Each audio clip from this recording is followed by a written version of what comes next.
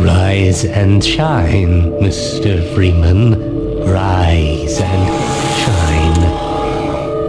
Not that I wish to imply you have been sleeping on the job. No one is more deserving of a rest, and all the effort in the world would have gone to waste until... well, let's just say your hour has come again.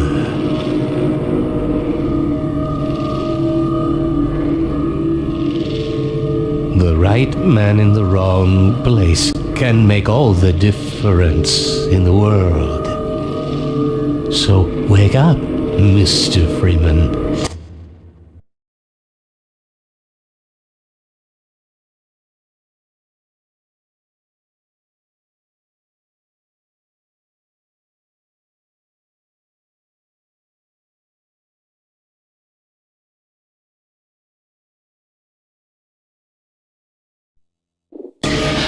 Wake up and smell the ashes.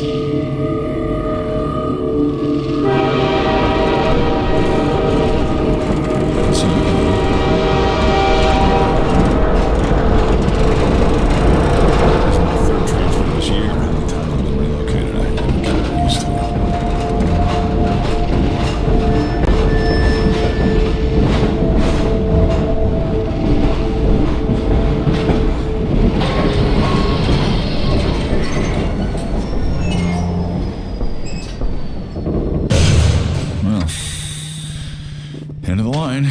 I'm Gabe Newell, and welcome back to Half-Life 2. It's been a long 20 years since its release. In this anniversary update, we've tried to respond to as many of the community's requests as possible. And while this might not be the absolute number one request from fans, I often hear how much people would like a commentary mode, so we're excited to finally make that happen. Not only was it a challenge to remember many of the details of Half-Life 2's development, but it's not easy to crack open decades-old computer code and wonder what the hell you were thinking way back then. Along with the dev commentary, we've cleaned up a bunch of old bugs and tried to leave things in better shape than we found them. And at least this time, we had the luxury of knowing how things turned out in the end. To listen to a commentary node, put your crosshair over the floating commentary symbol and press your use key. To stop a commentary node, put your crosshair over the rotating node and press the use key again. And please let me know what you think. You can reach me at gaben@valvesoftware.com. Thanks, and have fun. Physics objects. It might be hard to remember it now, but back when Half-Life 2 came out, small objects in games, like these bits of trash, were usually static, as in they didn't really move, or if they did, it was in a very simple way. If you were lucky, they might break apart into some sprites if you hit them. One of the goals for this initial train station section was to really make it clear to players that these kinds of things were properly, physically, actually being simulated in Half-Life 2. They could be picked up, dropped, thrown, broken, moved by other forces, you name it. Here we're starting with just a small thing, showing that trash is being blown by the arrival of the train, or, more specifically, an invisible volume that's triggered by the player leaving the train. Train station. The beginning of a Half-Life game has a big job to do. We have to introduce players to a new world while teaching them how to interact with it. Players need to quickly grasp what's happening, who the key players are, what threats they face, and how they fit into it all. Above all else, it has to be as fun and interactive as possible. Nailing this takes a lot of iteration and playtesting, especially on the small moments that make up a bigger picture of the game. In this section, we'll highlight some key moments, game design problems, and a few playtests where things didn't quite go as planned. Metro Cop shoving citizens. We've only walked a few feet and we're already got problems to solve.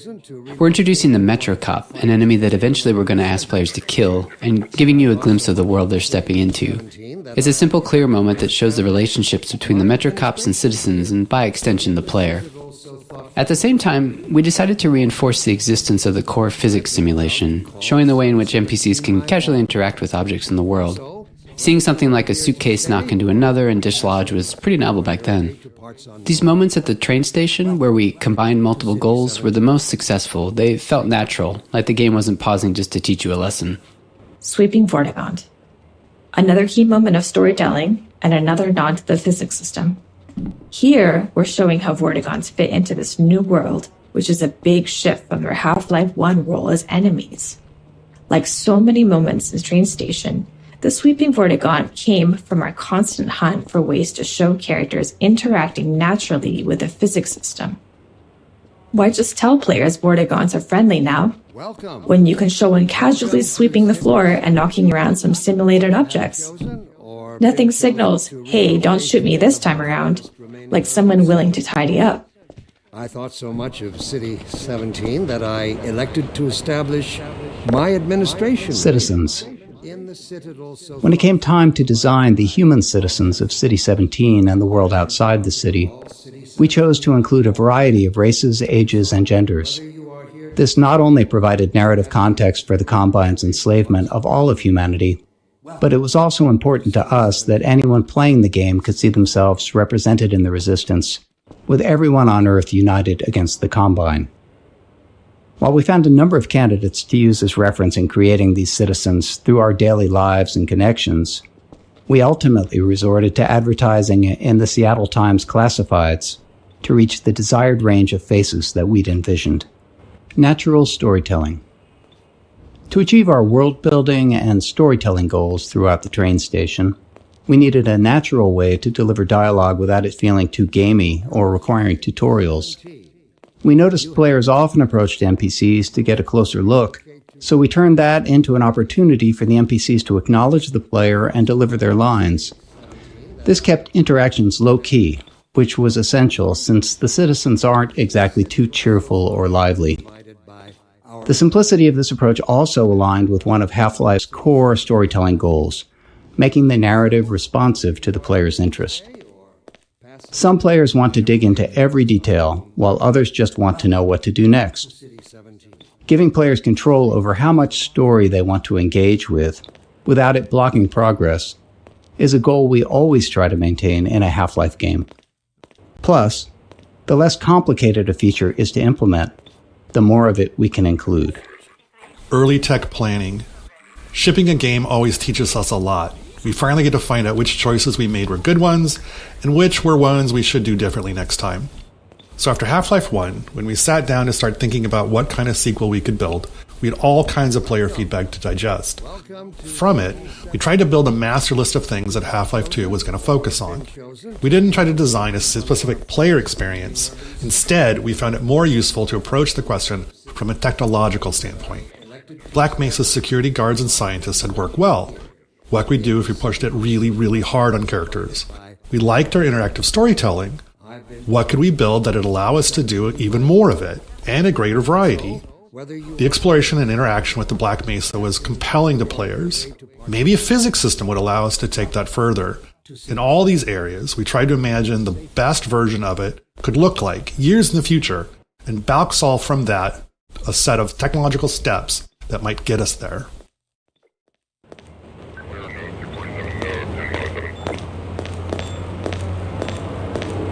Storytelling. Creating a sense of immersion was a core principle in our approach to Half-Life 1's storytelling, and it led us to the self-imposed constraints of never, or at least very rarely, taking control away from the player and of keeping the player's avatar silent. These limitations made storytelling more challenging at times, but we felt it was important to stay with them for Half-Life 2. Our hope was that by maintaining these principles, we'd push ourselves to explore deeper, more interactive storytelling.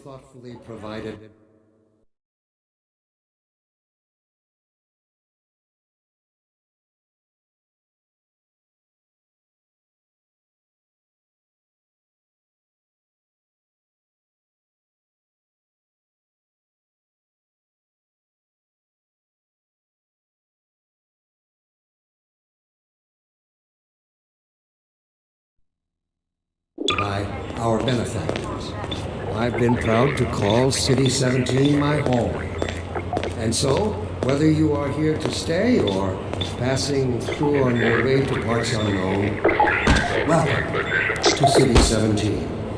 It's safer here.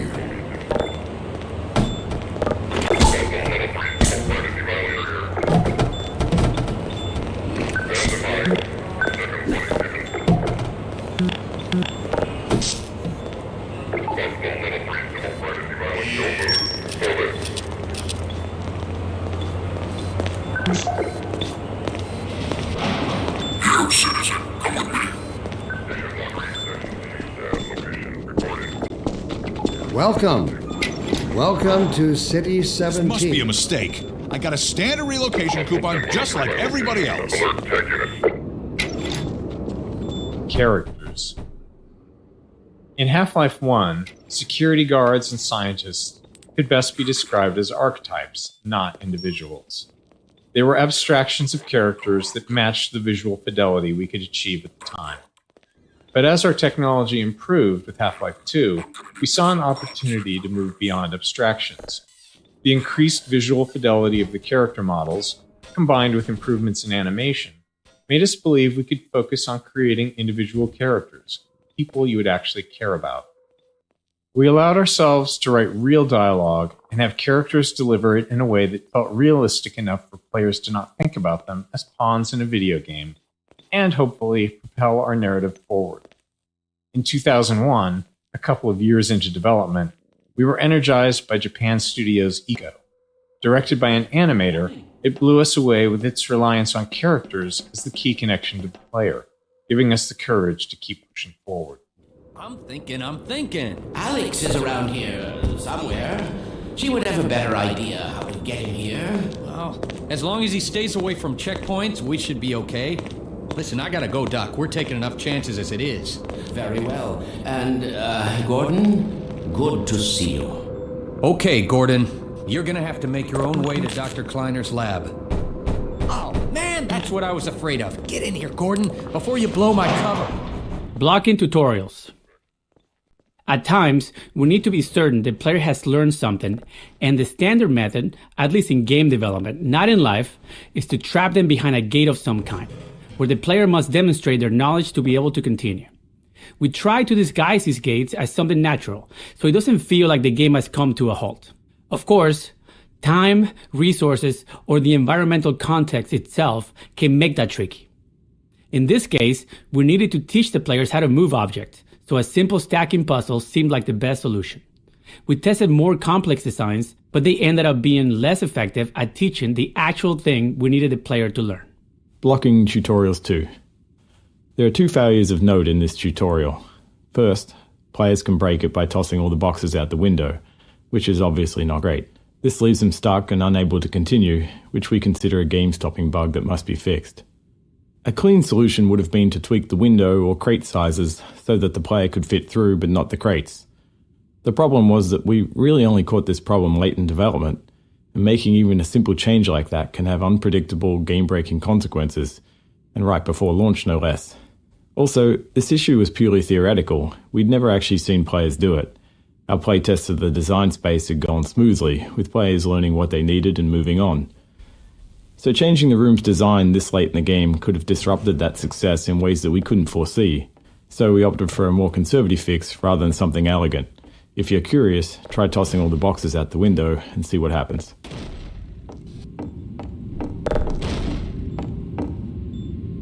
Blocking Tutorials 3. The second failure in this tutorial space is a case of misteaching, where we accidentally teach the player something we didn't intend. This can be hard to avoid without extensive playtesting, since the game is always teaching, even when it's not by design. We cover a more extreme example of this later in Train Station. Some cases of misteaching are critical to fix, like if the player learns the wrong way to use a weapon or interact with a common element of the game. But this one was more subtle. While teaching players to move objects, we also taught them to stack physics objects to escape a space. Normally that's fine, except we don't deploy that puzzle later in the game, and teaching something irrelevant just clutters up their mental toolkit and makes it harder to readily keep useful things in mind later on.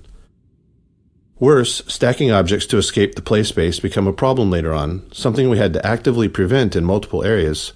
With so many physics-based objects in the game, blocking this behavior without putting ceilings everywhere wasn't really an option. In the end, we hoped players wouldn't overthink this early lesson, and when playtests showed players getting stuck later on, we made sure not to remind them of it. Fall damage. Teaching players how to do things is an essential thing for the game to do, but for them to make confident decisions, they also need to understand the more subtle rules. This small moment covers two of those. First, it shows how far the player can fall without taking damage. Second, it introduces a bit of the game's vocabulary, how the game will communicate with them. Players often worry about taking fall damage, but they also worry about taking a step that they can't take back. So here, a welcoming crate to land on signals that dropping down is safe and it's the way forward. And when the crate breaks, it reinforces the physics simulation, and is likely the first time players will see that larger objects can be broken apart.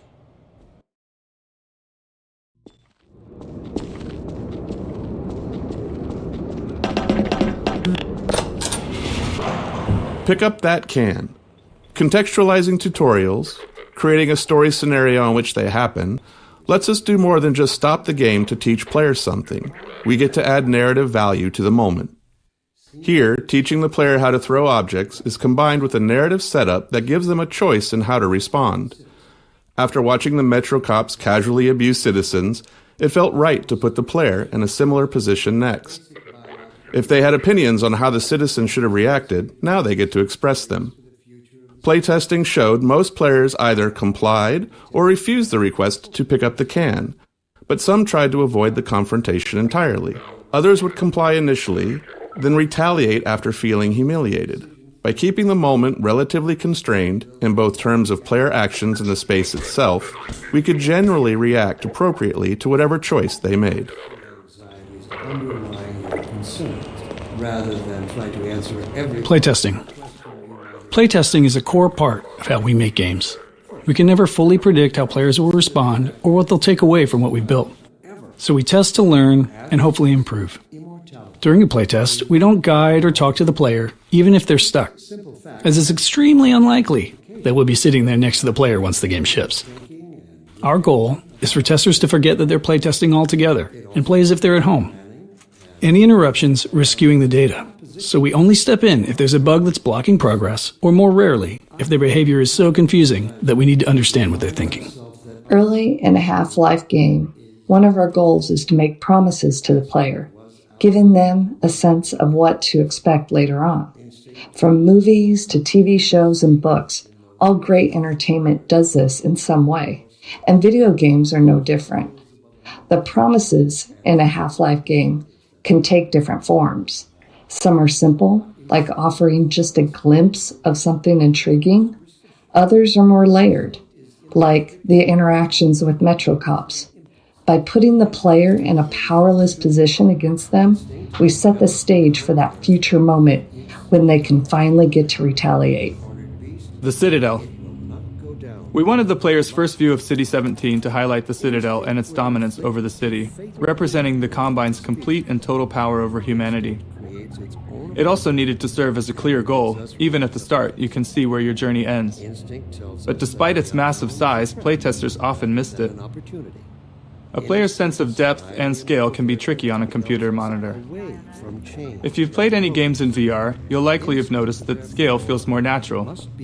Anyway, in this case, the Citadel's position above the player didn't help things either, which may be because FPS games train players to focus straight ahead or down at their feet.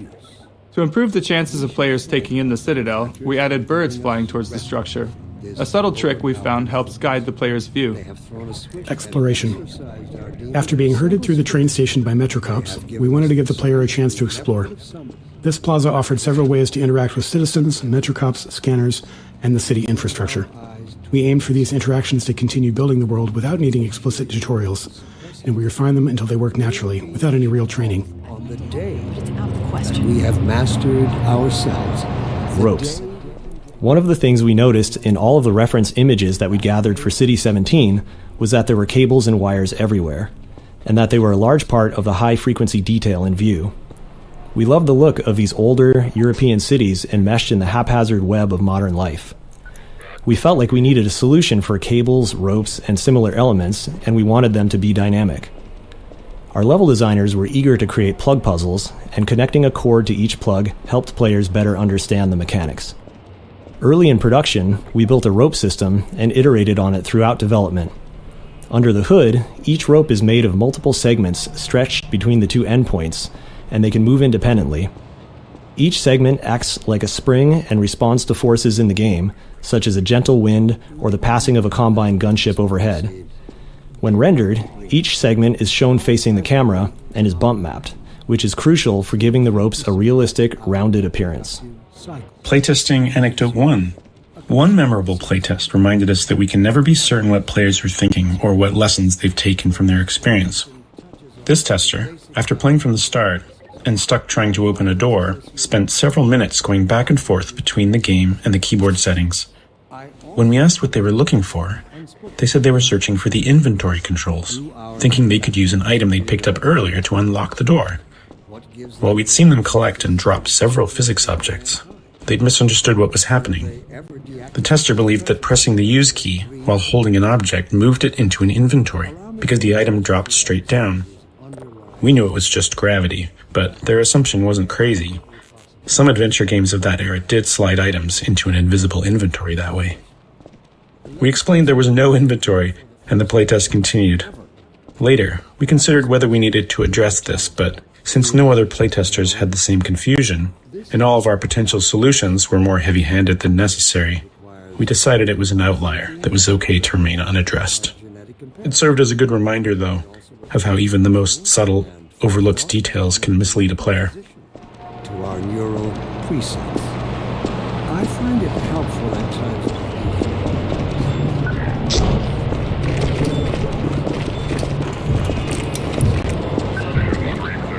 Strider. This simple moment is a promise that you'll encounter this enormous thing later in the game.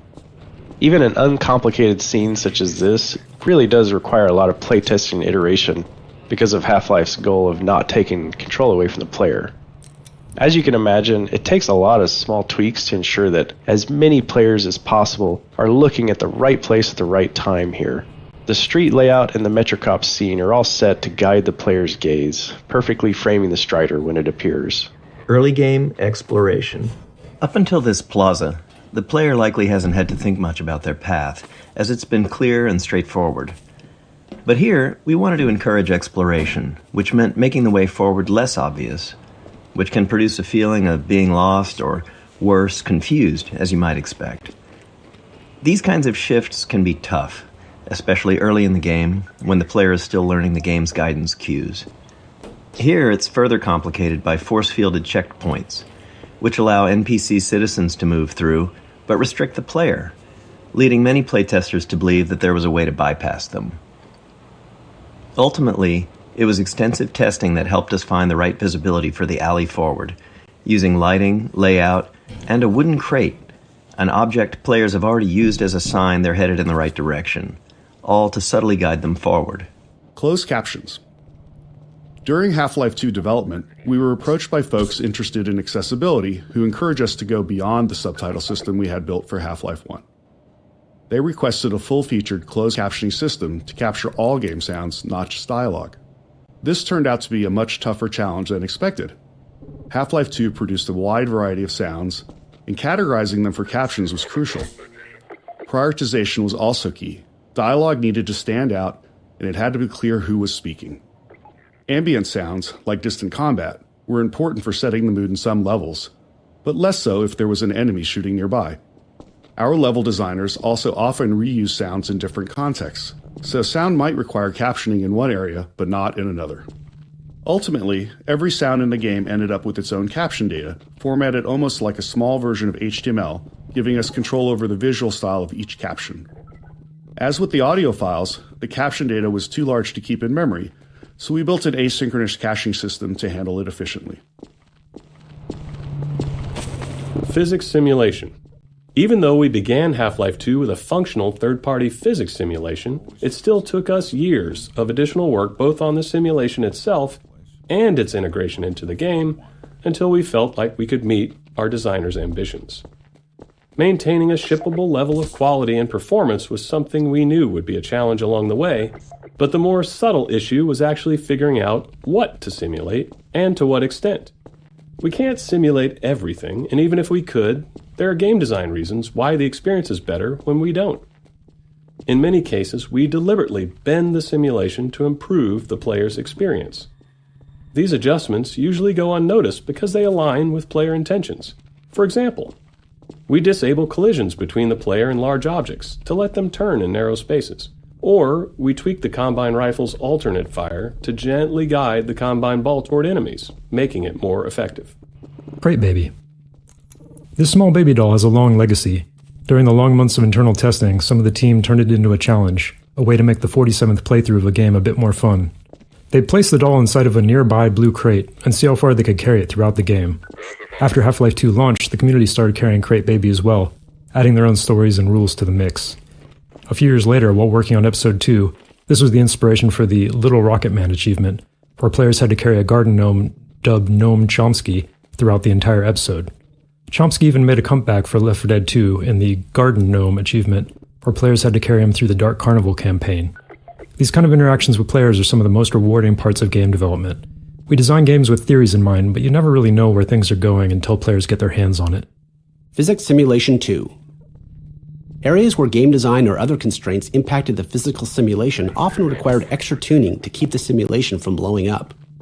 As an example, early on we experimented with increasing the simulation on the player entity, which is to say, make player movement much more a part of the physical simulation of the world. We knew this might make movement feel less precise, but hoped it could lead to some novel experiences. However, after tuning the movement to match the less simulated version, we had a major problem. The physical force needed for the player to move at their usual speed was so high that simply running into other simulated objects could result in death from the impact.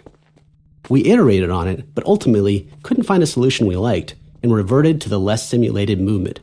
However, this wasn't exactly the easier path. It introduced new challenges with how the less simulated player interacted with the more simulated objects in the game. But it did allow us to deliver the precise movement experience we wanted. Playground. When we discussed ways to highlight our physics simulation around the city environment, a playground felt like the natural fit.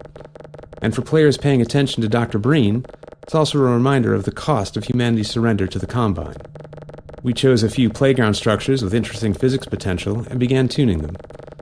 Even with the advanced physics simulation we had at the time, setups like this always required hand tuning, as we had fully simulated objects interacting with non- or partially simulated ones, such as the player or static world geometry.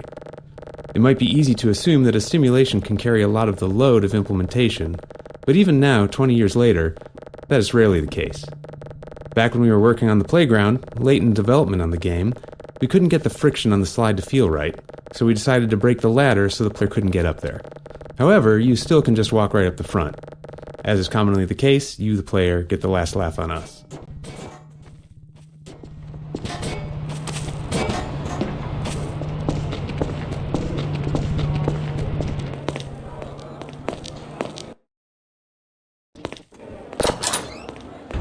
Materials and Shaders. Half-Life 2 came out in the midst of a significant shift in 3D graphics, where the industry moved from textures to materials and shaders.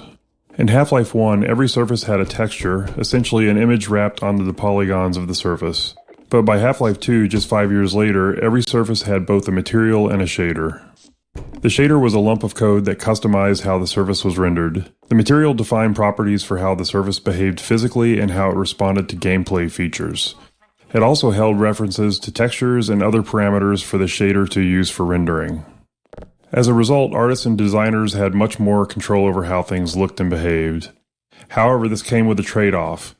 Half-Life 1 could run on a computer with only a CPU, but Half-Life 2 required a GPU because the computations needed for materials and shaders were specifically designed for GPU hardware. The refracting glass door here is a clear example of a custom shader, but every surface in the scene is actually running a shader of some kind.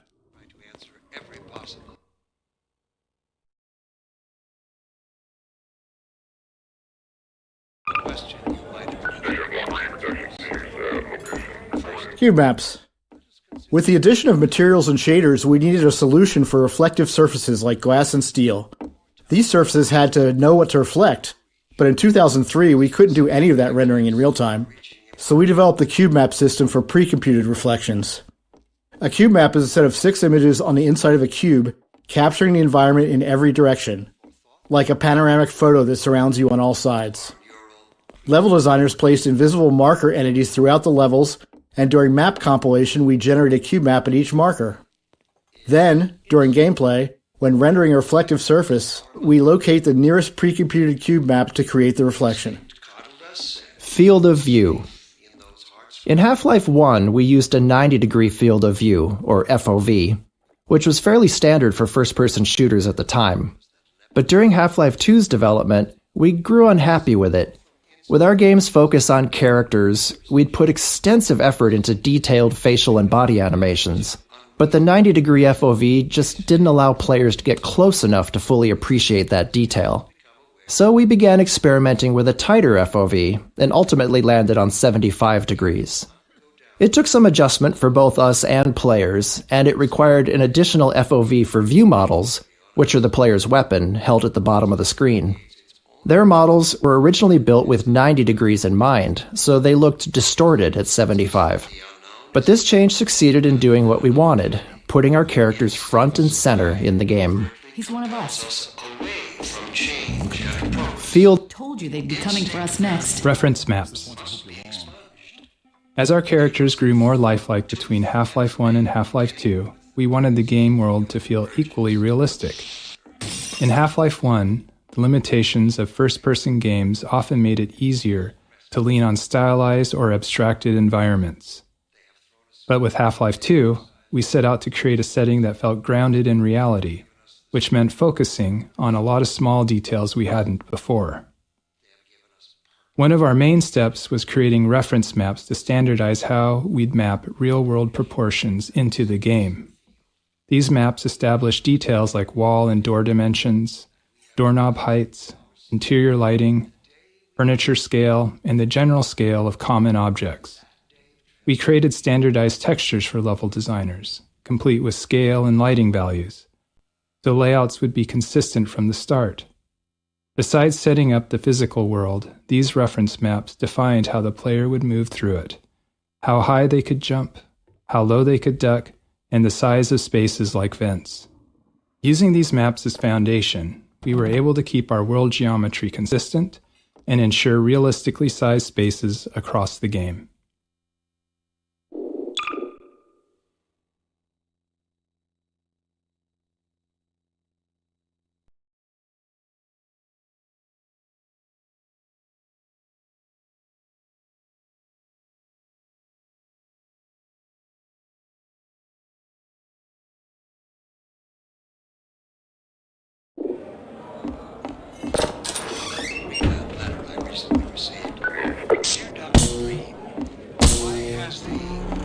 I can't take it anymore. What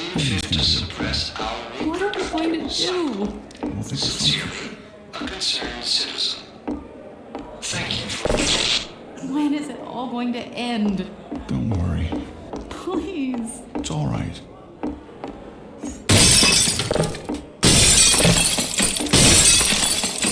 Missing material. Early on in developing our low-level graphics code, we realized it would be difficult to spot polygons that weren't rendering due to a missing texture. When this happened, you typically just see black where the polygon should be, which could easily go unnoticed in darker scenes. To catch this bug more reliably, we created an error texture that would be visually unmistakable and generated automatically whenever a texture failed to load. This gave rise to the now iconic purple and black checkerboard texture, which has since taken on a life of its own well beyond Half-Life 2. The raid. The section ahead, where the Metro cops raid the apartment while the player's inside, took a lot of iteration to get right. Generally, we design Half-Life to let players set their own pace, since people move through the game in a variety of ways. Some players run, ignoring anything that doesn't seem like a threat, while others methodically poke at everything. So, whenever we need to force a specific pace, it's always a challenge to ensure players perceive that pace and naturally play along. Since this is the first time we do this, we had to put in a lot of work to make it clear to the player that they needed to move quickly, and there's no time for exploration here.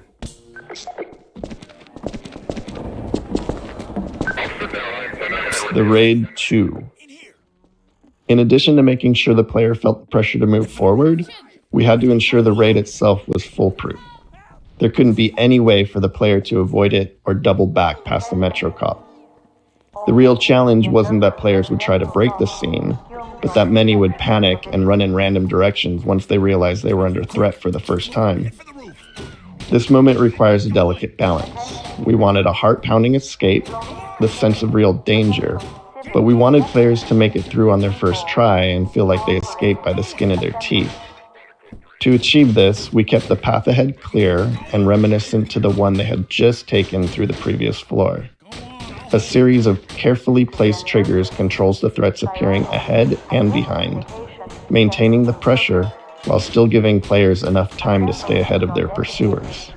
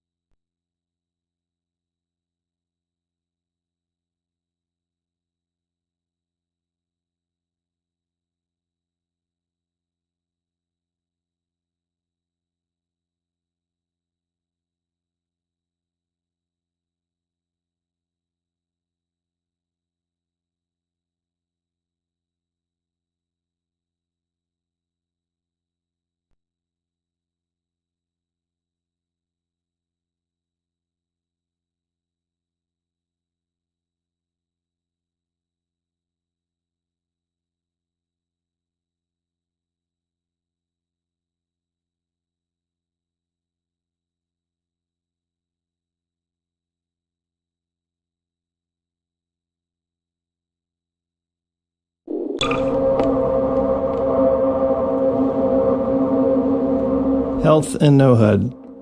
The rooftop chase sequence posed a unique design challenge. We didn't want it to be a true gameplay obstacle, and our best case was for players to make it through on their first try. But we still wanted to create the sense of real danger, where players felt legitimately threatened if they didn't keep moving. The challenge was that without the HEV suit, players don't technically have a heads-up display or HUD, which means no way to show damage or remaining health. After some experimenting, we created a special health system for this section, using a red glow around the screen to indicate damage. Players reacted as we hoped, taking it as a sign to keep moving, and the chase unfolded as intended.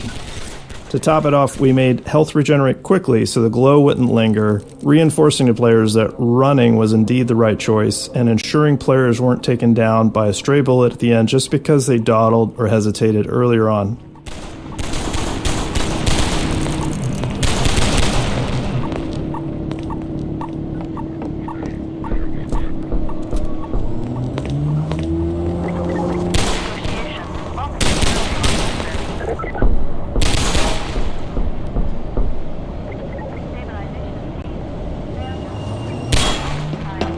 Playtesting Anecdote 2.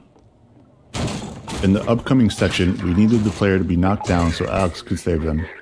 With limited time and resources, we simplified the encounter as much as possible, reusing existing systems and letting it play out like a normal combat sequence, with a custom event triggered when the player died. After a few playtests to fine-tune the timing, we moved on. But as we got close to shipping, we encountered a problem with a playtester who quick-saved constantly and immediately hit quick-load whenever they thought they'd failed. When a Metro cop hit them, they quick-loaded before Alex could step in, repeating this more than 10 times before we asked them to stop.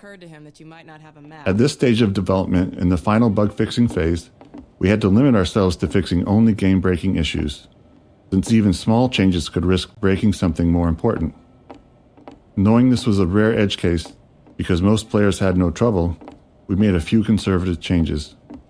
We shortened the delay between the knockdown and Alex's first line and changed the fade-out color to white instead of black, which wasn't ultimately that useful since players hadn't died enough yet to associate black with death. We considered disabling quick load for the few seconds that the scene plays out, but we were worried that could introduce a bug where quick load became disabled permanently. Alex.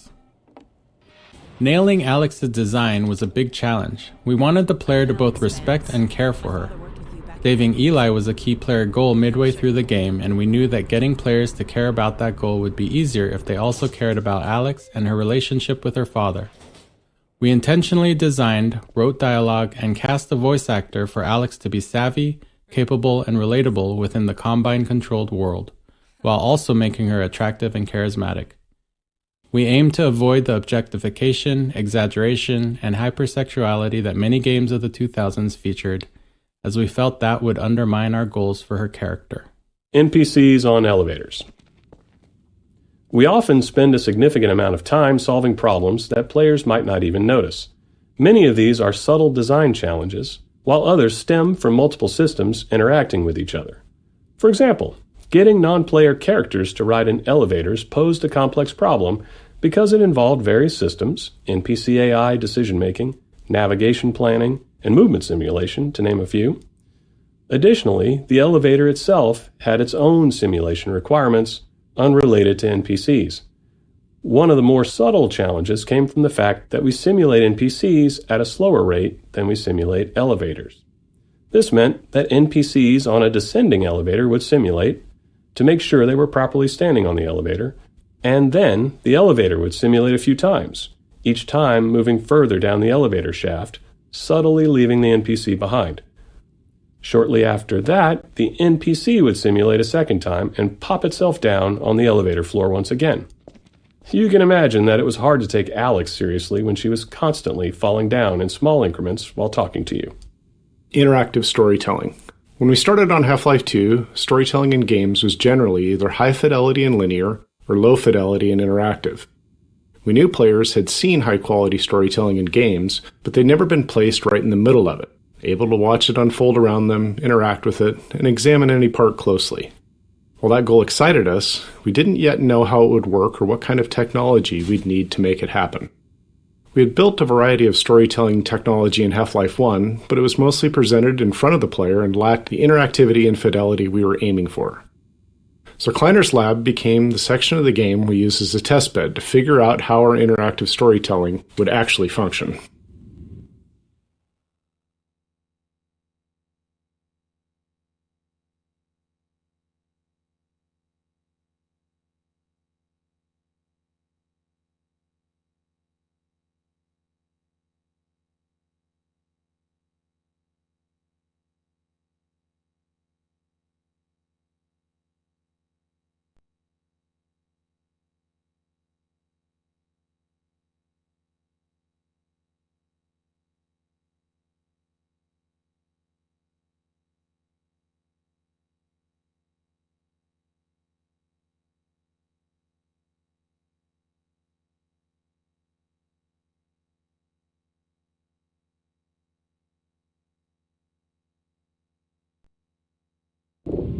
Come on, Gordon.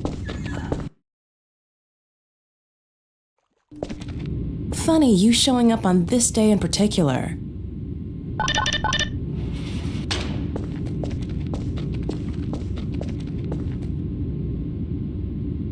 This way, Gordon.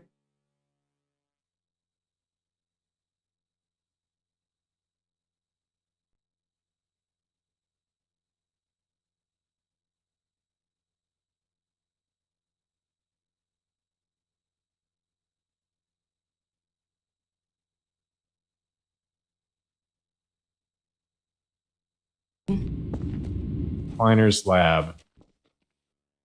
Kleiner's Lab was the first piece of storytelling we worked on, and the one that took longest to figure out. In addition to its role in launching the player into the game, it eventually became the unifying vision for the development team in terms of storytelling. As we began building our characters and narrative delivery around the player, many questions arose, all of which felt like major risks for the game. Would players be able to extract the important information from the scene? Could we get them to care about these characters? How would we support players with varying levels of investment in the story? How costly would it be to produce a scene like this? And how many more would we need? These and many more were questions we couldn't answer until we built enough of the scene and tested it with a lot of playtesters. Frustratingly, unlike many other problems we face, these weren't questions we could confidently answer until we had done significant work. We can often test gameplay ideas with low-fidelity prototypes, but if a player isn't invested in our storytelling when the characters are just gray blocks, how confident can we be that they'll care once the characters are fully realized? Choreography. The system we built and iterated on to deliver Half-Life 2's storytelling was internally called Choreo, short for choreography. Early on, we found it useful to imagine we were writing a play where one of the actors didn't know the script. We needed a system that could control all the other actors, moving them around the stage, delivering their performances and speaking their lines. To handle this, the other actors would need to seamlessly mix our directorial commands with dynamic responses to the player's position and behavior. Timing was clearly going to be a major challenge, as any part of the scene might need to lengthen, contract, or even pause, depending on what the player was doing. FacePoser. The primary tool we built to power the Choreo system was called FacePoser, an inaccurately named program that allowed our animators to lay out the entire structure of our scenes along a timeline. The timeline contained a series of Choreo commands for the actors, along with all the necessary information for them to perform those commands. By layering these commands on the timeline, animators could easily describe how an actor might need to face one thing while talking towards another and walk to a different location, all at the same time. But the timeline wasn't a fixed linear sequence. Actors would follow their commands, but they had to respond dynamically to the world around them. An actor might take longer to move to a location if the player is in the way, or they might need to wait to deliver a line because another actor has been delayed by the player. FacePoser allowed us to rapidly iterate on scenes, trying different layouts, dialogue deliveries, and timings. This ability to quickly experiment and adjust proved critical in finding the right performances to achieve our character and narrative goals. Choreo commands. This debug visualization shows the two most common choreo commands actors receive throughout a scene, internally known as look-ats and move-tos. Actors are given targets to look at, sometimes more than one at a time, and then try to focus on the one that makes the most sense given their current state. At the same time, they might be receiving move-to commands, which tell them to move to a location and face a specific direction or object. Even these seemingly simple commands involved a lot of complexity. A scene might require an actor to talk while typing on a keyboard, all while looking at an object the player is holding. Since we couldn't predict where the player would be during playback, authoring scenes like this required us to break each element of the scene into separate pieces and layers. These could then be reassembled as needed during playback, based on the player's actions and interrupted if necessary. Lab interactivity. In our choreo scenes, we have the player trapped for a bit, allowing us to focus on the characters and narrative. To accommodate different players, some deeply invested in the story, others unable to stand still for more than a second, we felt like we needed a constant stream of interesting details on screen. We scattered narrative elements throughout the environment, ensuring some were interactive, essentially toys for the player to tinker with. In some cases, we embedded further storytelling into these, like the cactus mini teleporter hinting at the upcoming teleporter failure. It was a delicate balance. Too much visual interest could distract players from the core of the scene. Ultimately, Kleiner's lab played it safe with interactivity, as it was the first major choreo scene. Later, in Eli's lab, we explored it more deeply, ensuring the characters themselves paid attention to what the players were tinkering with. Delivery. It took a lot of iteration and playtesting to strike the right balance of information and emotional connection in our major choreo scenes. Each scene had a lot of information we needed to convey to the player, but we couldn't just have characters spouting exposition. Players would start thinking of them more as signposts than as people. We needed to take the time to let the characters interact with each other, allowing the player to observe the relationships. At the same time, we had to expand upon the world, giving the player a sense of everything that had happened while they were gone. All this had to be done carefully, without taking too long. We wanted the game to work for players who were less invested in the narrative. Animation became a powerful tool in communicating the emotional connections between characters, often conveying the depth of a moment quickly without overstating it. Humor was another commonly used tool, helping to puncture a setup and disarm the player when things got a bit too heavy. Voice actors. To create more responsive and multidimensional characters in Half-Life 2, we needed to evolve our approach to working with voice actors. While running through a script with a modicum of direction was sufficient for much of the NPC dialogue for Half-Life 1, for Half-Life 2, we decided to give the actors more of an opportunity to be involved in helping to define the characters and bring them to life. We provided much more story context to the actors, showing them the game world, the environments their characters inhabited, and the other characters they interacted with. We sought actors who could take all that information and synthesize it into their performances to elevate their characters beyond what we had imagined. We held multiple sessions with the main actors, allowing them to digest and build upon their characters over time.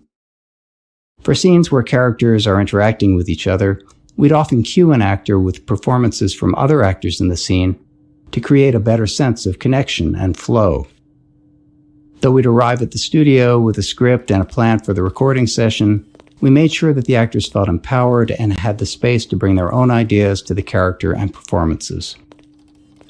Having animators attend the voiceover sessions also proved critical, as they were responsible for stitching the characters' dialogue together with physical actions and expressions to form the resulting choreo scene. Often, animators found that their plans for how a scene would play out evolved quite a bit after working with the voice actor. Writing. In the Half-Life 1 era, player goals in FPS games were still largely about fighting and defeating an obviously evil enemy. It was hard to get players to care about characters when they were as low fidelity as they were in Half-Life 1. With the planned improvements in character fidelity for Half-Life 2, we wanted to take a shot at making characters the driving force of the narrative. Our goal was for the player's motivations to align with those of our characters, for the player to care about these people, their hopes and fears, and to want them to succeed. With this in mind, we were able to assemble our approach to character and dialogue. We would create a set of characters who liked and cared about each other, hoping that the player would feel the same. These characters would interact in a way that felt inclusive, like a group of old friends who see the player as one of them, just someone who's been away for a while. If the characters demonstrated realistic emotional connections with each other, we believed we could build an emotional connection with the player as well. Archetypes. We wanted to create narrative links between Half-Life 1 and Half-Life 2 through our characters. Our idea was to design individuals who felt like representations of Half-Life 1's archetypes, so that players might find them familiar, almost as though they'd met them in Half-Life 1 at some point that they couldn't quite remember. We based Dr. Kleiner on the scientist model we felt was the most iconic, and his personality was largely shaped by Hal Robbins, whose voice and performances had defined the Half-Life 1 scientists. One day, when we were in the thick of trying to figure out this character, Dr. Kleiner's face came into focus as we happened to share an elevator with an accountant from an office on another floor of our building, and looking at him, it was clear that this is Dr. Kleiner's face. Luckily, he was receptive when we asked if we could photograph him for a video game character. Character reactions. Figuring out what characters should react to and how was an ongoing challenge. At the core, we always want the game to respond to player input. However, any response from the game can be seen as a reward by the player. So, what characters react to and what they ignore teaches the player about the kind of input the game expects. As a result, we made sure to respond to things we wanted more of, like players tinkering with devices in the lab, and ignored behaviors we wanted less of, like players repeatedly slapping Kleiner in the face with a box over and over again.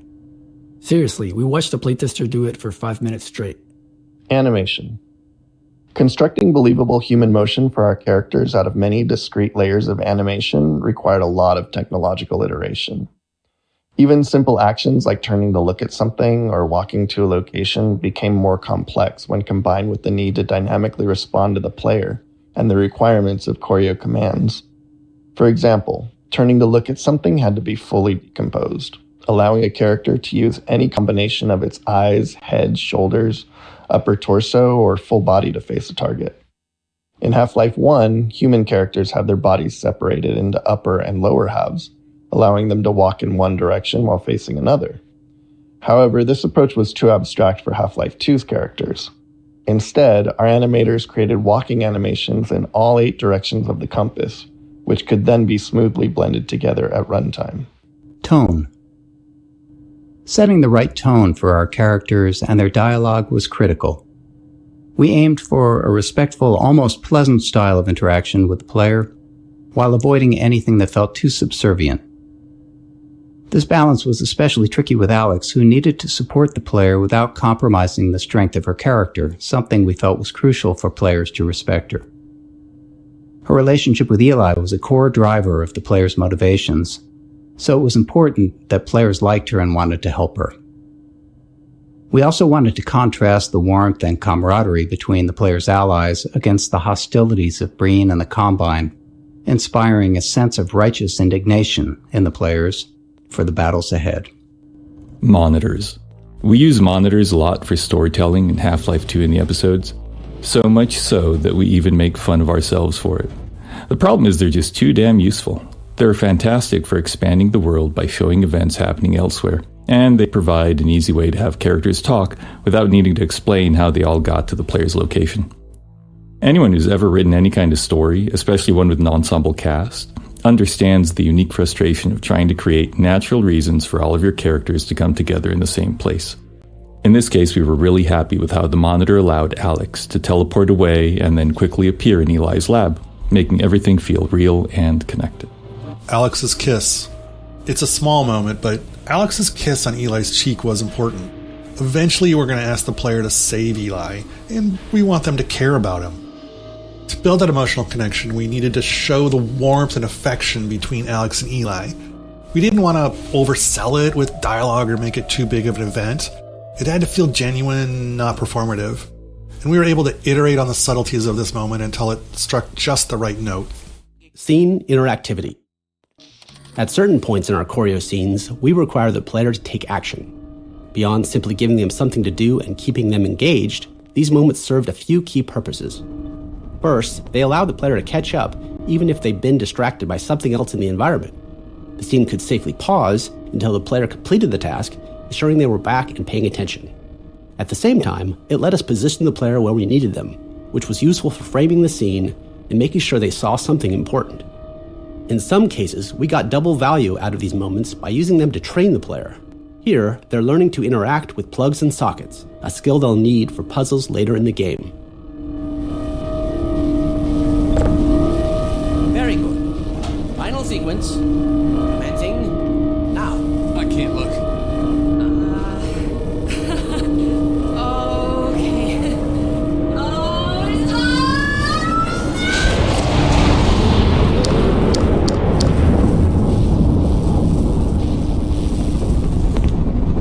Well, did it work?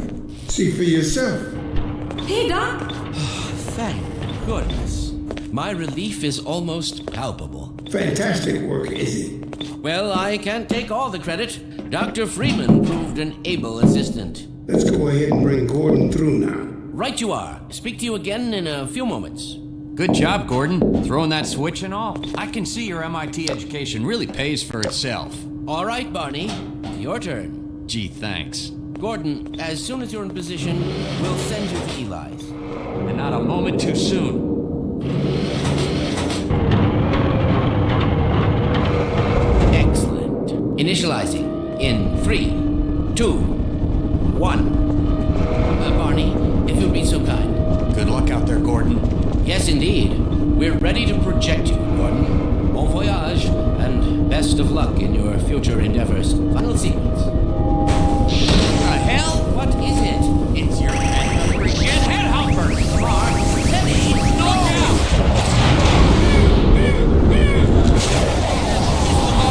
What about that thing?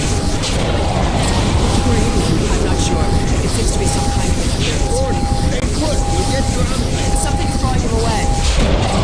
What's the meaning of this? Who are you? How did you get in here?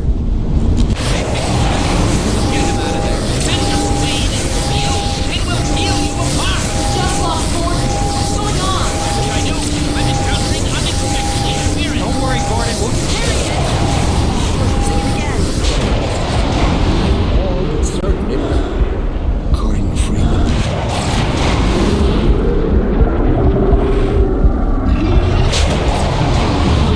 He didn't come through. Then where is he? Behind you. Shut it down. Shut it down. Gordon, you must get out of here. Run! Get down out of sight. I'll come find you.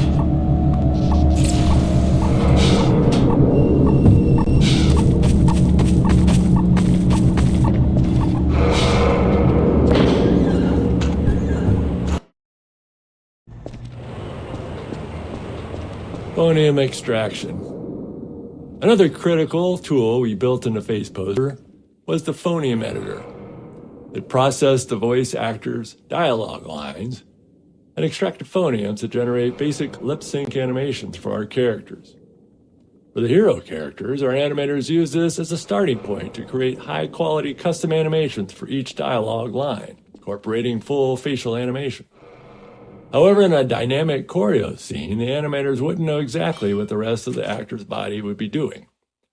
This meant it required careful layering of choreo commands and timings in FacePoser, while still maintaining the actor's ability to dynamically respond to the player. At the time of Half-Life 2's release, most first-person shooters gave the player a gun or a melee weapon right off the bat, but we opted to start them empty-handed. Without a weapon, it was easier to train the player on the more novel ways they're able to interact with the world and introduce them to our story. We wanted the player to transition from fugitive to the aggressor, and arming them at the right time created that moment naturally. By the time they finally get a weapon, they're done running away. They say sometimes the best way to win is to walk away, but we all know that's not true. The best way to win is to run towards something while shooting at it. Dynamic mixing. During gameplay, many sounds are playing at the same time, but some are naturally more important than others, and we need to set the volumes of the sounds relative to each other to ensure that the important ones stand out. In a movie, this sound mixing is done as a post-process, but in a game, it happens real-time, responding to the player's actions, so we can't predict ahead of time which sounds will play simultaneously. To handle this, all the sounds are grouped into types and tagged with priorities. Then during gameplay, the audio system monitors all the active sounds and lowers the volume of sounds in a group if a higher priority sound is playing. And this mixing is adjustable. If the gunshots need to be loud in one scene, we can make them higher priority there. If a specific line of dialogue needs to be heard clearly, it can then force all the other sounds to drop in volume. And we do the same thing with music. It's a subtle but very critical system, and it just prevents the soundscape from becoming too cluttered. Bullet audio. If there's one thing we're sure of, it's that a lot of bullets will fly past a player throughout the game. So we spent a bunch of time trying to perfect the audio treatment for it. Unfortunately, bullets in the game are essentially instantaneous, so we can't just attach a sound to them and rely on the movement for positioning. So after some experimentation, we landed on this solution. By figuring out the closest point on the bullet's trajectory to the player's ear, we calculate the exact time and position the bullet would conceptually pass them. We then played two different sounds at that point to fake a Doppler effect, one for the bullet's approach and one for its departure. And we delay the departure sound based on the calculated time the bullet passed by. Audio caching. Audio caching. Another problem we ran into was the sheer amount of audio in the game. Bullet audio. Audio caching. Another problem we ran into was the sheer amount of audio in the game. With all the gameplay sounds, music, and dialogue, we had too much audio to be able to store it all in memory. Memory was at a premium in 2003. But as you can imagine, we need to be able to play sounds immediately, especially if they're gameplay related. So we built an audio cache, which stored only the first 125 milliseconds of every audio file and kept that in memory. That 125 millisecond time was our best guess for how long it would take us to be able to stream an audio file in from disk. Then, whenever a sound was played in-game, we'd play the start of it from our audio cache while simultaneously kicking off a load of the full audio file from disk. By the time our cache start ended, we'd have the file loaded and could continue playing the rest of the sound. There were some other minor features, like keeping recent sounds fully in memory so that high-traffic ones didn't need to be loaded constantly. In today's engines, all kinds of assets, beyond just sounds, typically use the same kind of strategy. Physics sound. Getting physics to feel right for the player meant that the sounds produced by physics had to sound right too. As humans, we're all used to how objects and materials sound during various interactions, even if it's not something we actively notice. While we knew we couldn't account for everything, we wanted to focus on the details that contributed most to making our physics sound realistic. We started with per-object sounds for collisions and impacts. This allowed an object like a wooden crate to have custom sounds when it collided with other objects or classes of objects. Next, we began dynamically modifying these sounds based on the characteristics of the physical event, such as the masses involved and the force of the collision. This worked great for collisions, but didn't hold up in other interactions like objects scraping against each other. In reality, a wooden crate makes a different sound when it scrapes against a wall versus when it's thrown against that same wall. Let me tell you, nobody has done more research on the nuances of a wooden crate's physical properties than us. To get what we wanted out of these interactions, we implemented per-material collision sounds, metal against wood, metal against metal, and so on. These sounds were also dynamically modified based on details like material hardness or type of metal. Getting this system to sound right required countless small tweaks, which we could only identify once it was running. We also experimented with custom sounds for rolling objects, but ultimately cut the feature because we weren't happy with the results.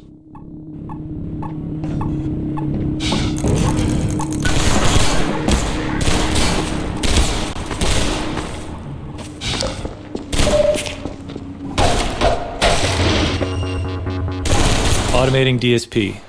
All the sounds a player hears are processed through our digital signal processing system, or DSP. And this just refers to how audio is altered to reflect the environment the player is in. For example, the same sound will differ when heard in a parking garage,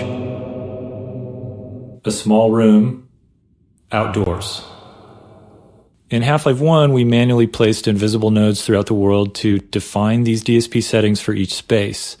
For Half-Life 2, we knew that manual placement was just going to be way too time-consuming, especially since we wanted a larger game, and we still only had one audio person on the team. So we built a system that automatically determines the DSP settings around the player in real time. It does this by analyzing the space around the player, assessing the volume they're within. It examines the materials that make up the environment, basically. And then the system matches that space to one of the 25 hand-authored basic DSP types. We adjust some parameters, and we create the fully detailed DSP that modifies the sounds the player hears.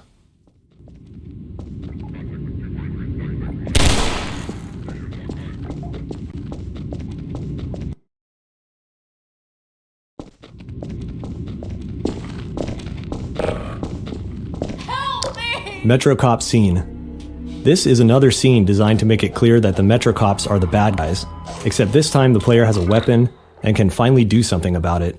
That something comes out of the barrel of a gun. We knew we needed the player to feel righteous, and this moment was part of creating that.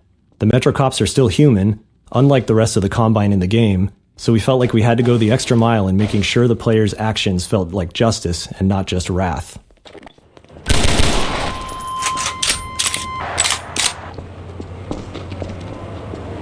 Staircase.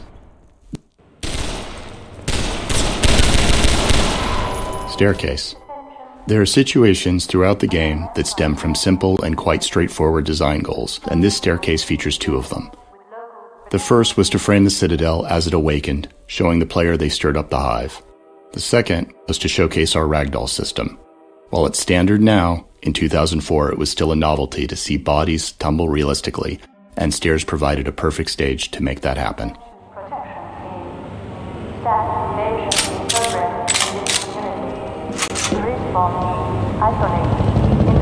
City 17 awakens. The early train station section was designed to make the city feel indifferent toward the player, as if Gordon is just another nameless, faceless citizen, ripe for subjugation. But during the tenement raid and rooftop chase, the city identifies the player as an anomaly and starts to stir.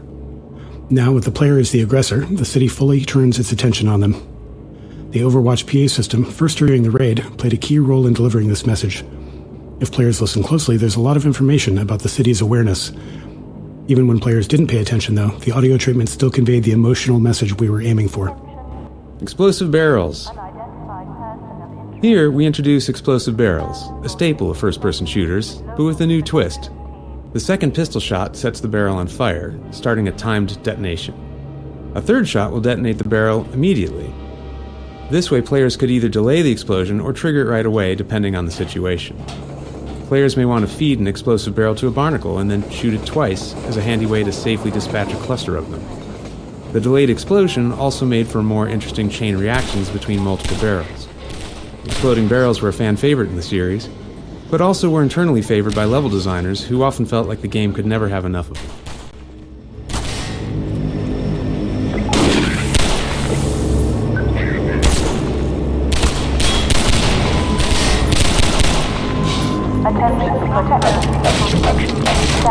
Scanners. Scanners presented a tricky game design challenge. While we liked how their dystopian presence helped convey the Combine occupation as an oppressive surveillance state, we didn't actually want them to shoot at the player. We found that aiming into the sky to hit a small mobile enemy with a constant height advantage was something we couldn't make fun. Since we loved their role in the story, we decided that in combat, scanners would serve primarily as eyes, alerting nearby enemies to the player's presence, a feature we reinforced with sound effects from the soldiers. Beyond that, they'd only be able to harass the player with bright lights and occasionally dive bomb after taking enough damage.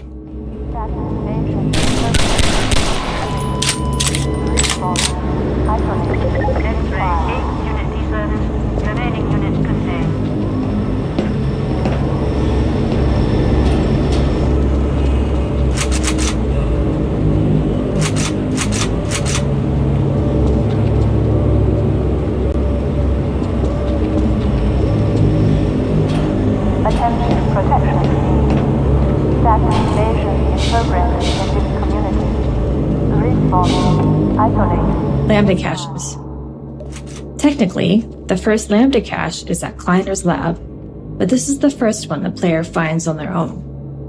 We added Lambda caches to encourage exploration and to hint at players where hidden resources could be found, with a fiction being that they were being placed by the Resistance as part of their underground rebellion. In Half-Life, the contents of supply crates were predetermined by the level design. In HL2, we introduce adaptive item crates that give the player whatever they are low on at the time, based on resource targets set by the level designer. Overwatch. During development, we generated the Overwatch voice using a free text-to-speech tool, but as we neared shipping, we realized we didn't actually have the rights to use it, so we held auditions with voice actors to find someone who could match the qualities we liked in the generated lines. Didn't take long before we found Ellen McLean, whose delivery was exactly what we were looking for. In her sessions, we played the generated lines for her to mimic, though in her own style. She was a bit sarcastic at first, given that she was being asked to replicate such a robotic delivery, but years later when she returned for her iconic role as GLaDOS in Portal, she'd found a way to creatively integrate that tone into her performance. Pistol design. The standard pistol is the workhorse of the game, functioning not only as the first ranged weapon you learn to use, but also as a method to interact with physics and destructible objects at a safe distance for the entirety of the game. To help make it feel more responsive and fun to use, the pistol employs a refire mechanic that's unique to it in the game. The gun will fire as fast as the player can click their input button, meaning that they feel an instant response to their input, and the faster they can click, the faster they can shoot.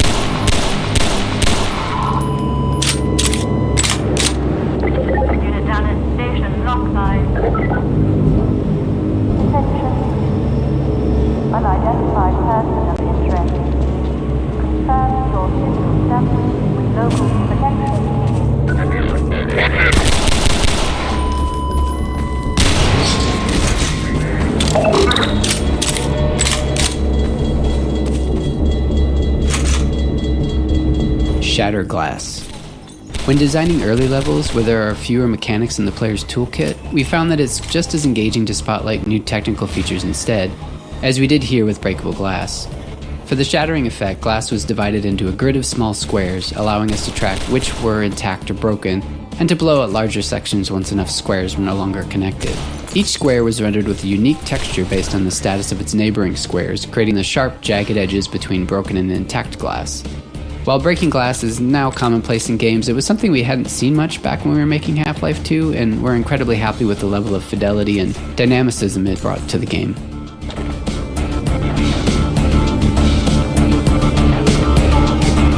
Helicopter Peekaboo. The Combine attack helicopter as central antagonist was something we wanted to develop throughout the entire chapter. The relentless chopper became a character in its own right. Here, if you listen and look overhead, you can hear its engine and see it flying along the train tracks and into the distance. This first glimpse is a small piece of foreshadowing, with its presence becoming more pronounced over time, until eventually you're squaring off against it.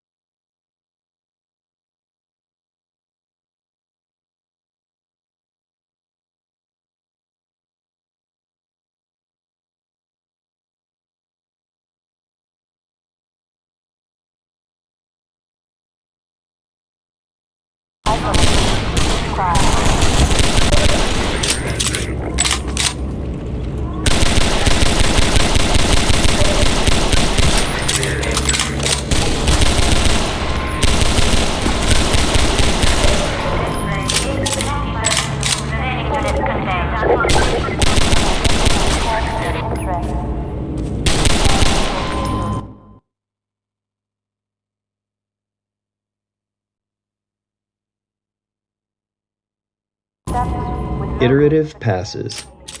Some chapters of the game, such as the on-foot sections of the canals in Ravenholm, were developed in multiple passes by different cabals. We found that handing off maps in this way led to greater variety in the experience, and a higher density of interesting moments, as each cabal added their unique touches to the maps. In the on-foot portion of the canals, the first pass established the art direction and the player path, along with the broad strokes of the experience and some major beats. But the team-wide alpha playtest identified insufficient tension and a somewhat monotonous experience here. In our second pass, we returned to the map solely focused on creating that tension and greatly increased the density of moment-to-moment scenarios. Water shader. The most complex shader we made for the game was the water shader, which made full use of the newly available programmable graphics cards. When water was present, the scene was rendered 3 times. First, the underwater world for refraction, second, a reflected view, and third, the parts above the water. When rendering the water surface, we blended the refractive and reflective views, showing more reflection at glancing angles using the Fresnel equation. We also tracked the ground depth below the water's surface, making it more transparent and less refractive in shallow areas.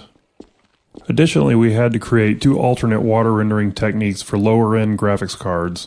Mid-range cards displayed a lower detail reflection without refraction or transparency, while low-end cards only rendered a partially transparent surface. Interstitial scenes. As playtesting progressed, we often found areas where players lost track of their goal, which isn't uncommon in a game like Half-Life. To address this, we added smaller interstitial scenes to help guide players along their path and reinforce their objective. After finishing the bulk of development on our larger choreo scenes, like Kleiner's Lab, putting these smaller scenes together became relatively straightforward. We discovered that using characters in these moments worked much better than relying on passive storytelling, or even some sort of reminder you find baked into a pause menu. Boxcar Bill.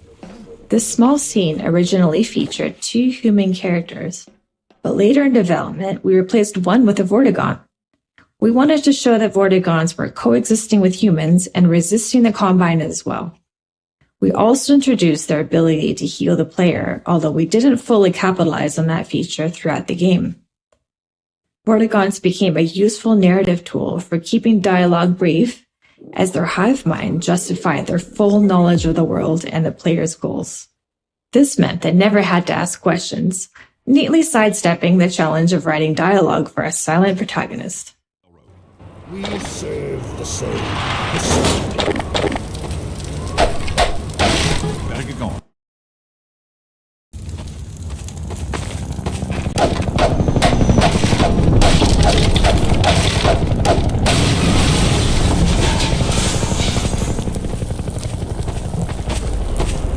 Barnacle Introduction. Because barnacles can be confusing when first encountered, we wanted to introduce them in a way that showed players their behavior at a safe distance. We decided to do that through a nature show style predator-prey scene. But, as always, scenes like this took a lot of iteration to get players to reliably see.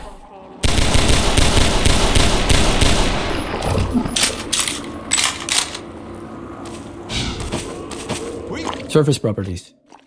We play custom footstep sounds when the player walks on the slippery mud. This was a system called Surface Properties that used the material type to determine the sounds and other effects that should occur when walked on or shot at. Earlier in development, we had an effect that slowed players' movement when walking on mud surfaces. However, this was removed in the shipping version as it was decided it was too punishing. Mounted gun gallery. There are a few things going on in the scene. The turret firing at the breakable crates behind teaches players not to take the threat head-on and instead utilize the sewer route to defeat it.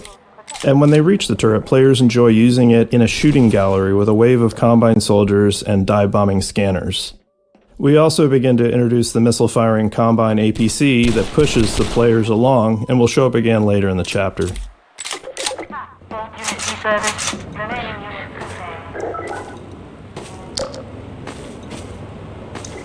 Station 12, come in. This is Station 8. Clear 12, go down and out. Surgical strike units are targeting railway stations. Repeat, civil protection is coming down on underground stations. We're already getting refugees from 9 and outlying. Looks like we're...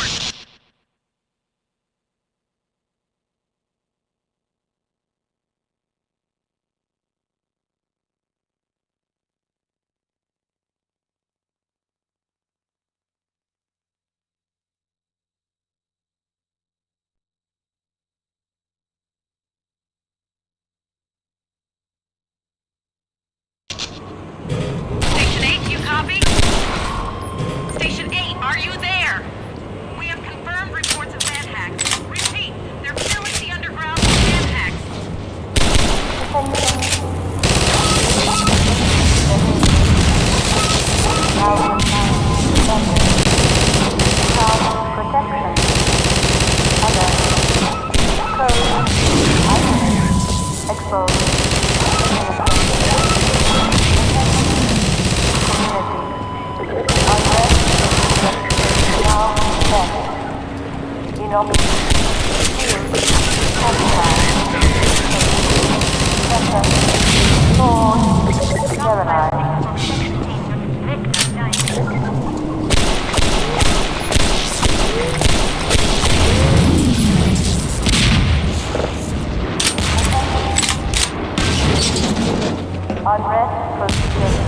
Now set. Inoculate. Shield. Pacify. Code. Letter. Sword. Sterilize. Attention. Evasion behavior consistent with now compliant defendant. Ground protection. Alert. Code. Isolate. Expose. Administer. Alert. Community ground protection unit. Local unrest structure detected. Assemble. Administer. Pacify.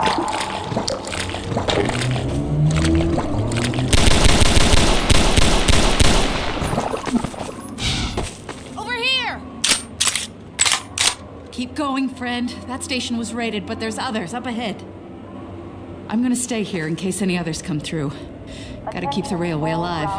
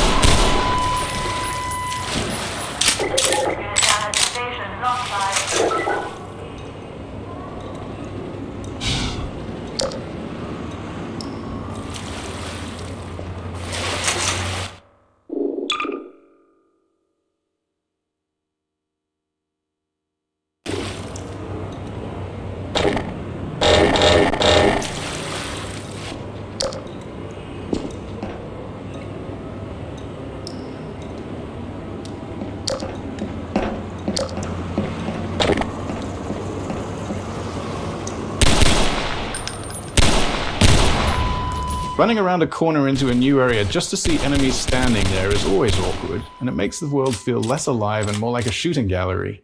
So we were motivated to introduce enemies into combat spaces in more interesting and dynamic ways that would communicate planning and intentionality on their part, as if these soldiers had had a plan for Gordon even before he showed up. The Metro cops in this scene jump down into this space via scripted sequences, and later in the game we use rappelling in a similar way. It doesn't matter where they're coming from in reality because players end up telling that story to themselves. We found that in the end, combat should have a story implied in its setup, an ambush, a surprise, a surge, an assault. All of these scenarios use much of the same enemy AI, but all felt different to playtesters.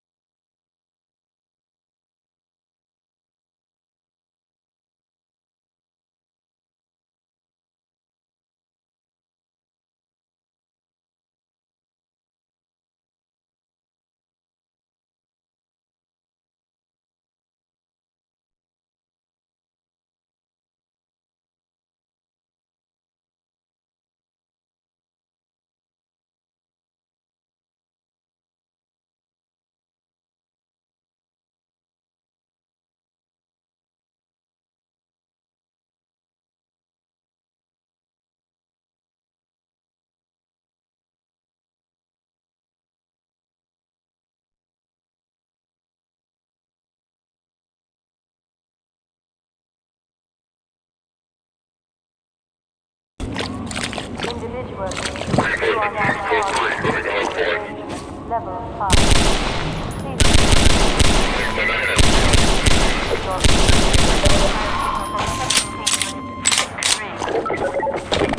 Unit downtown station, wrong side.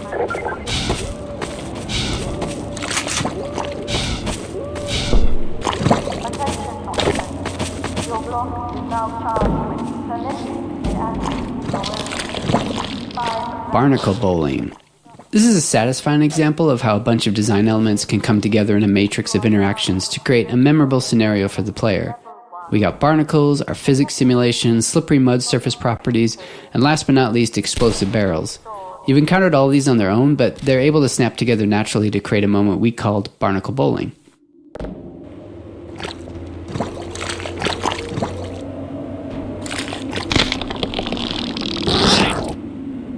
Alert. Ground protection units. Local unrest structure detected. Assemble, administer, pacify.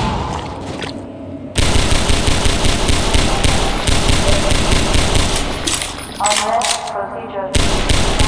Test. Inoculate. Shield. Pacify. Code. Pressure. Sword. Sterilize.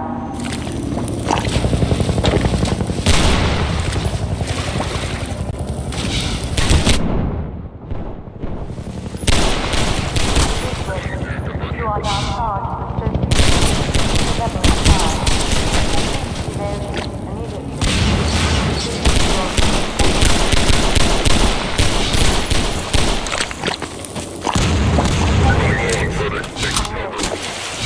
Unrest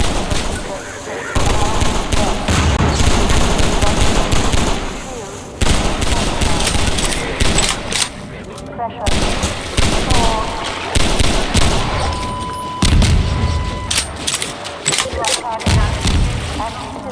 Activity level 1.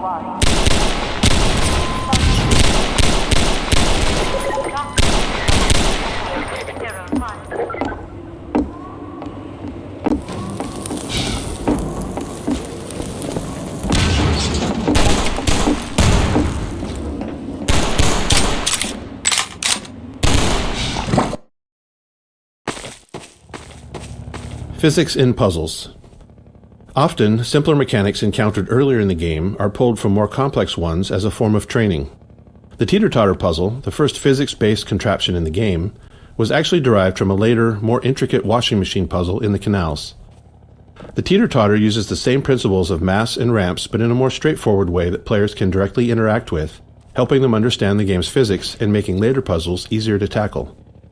This puzzle also highlights the analog nature of the physics system, with the placement of cement blocks and the player's own weight both factoring into the solution.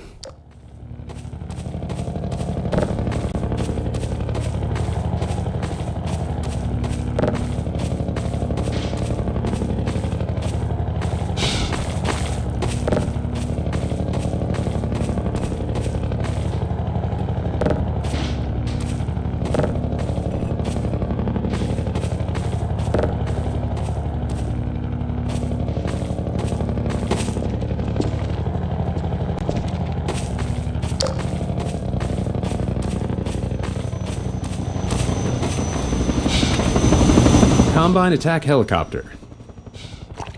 Players have had glimpses before, but here is where we fully introduce the main boss of the Canals chapter, the Combine Attack Helicopter. This chopper relentlessly destroys a player's cover, forcing them to move forward or risk being gunned down. We wanted this sequence to feel tense and menacing, with the helicopter seeming far too powerful to confront directly, and maintaining that intensity through the canals until the final showdown in the reservoir. To achieve this, we heavily constrained the helicopter's movement based on specific gameplay goals. In this map, designed as a dash from cover to cover under helicopter fire, we created a ring path in the sky above the arena. The helicopter always travels to the farthest point on that ring from the player, keeping it visible and making it easier for us to place cover in just the right spots. Normal maps. Half-Life 2 was developed during an exciting time for graphics, as the first programmable shader-supported graphics cards were hitting the market. Using this technology, we became one of the first games to implement normal maps, a technique that enhanced the lighting on surface geometry. The normal map described the surface's roughness, allowing each pixel of a polygon to be lit in a way that made surfaces appear bumpier and more detailed than ever possible in Half-Life 1. Autosave dangerous.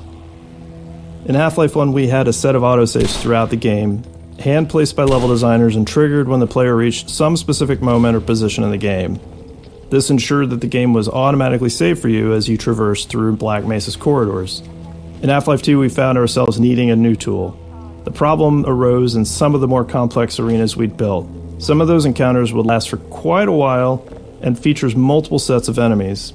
Others were long, sprawling mixes of exploration and combat without any clear separation between the two. We never want an autosave where the player is in danger of dying right after loading the game, because that could place the player in a death loop.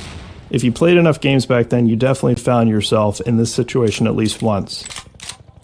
So unless we deliberately crafted pauses in every arena's flow, there wasn't always a safe place to put an autosave.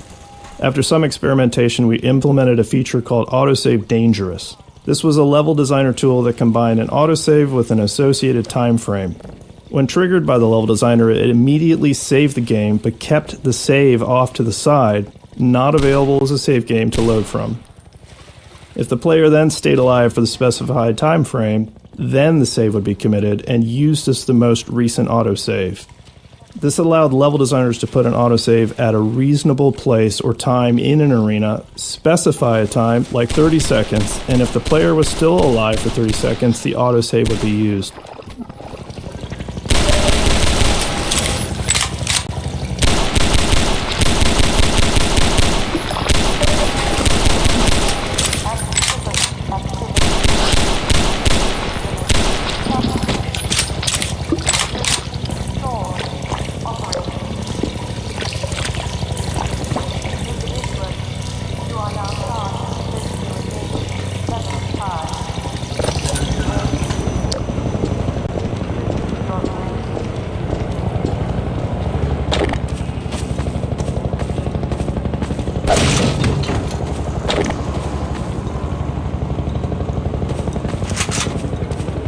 Soundscapes. In Half-Life 1, ambient sounds were placed by hand and then individually tuned. For Half-Life 2, we wanted more ambient sounds in our environment with higher quality and less manual effort for placement. So we built a system that we call the Soundscape system. A soundscape is basically a small program that controls which ambient sounds play, where they come from, and then how they behave in a specific environment.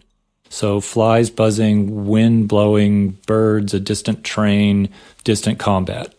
The soundscape system could then randomly select and play these sounds, and also, really importantly, handle the smooth transition as the player moves through environments. Soundscapes can also contain other soundscapes, and that allows us to create reusable collections of sounds. So for instance, distant combat might be small arms fire, distant explosions, a passing helicopter. And these soundscapes would dynamically assemble and play from many individual sounds, and that helps us avoid the artificial feel of a single looping track.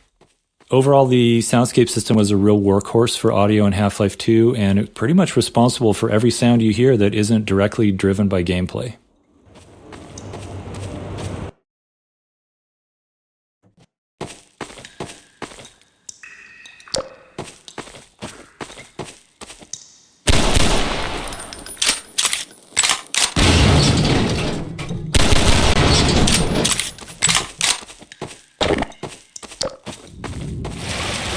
Manhack Matt. We called this guy Manhack Matt. We wanted to give players the sense that hundreds of citizens inhabited the hidden nooks and crannies of City 17. At this point in the game, it had been a while since players had seen a citizen, and we wanted to explain the significance of the Manhacks, which was the first physics-based enemy that we created. In the original concept, there was a video arcade in the city where players could fly Manhacks around to attack virtual citizens. Eventually, players would discover that the Manhacks were real, and so were the citizens. As the Combine occupation became more fleshed out, this idea of a video arcade became an odd fit and eventually fell by the wayside.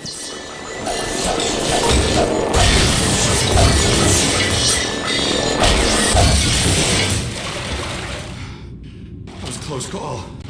Thanks for your help. Look, it isn't safe here. I'll give you some supplies to keep you going, and you really gotta go.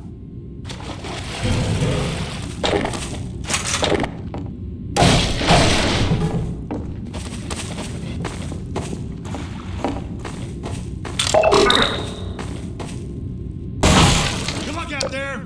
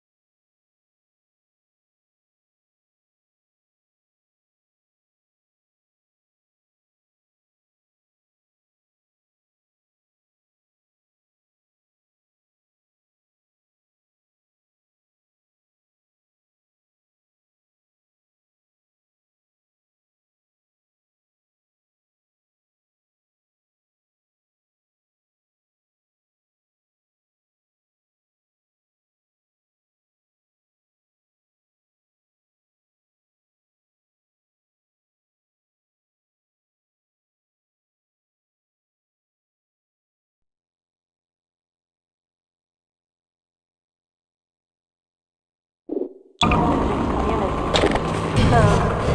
Lock. Authorized.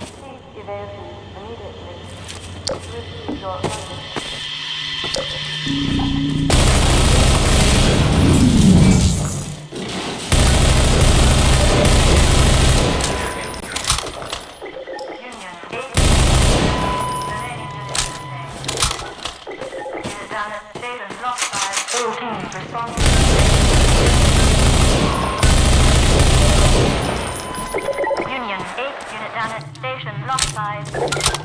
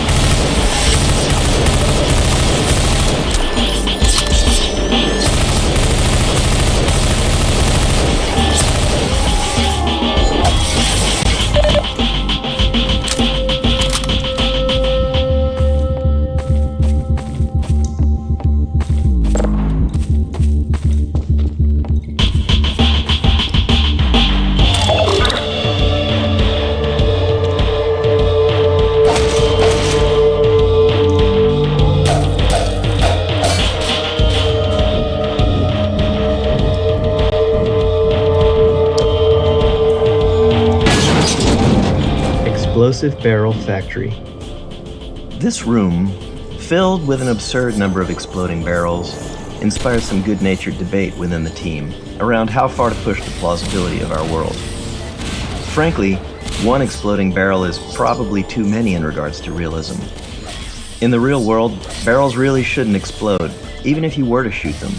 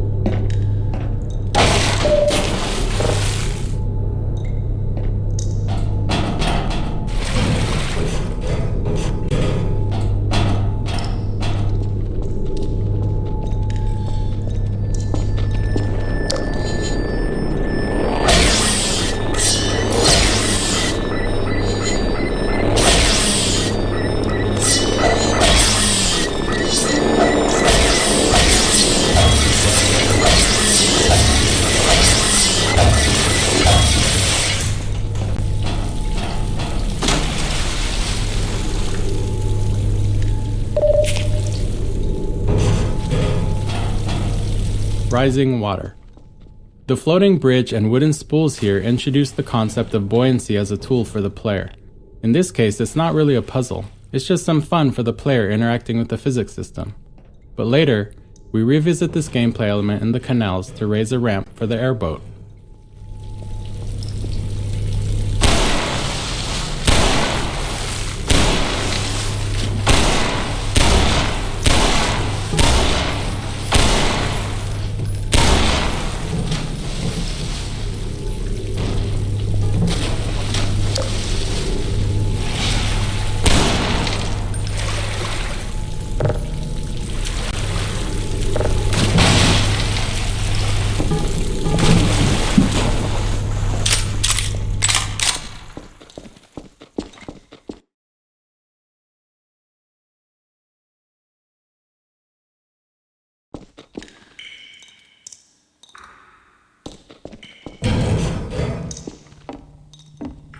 Rendering systems.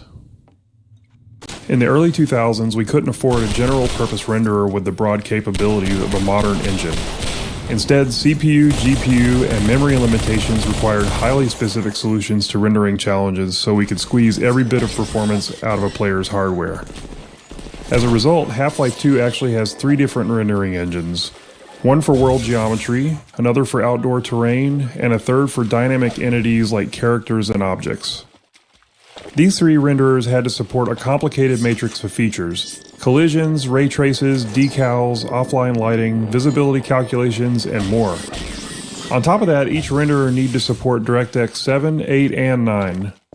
The differences among these DirectX versions were significant, often requiring different data storage and rendering approaches. They even used different programming languages. Altogether, we essentially had 9 different renderers, each needing unique solutions, and getting them all to look consistent was one of the most challenging tech problems we faced during development.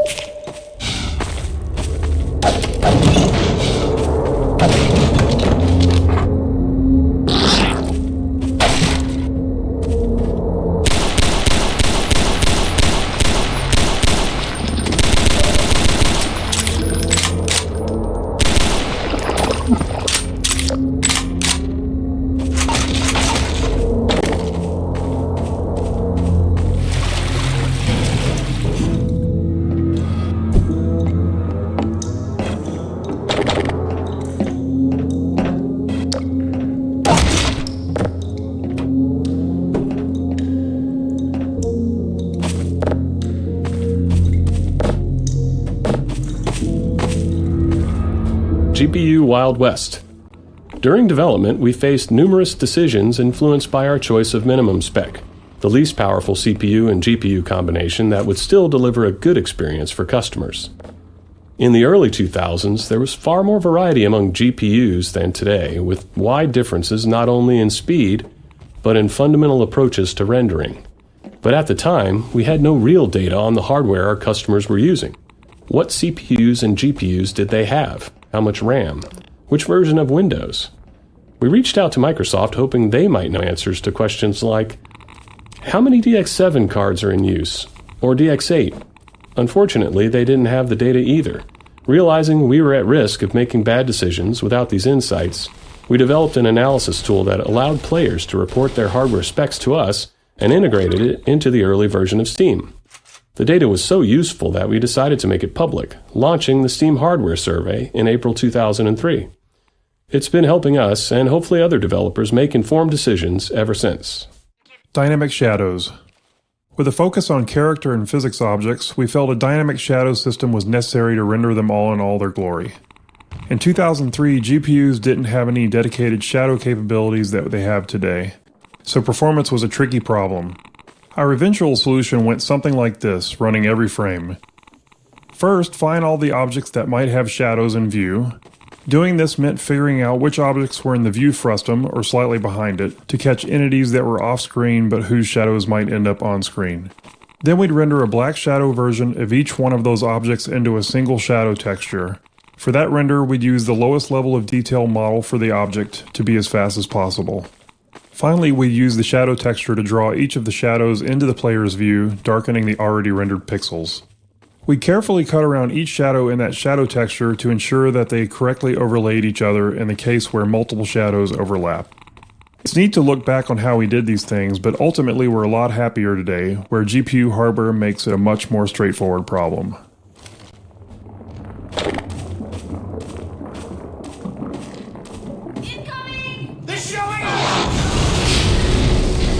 Headcrab canisters. Used headcrab canisters are seen later in Ravenholm, so we decided to show them here to tell the story of how they're used by the Combine. The story is that the Combine have weaponized Zen fauna to use them against the humans. Burrowed headcrabs was added as a new feature for this section that was expanded into a larger area that is meant to show a citizen shanty that was decimated by the headcrab assault.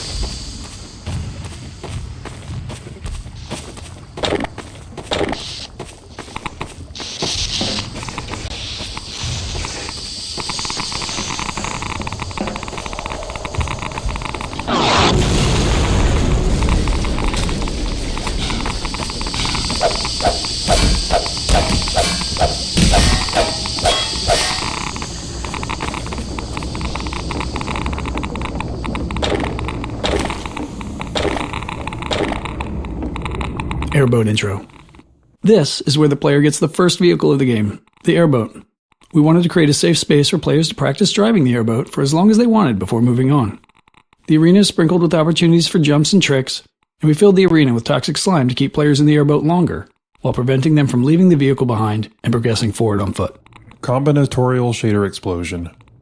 Rendering became much more complex during Half-Life 2's development with the addition of hardware shaders, small bits of code controlling how each pixel on a surface should render. In 2003, shaders were far more limited than today. Half-Life 2 era shaders lacked conditionals and had severe code size restrictions. This meant no if-else branching logic to adjust based on different conditions, and no large shaders with broad feature sets. Also, compiling shaders as needed was just too slow to be useful, so we had to pre-compile them. To work within these limits, we had to compute every possible shader combination and store each one individually as its own shader. For example, if a shader affected a surface based on a single light source, we'd need another shader version for 2 lights, another for 3, and so on. And it was combinatorial. If that shader also supported a normal map, we'd need 2 versions per light, one with a normal map and one without. With features like texture blending, vertex tinting, specular highlights, alpha testing, and various other light types, directional point and spotlights, our shader count exploded. By release, we had thousands of individual shaders. Shortly after, we released Lost Coast adding HDR support, which doubled the shader count again. Once compiling shaders on the local developer's machine started taking too long, we switched to distributing the shader compiles over the entire network using VMPI. We also had a dynamic shader compilation mode that was useful for developing shaders that gave fast turnaround at the expense of frame rate hitching when a shader had to be compiled. Fighting motion sickness. In early playtesting, many players developed motion sickness while driving the airboat. While trying to fix this, we discovered several factors that contributed to it. We found that reducing the intrusion of the airboat into the view helped, so we made several passes on the model to pare it back. Maintaining a consistent frame rate helped as well, so it was important to keep an eye on performance in these sections. However, the single most important factor was eliminating view roll to maintain a more stable horizon no matter what the airboat was doing. One of the programmers on the team was super prone to motion sickness, and they valiantly offered to playtest several times to test our progress towards a solution. I'm pretty sure they threw up at least once after playtesting, and their noble sacrifice was hugely appreciated.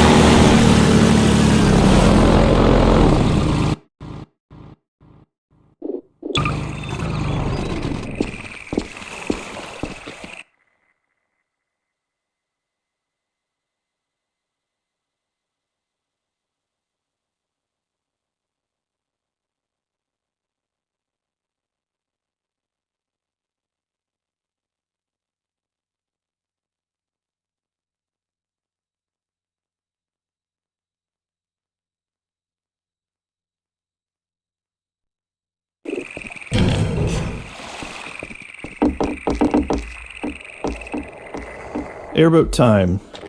Finding the right balance between vehicle time and time on foot took some work. Driving at full speed propelled players through the world quickly, and in early playtests we felt that players were missing out on exploring and taking in the game's detail. Exploration and world examination are core values of Half-Life, so we didn't want the vehicle to eliminate that. To address this, we added periodic spots where players could get out and explore small pockets of dense detail. Additionally, as the physics system evolved, we were learning new ways to use it. These spots off the airboat let us introduce an element of discovery around physics, like dropping crates into the water or combining barrels to raise a ramp. This gave players a chance to interact with water and physics in different ways.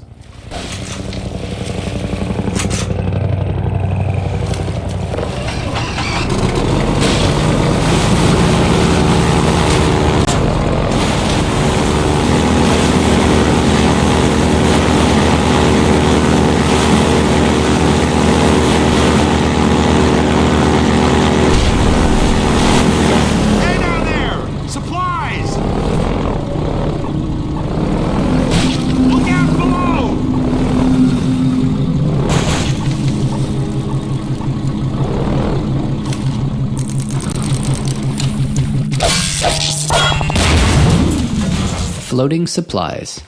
In the alpha playtest, the canals were sprinkled with floating supply crates that players could smash with the airboat to collect the supplies inside. The mechanics were somewhat gamey, but helped keep the flow of the gameplay going, allowing the player to resupply on the go. To help make the premise more plausible, we wanted to tell the story of how the floating crates ended up so conveniently placed along the player's path. This scene of the citizens dropping supply crates helps sell that fiction, while also making the canals feel more alive. It also made players feel more heroic and important to be helped by so many supporting characters.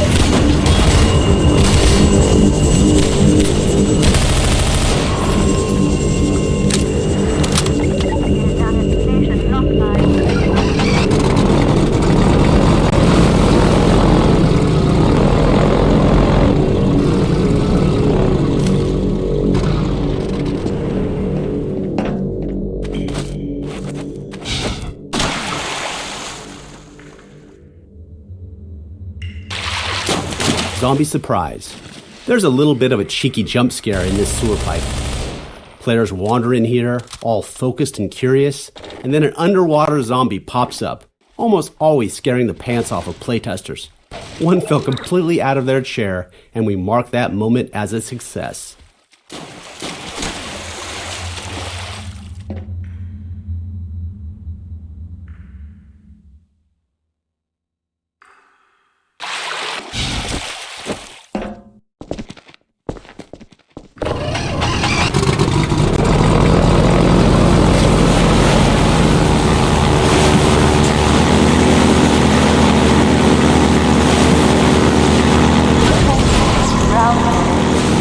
And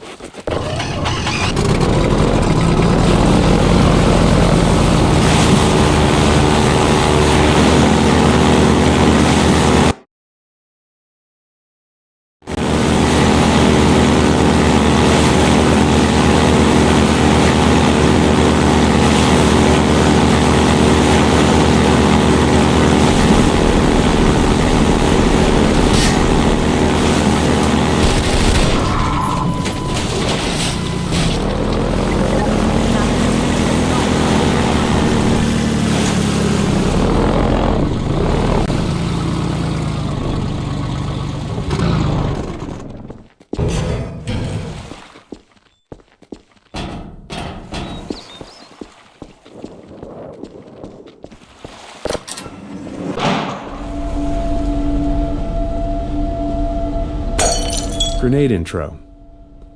We conceived of this Combine base as both a training area and a playground for grenades, introducing them here in infinite supply crates to signal that it's safe for players to use grenades freely without fear of running out. Go wild. The Combine encounter here uses extensive markup to direct the soldier AI towards cover and provide good opportunities for players to make use of grenades. At the end of the area, the same infinite grenade technique helps players resolve the turret placement, as a direct assault is a lot more difficult if you don't. A bright red light and a particle trail were added to the grenades, making it significantly easier for players to follow their trajectory, whether they're throwing them or dodging one from a Combine soldier.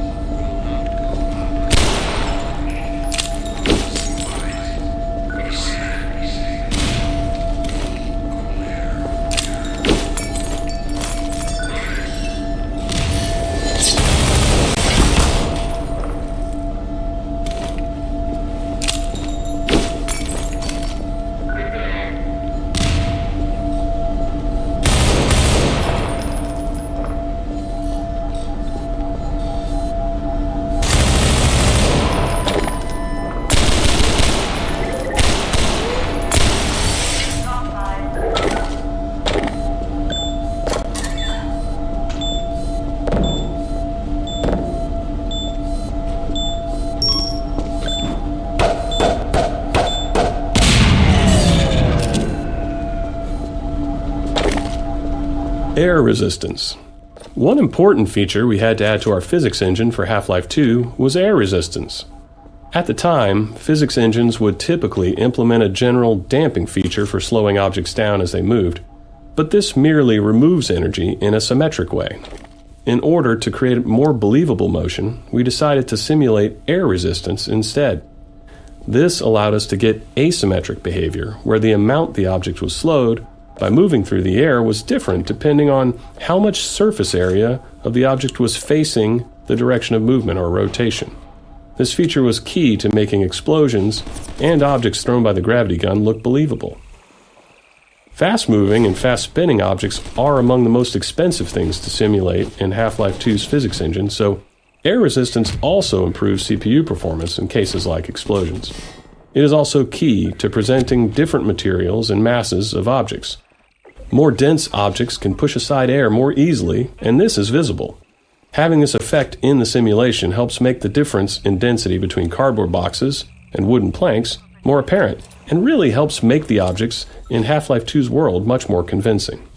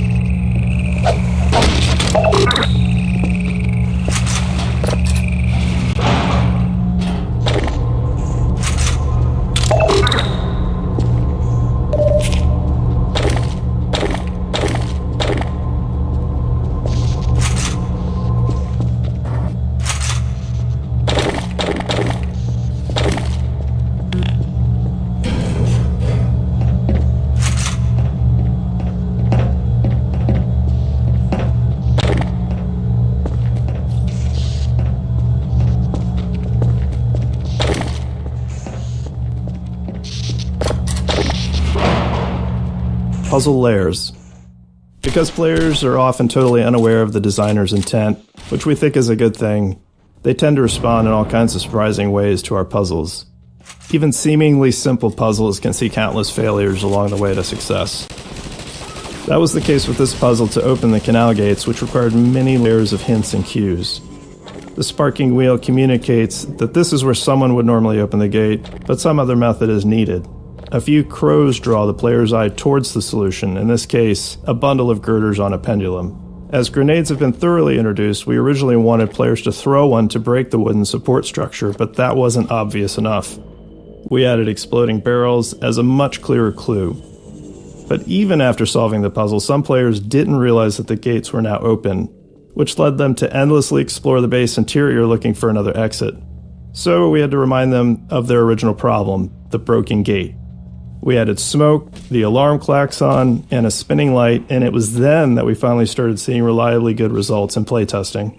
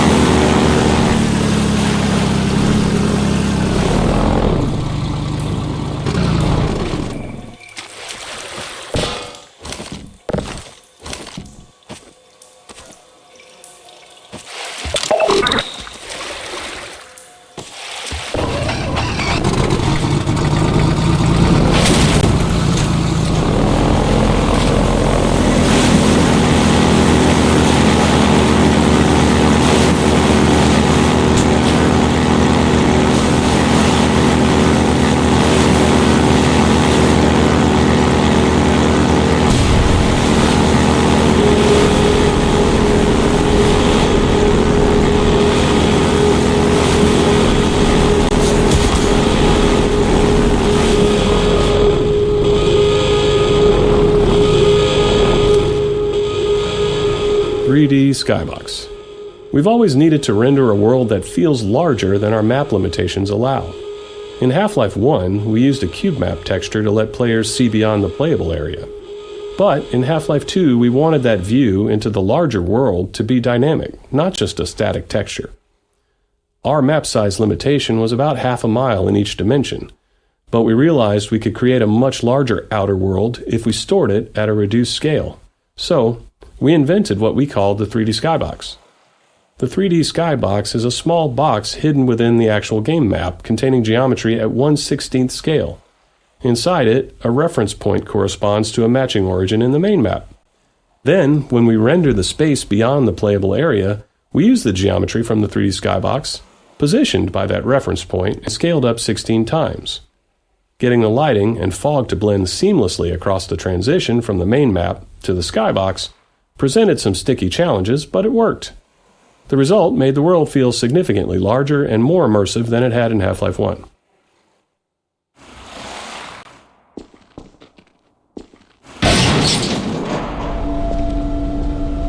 .357 Intro.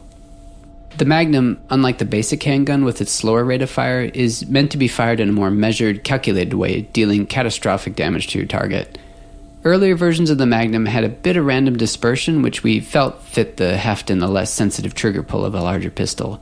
However, this led to anticlimactic moments where players would carefully line up a shot only to miss due to the accuracy penalty. To address this, we made the first bullet perfectly accurate, with each subsequent shot becoming less accurate as you blasted away.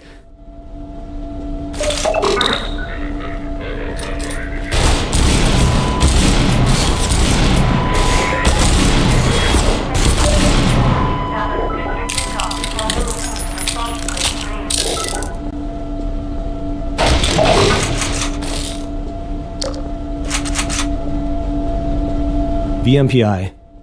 During development, we became increasingly frustrated with our slow gameplay iteration speeds, mainly because map compilation, needed to pre-compute lighting and visibility, was taking hours. Computers in 2000 were far slower than today's, and they had only a single CPU core each. Inspired by SETI at Home, a distributed program that used PCs worldwide to analyze radio waves for signs of extraterrestrial life, we built VMPI, which was our own distributed system that spread the map compilation process across many office computers. Today, these kinds of distributed systems run on giant GPU clusters, but at the time we just ran it on all the computers in our office. To deal with how our lighting code was evolving as quickly as our maps were, VMPI also distributed new exe files to everyone's computer too. In retrospect, this was a pretty terrifying security concept, just awfully bad. It's like the stuff of nightmares for IT folks. Because we were sending an arbitrary executable to all of our work PCs, and they would just run it. It was absolute madness. But it worked for us, and it did significantly increase our map iteration speed, and as a result, it ended up being a crucial tool.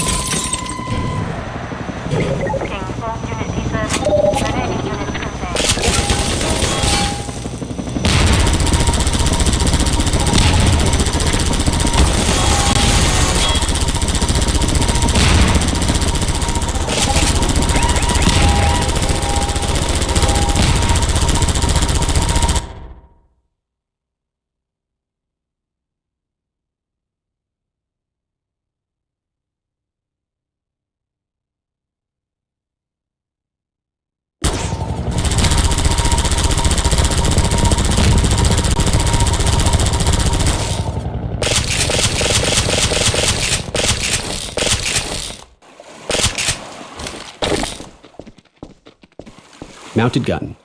The mounted guns were added here to help train the player on the gun's effectiveness against the attack helicopter for the final battle in the reservoir. This was necessary because up to this point, the helicopter was invulnerable to the player's weapons, and we had to give some indication that it could be harmed with larger weaponry. This was only somewhat effective in playtest due to the amount of pressure the player was under at the moment, which led us to developing the particle effects and sounds that would sell to the players that they were really doing damage.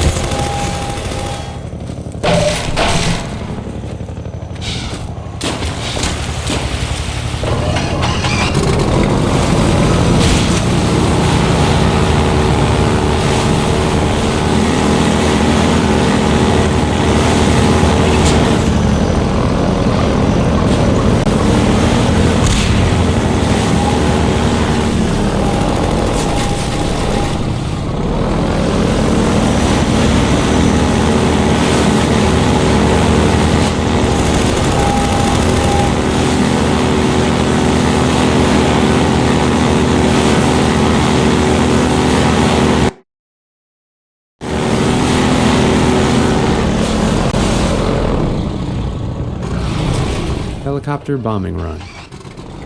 This is another example of us creating movement hazards while driving the airboat.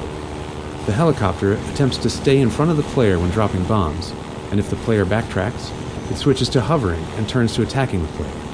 In one playtest, a bomb just so happened to drop between the pipe seams, creating a pretty cinematic moment. The playtester had a positive reaction, so the team decided to script it so it happened every time. This process has become part of our organic design process. Every so often, a cool thing randomly happens in a playtest, and we find a way to make it happen more reliably.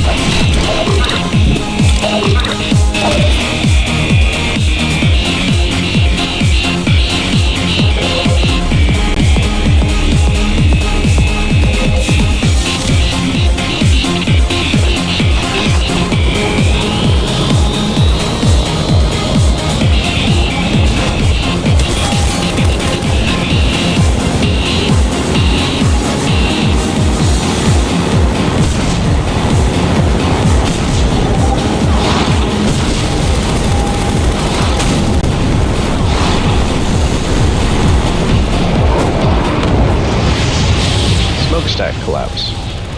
When making a cinematic action game like the first Half-Life, we'd always wanted to make some big, spectacular destruction sequence, but we were never quite able to do anything like that. Half-Life 2's physics introduced a system for breaking physics small objects, such as crates, into pieces, which provoked the idea of doing something much bigger. We took a leap and tried breaking a smokestack into pieces as it fell. So we experimented with the masses until it felt better, refined the model, and added lots of smoke and audio to sell the effect. And there we had it. We had our big, spectacular destruction moment. Ultimately, our physics made the sequence just barely possible in a way that maybe seems quaint by modern standards, but felt really awesome at the time. Because the simulation was unique every time we ran it, we had to take steps to avoid completely blocking the player's path with the big chunks of debris. The success of this sequence whet our appetites for the much higher fidelity cinematic physics destruction effects next seen in Episode 2.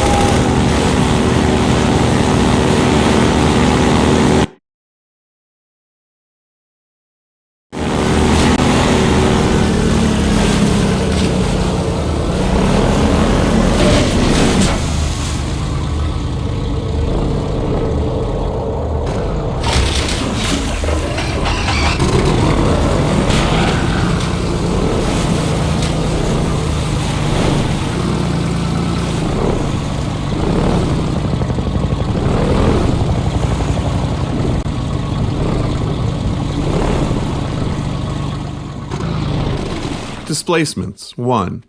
After Half-Life 1 shipped, our level designers and artists wanted a better solution for outdoor environments, so we built the first version of our terrain system. It was based on subdivided quads. To visualize this, imagine a flat square divided into a grid, where each point on the grid can be moved up or down. Level designers could lay out multiple squares and then use a paintbrush tool to shape hills and valleys by adjusting the grid points. For rendering, we used a special blended texture, which combined two different textures. Each grid point specified how much of each texture to use, allowing smooth transitions between surfaces like sand, grass, dirt, and gravel. This type of terrain system wasn't unusual in game engines at the time, and we naively thought it would be enough for our game designers. Washing machine puzzle. We created the washing machine physics puzzle late in development, after playtesting indicated that players needed some downtime from the relentless pressure from the helicopter. Pacing contrasts like this can accentuate the high moments by resetting the player's emotional state and warding off exhaustion or even boredom. It was a positive sign that players reacted so strongly to all the work done to make the helicopter truly menacing. But if we didn't manage the stress of it, fatigue set in, which quickly started to feel like monotony rather than excitement. Originally, players quickly drove through this area, but because of the nice sunlight and composition of the canal here, we decided it was a good spot to pause the action and have the player spend some quiet time solving a puzzle. The puzzle itself, which was the first to use masses and pulleys, ended up giving rise to other physics navigation puzzles elsewhere in the game. Displacements 2. Once the initial terrain system was up and running, we expected level designers to use it for outdoor spaces. Instead, they began experimenting, adding detail in unexpected places. They used the subdivided quads on the top of walls to create ruined edges, rounded off street curbs, and even attempted to make pipes. This met with varying success since the terrain system was designed for landscapes, not architectural detail. So we returned to the code mines, transforming the height-based terrain system into a fully 3D displacement system. Now, instead of only moving grid points up and down, designers could move them in any direction. This allowed them to add extra detail to all kinds of surfaces using blended textures to smooth transitions between the displacement quads and the BSP geometry. However, this required additional tech work to ensure consistent lighting between the two renderers, or those edges would have been noticeably mismatched. But with all this done, the level designers seemed satisfied, and we naively thought that this time it really would be enough. Displacements 3. With the general displacement system in hand, level designers didn't stop at adding detail to the world and returned to their original goals of building large-scale outdoor sections. This led to another round of updates to balance performance, ensuring the system could handle both fine detail and larger ground terrain. Texturing had to improve as well, especially to support complex structures like overhanging cliffs that weren't possible with the original height-based system. Designers, never one to rest on their laurels, also started using displacements to create caves and tunnels. While these additions looked great, they required even more technical adjustment. Eventually, we managed to wrangle the competing requirements of all the ways that displacements were being used, and they shipped in large sections of our game world. Looking back, displacements are a clear example of how technology and game design evolved together. It's a chicken and egg problem. We can't foresee all the ways a piece of tech will impact the game, but we also can't build the tech without knowing what it needs to accomplish. So, as is always the case, we have to build something. We start with a solid guess and see where it leads us.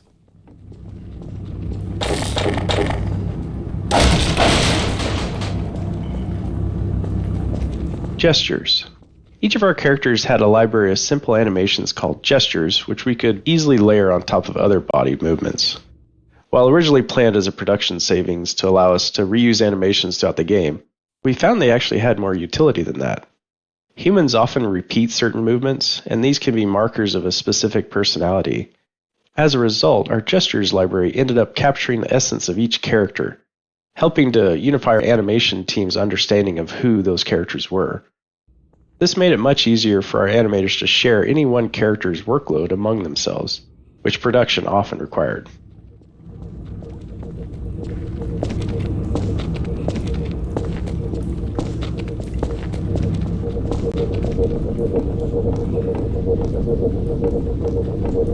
There we are. That gun came off one of the same hunter choppers that you're up against. I always like to bring a little irony to a firefight. Take that chopper down, and you should be able to tear on through Eli's place.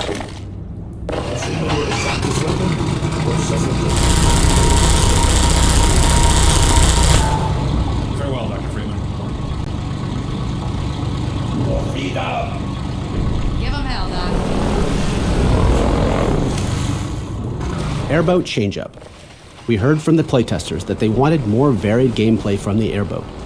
Up until this point of the game, the player had no real way to fight back against the helicopter and other enemies, so it felt right to introduce a new weapon, and in turn deliver a pacing change and set the stage for what would come next. In the subsequent areas, we added target practice to acquaint people with their new weapon. Extra physics force on the airgun projectiles meant targets would get sent flying and make it feel way more powerful than anything in the player's loadout. Even then, when it came to playtesting combat against the helicopter, a lot of testers still thought it was invincible, and hadn't noticed our efforts to illustrate that it was taking damage from the Combine-mounted guns earlier. To get over this, we did the most obvious thing. We put the helicopter directly outside the tunnel in which you get the gun and make it extremely clear that you can and should shoot it. And it worked.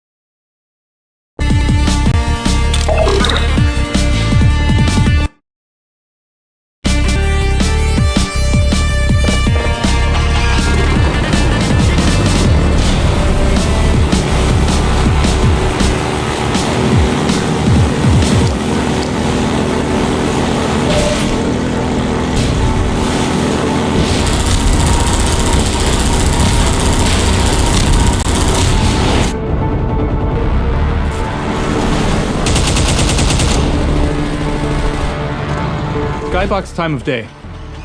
The skybox in fog color changes incrementally during this chapter.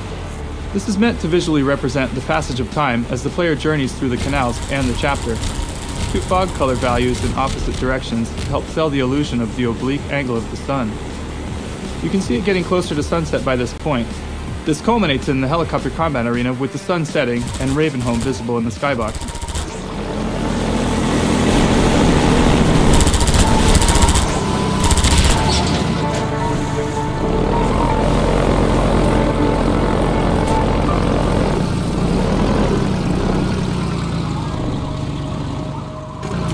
A Half-Life game is an ultimately linear experience, but we're always looking for ways to break up the player path and create nonlinearity at level scale.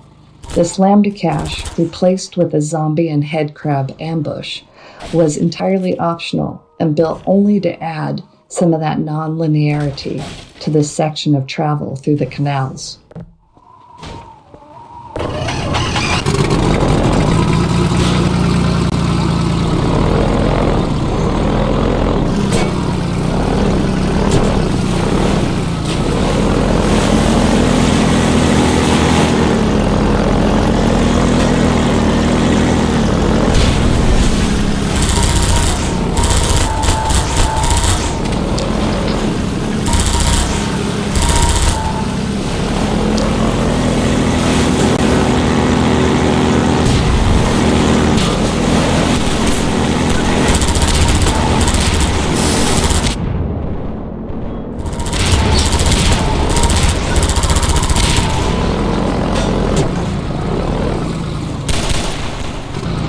Donkey Kong Barrel Ramp.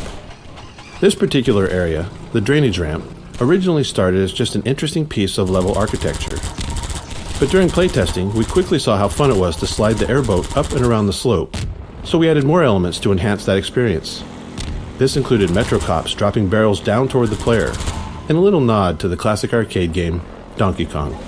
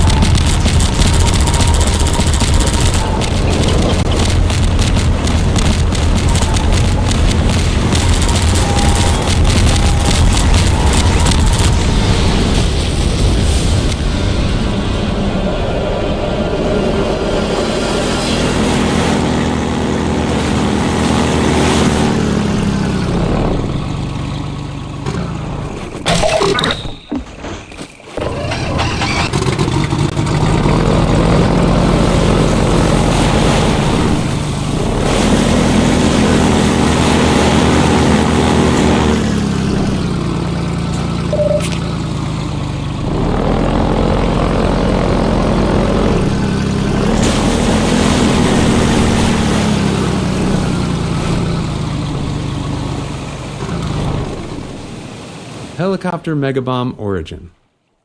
The Megabomb helicopter attack was based on a bug where a programmer accidentally removed the bomb drop cooldown, resulting in the chopper dropping hundreds of bombs all at once. It looked so cool that we decided that we had to keep it for the final shipping bombing run attack.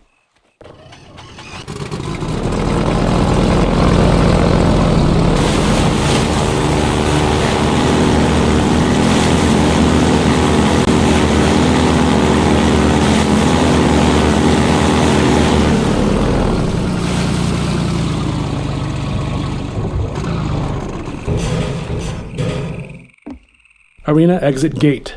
The wheel mechanism to raise the exit gate was added specifically to force the player to defeat the helicopter before they can move forward.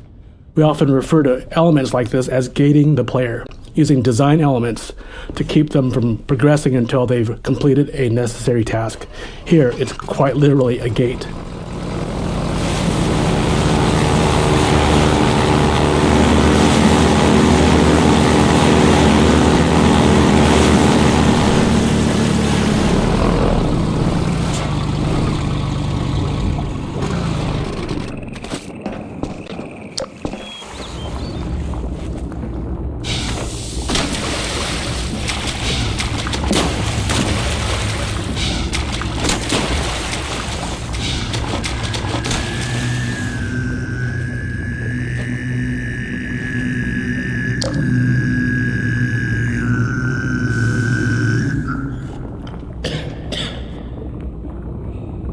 We remember the free man. We are coterminous. There is no distance between us. No false veils of time or space may intervene. We see you still in Black Mesa. Clearly we see you in the Nihilant's chamber.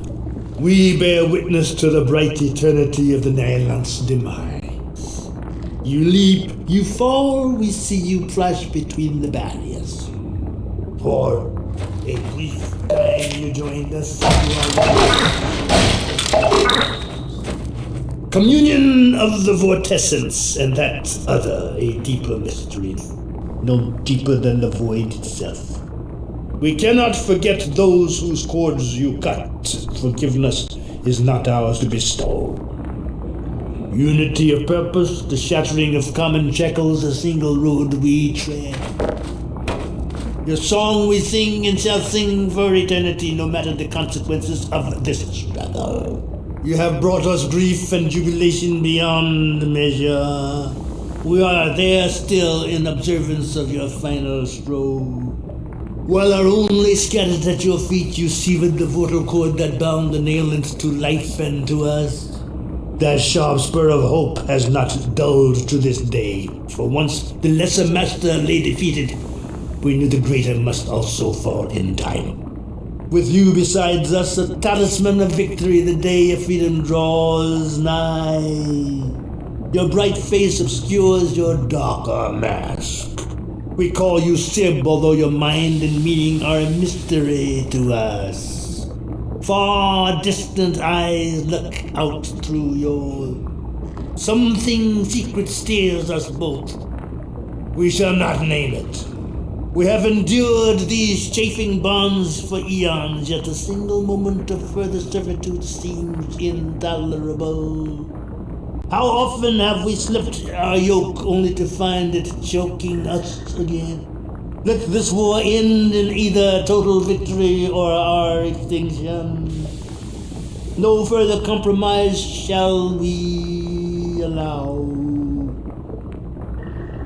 We take our stand beside you here upon this miserable rock. The way ahead is dark for the moment.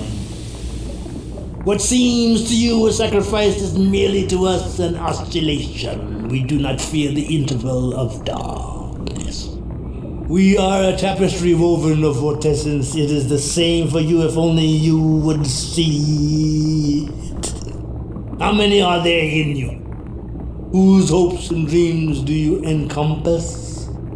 Could you but see the eyes inside your own mind, in your mind, you would see how much we share. We are you, free men, and you to us. Our life is worthless unless spent on freedom. This is more than anyone can bear, but we will persevere. Our cause seems hopeless. Our finest poet describes it thus. Galambakalilama. We have survived worse across the ages. Where to now? And to what end? We have lost all dear to us. We shall prevail. This is more than anyone can bear, but we will persevere.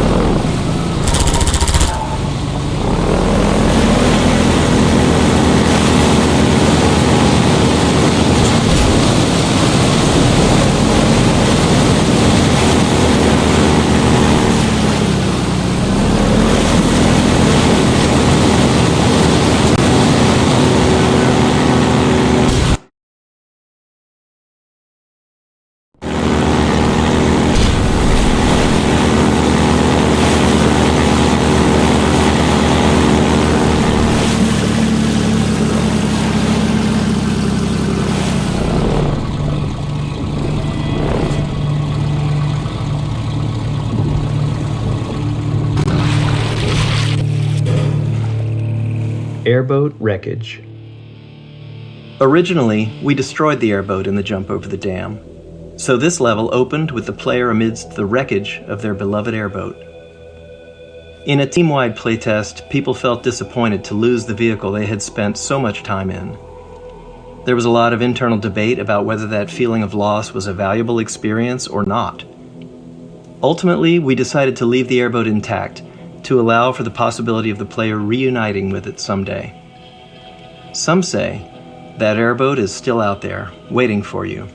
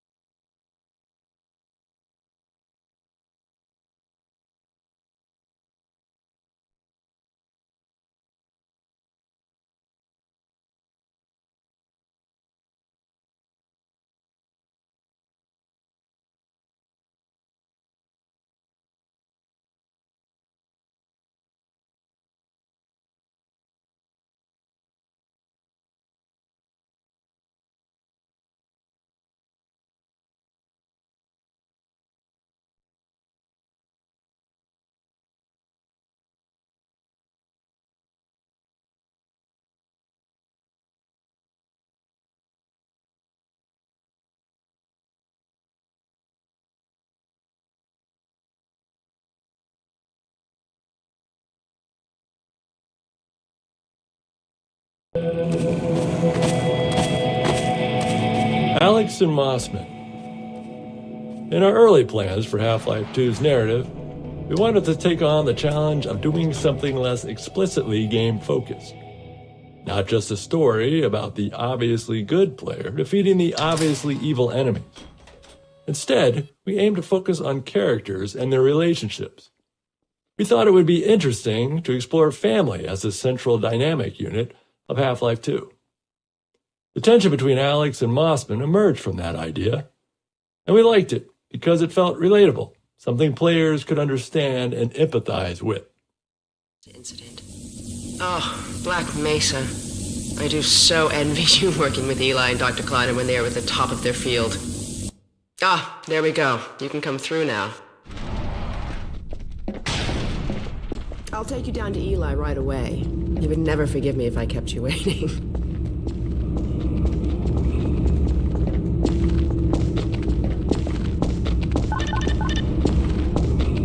We could certainly use the extra help around here. We've covered a lot of ground in the last few months, but things would go so much faster if we had more people with your training. We're closing in on a reliable local teleport technology, something the Combine still hasn't mastered. Eli thinks their portals are string-based, similar to our Calabi-Yau model, but they've failed to factor in the dark energy equations. They can tunnel through from their universe, but once they're here, They're dependent on local transportation. If they knew what we were doing with entanglement...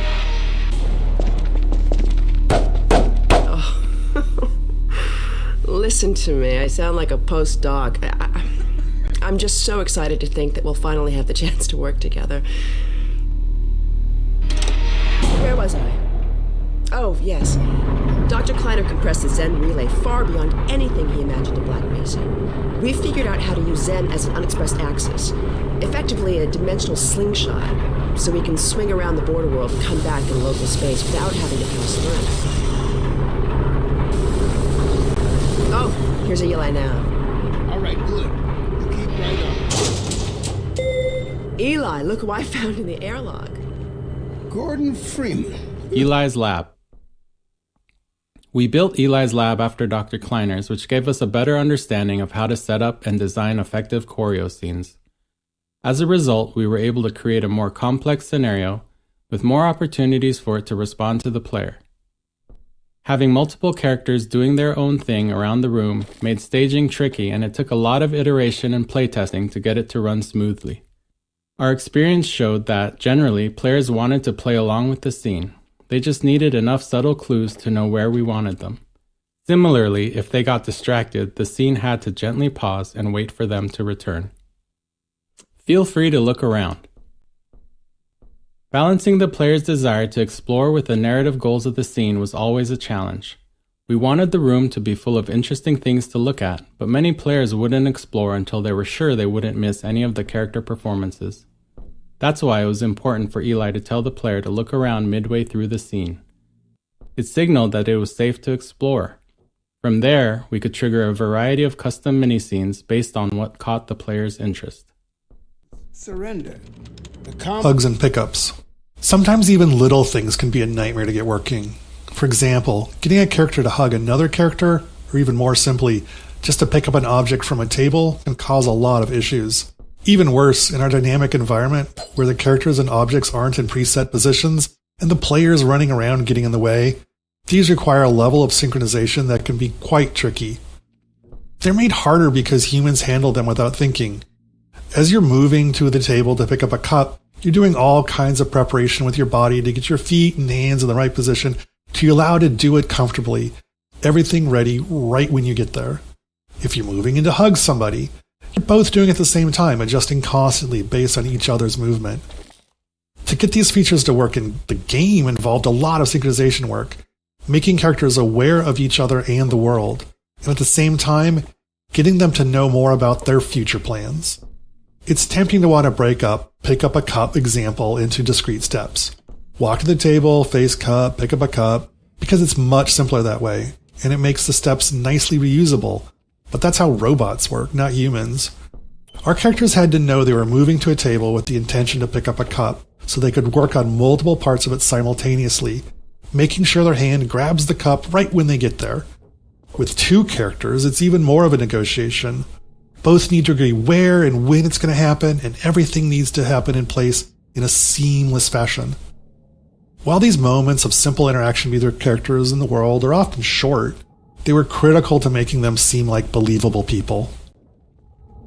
We want to put this dense chunk of visual story here because it's the place the game is most explicit at telling players to explore a space. Even though its primary job is world building, we still take strides to highlight the relationship between Eli and Breen, giving context to the world's central conflict.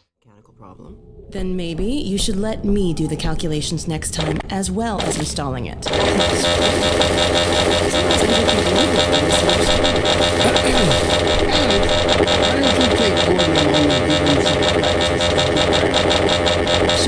come on, Gordon. Let's go have some fun. The zero-point energy field manipulator is not a toy, Alex. Ugh, let's get out of here.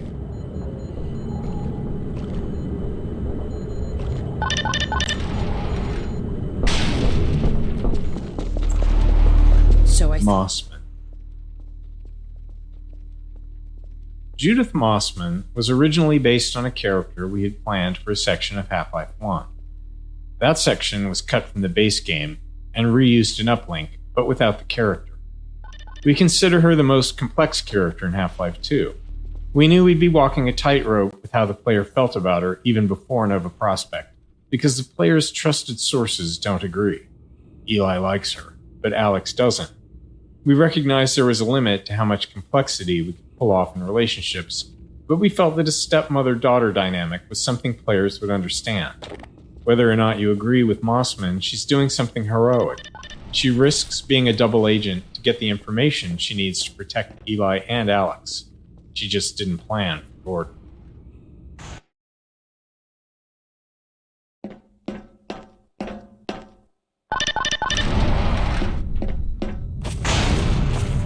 So, here we are. The scrapyard. This is a gravity gun my father was talking about. You can call it the zero-point energy field manipulator if you really want to. It's designed for handling hazardous materials, but we mainly use it for heavy lifting. Give it a try.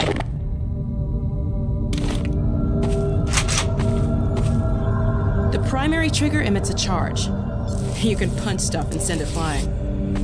I found it handy for clearing minefields. Character lighting. In the first year of development, we were struggling to get our characters to feel as realistic as we wanted them to.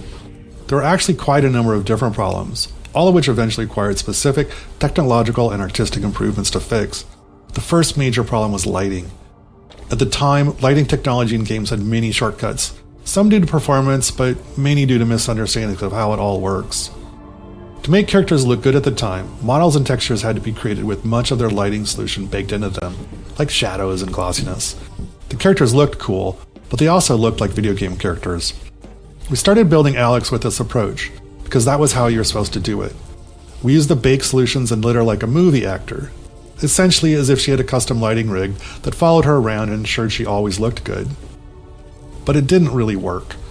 The range of lighting environments and the dynamic nature of video games meant that she'd look great in some environments, but always end up looking terribly unrealistic at some point. We tried iterating on our lighting rig, increasing its capabilities, but eventually it felt like we were at a dead end. Returning to the drawing board, we decided to try a different approach. We built her and the lighting and the textures from the ground up, throwing everything away, focusing on not on what we wanted her to look like in our ideal lighting, but on how things were supposed to work in the real world. It might seem obvious, but it wasn't how it was done, at least not in video games. When looked at outside the game's renderer, these models and textures actually looked worse than the previous versions, but we managed to methodically pull out all the shortcuts and misconceptions about how light and texture and graphics cards worked and put it all back together. After all that was done, when we were finally able to look at Alex in-game with her new models and textures in a dynamic environment that kept her visually consistent at all times, well, she looked great. Totally seamless and part of the Half-Life 2 world. Facial technology. We wanted players to care about our characters, and to even have a chance at achieving that, we knew we had to invest a lot of technology for our characters' faces. It's well understood that humans are wired to pay attention to faces, subconsciously reading all kinds of information from them, so it's an extremely high bar, and if we couldn't reach it, we'd probably push players away from our characters, not towards them as we hoped. We started out doing a lot of research. It was not heartening. The best examples we could find weren't anywhere near close to being able to be run in real time, while the best real-time ones weren't close to the quality we wanted. We wanted to look as good as an animated movie, but they often took hours to render frames and were totally linear, authored by up to 100 animators, whereas ours had to be dynamic. A character might be trying to speak dialogue or a facial move derived from a player's actions and created by just a handful of artists. These requirements eventually led us to Dr. Paul Ekman's facial acting coding system, a system for taxonomizing human facial movements done back in the 1970s. It gave us a vocabulary for describing facial movements throughout our tools and code, and a target to aim for when designing our characters' faces. With it as a framework, we started a many-year process of iterating on how we built faces and heads of our characters. Where others had tried taking bits of Ekman's work, we wanted to try to use it all. That meant a lot of time spent figuring out how to do each piece within the tight performance constraints we had. But we also spent a lot of time just looking at people and faces, trying to find the extra features that would add the most value, like skin elasticity, teeth shadowing. In the end, while we weren't able to do everything we wanted, we did manage to get the pieces we thought were the most important to a convincing facial performance level on our characters. Eye shader. Another critical part of getting character faces to be convincing was in the eyes. Humans are great at reading eyes. There's a part of your brain dedicated to it, down to knowing where somebody's looking based on the reflections on the eyeballs. But there are all kinds of subtleties that matter. Eyes aren't actually spheres. Eyelids get distorted by the cornea moving around underneath. Eye movement can increase the odds of blinking.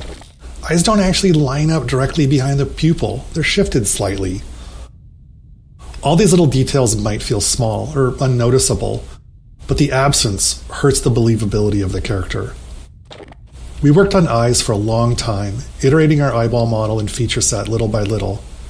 Some things required external interfaces, like what things in the environment were interesting to look at, where others were automatic, at a subconscious level in the AI, like blinking, an obvious requirement, but one that's subtly confusing if it's wrong. Eye reflections had a particularly large impact. They're ultimately a tiny amount of real estate on the screen, but the difference they made was enormous. We knew we were finally done when we reached the point where, with our eye shader off, a character looked like a doll, human-like, but unconvincing in some way that was hard to describe. But when we turned it on, suddenly it felt like a human was looking at us. Moving the gravity gun. When the gravity gun was first prototyped, we planned to give it to the player midway through the game. But as playtesting progressed, we saw the strength of its design and realized the gravity gun and, more importantly, the ability to launch saw blades at zombie faces needed to come earlier. That meant Eli's lab also needed to move earlier too. It was a significant change, but it was crucial to Half-Life 2's success. It serves as a good reminder that storytelling and gameplay are intertwined, and neither can always take priority. They have to work together. Risk. Looking back on Half-Life 2 now, 20 years later, it's sobering to reflect on how terrifying it was throughout much of the development. Game development is hard. You never really get what you'd like to have, which is be able to validate risk before you start to pile more on top of it. For example, our facial animation technology, it took probably 3 or 4 years of work before we were confident it was actually going to work, but we couldn't wait until then. In that first year, we immediately started making all kinds of other choices in our game design, our asset production, and our other technologies, all based on the assumption that our facial animation technology was going to work in the end, from a quality and performance standpoint. If it hadn't, many of those other choices wouldn't have worked either. At the same risk profile is true of other large choices we made early on. We can't wait. We just have to build and hope that our guesses will be true years from now. Terrifying.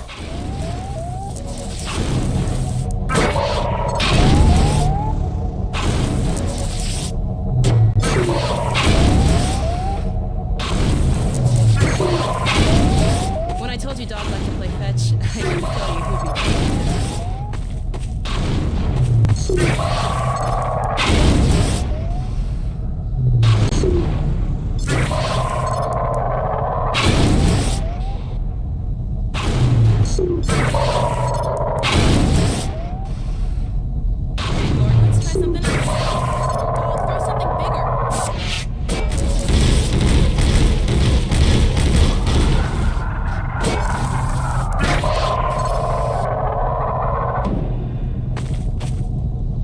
No, Dog! No, no, boy! Down! Put that down! What is it, Dog? Oh my god, what was that? Scanners! Combine sweeping the area! We gotta head back to the lab. Come on, Gordon!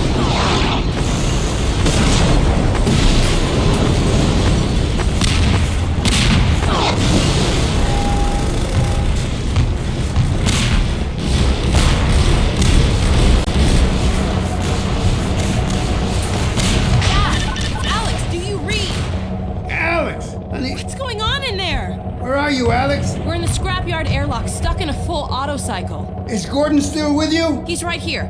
Good. I want you to... Dad? Take Gordon out of here. Head for the coast.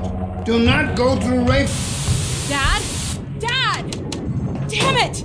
Dog, open the airlock. Get us out of here. Hurry, now! Tear it apart if you have to. Just get it open. That's enough, Dog. Come on, Gordon. Come on!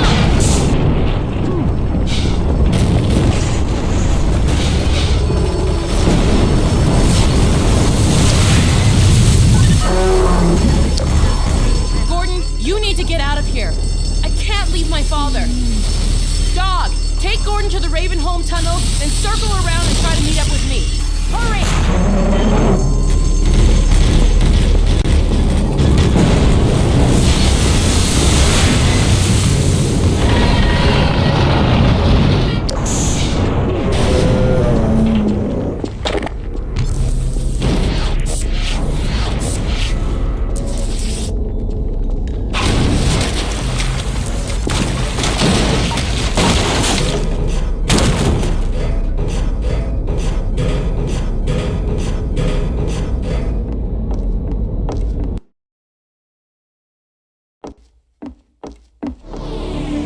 As we finished up our work on Ravenholm, we couldn't shake the feeling that the transition from Eli's lab just wasn't working.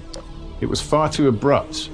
Eli's lab connected directly to the streets of the town where you'll be shortly, and the section you're standing in didn't exist. We had just made this promise at the end of Eli's lab: we don't go there anymore. And we liked the overall build-up we'd created, but when the player got to Ravenholm, they were immediately dropped into combat with zombies without any room for tension building. So we built this section and the subsequent tight corridors to address that in a way we were happy with. We slowed the pacing, focused on art and lighting, and got you ready to experience why we don't go to Ravenholm anymore. Ravenholm Gameplay Focus. After watching many playtests of Ravenholm, we knew the core gameplay of the level revolved around the gravity gun and physics. Once equipped with that knowledge, we felt we could appropriately build the transition into Ravenholm and help the player learn and understand a bit about what the upcoming experience would be. This happens often.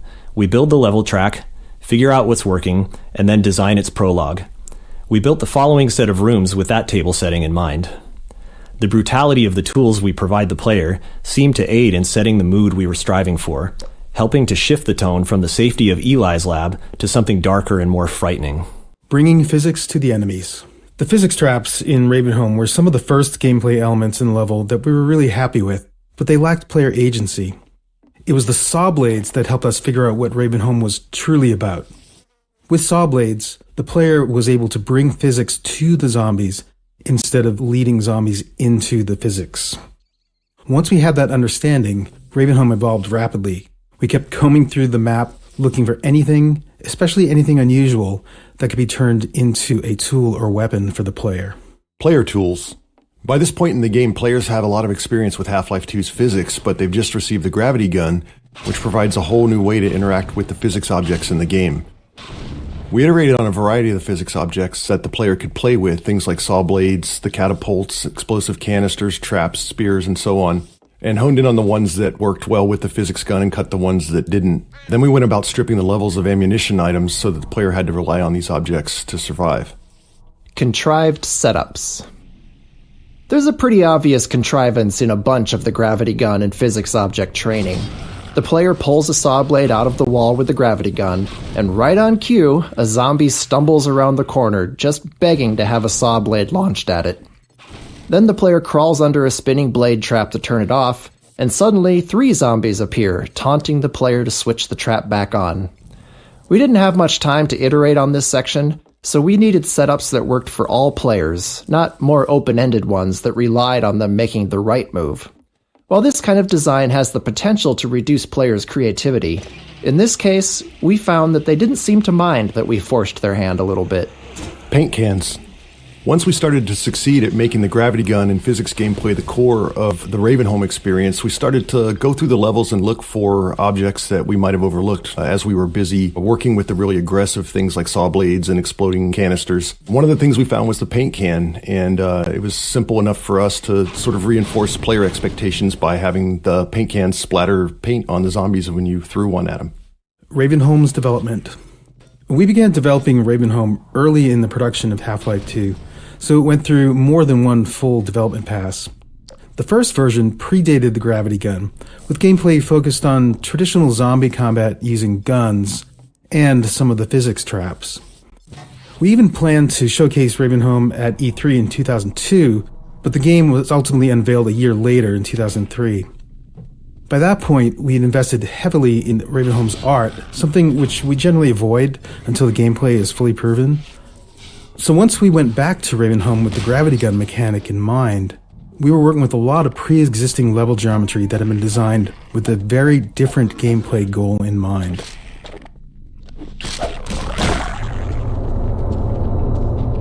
Misteaching flinches.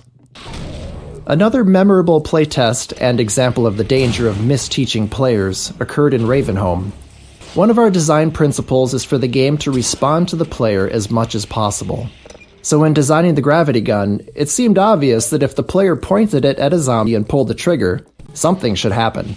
It was simple enough to make it zap the zombie for a tiny amount of damage, causing the zombie to play its flinch animation, which felt good and responsive. Later, we watched a playtest where the tester discovered this interaction immediately upon arriving in Ravenholm, and interpreted it as a feedback that the gravity gun was hurting the zombie, which it was, just not very much. So they zapped the zombie again, repeatedly, shocking it over and over until it died. This is a slow, unfun, inhumane way to fight zombies, especially where you're surrounded by saw blades and explosive canisters. Having learned our lesson, we removed that flinch animation, even though it meant losing that interaction between the zombie and the gravity gun.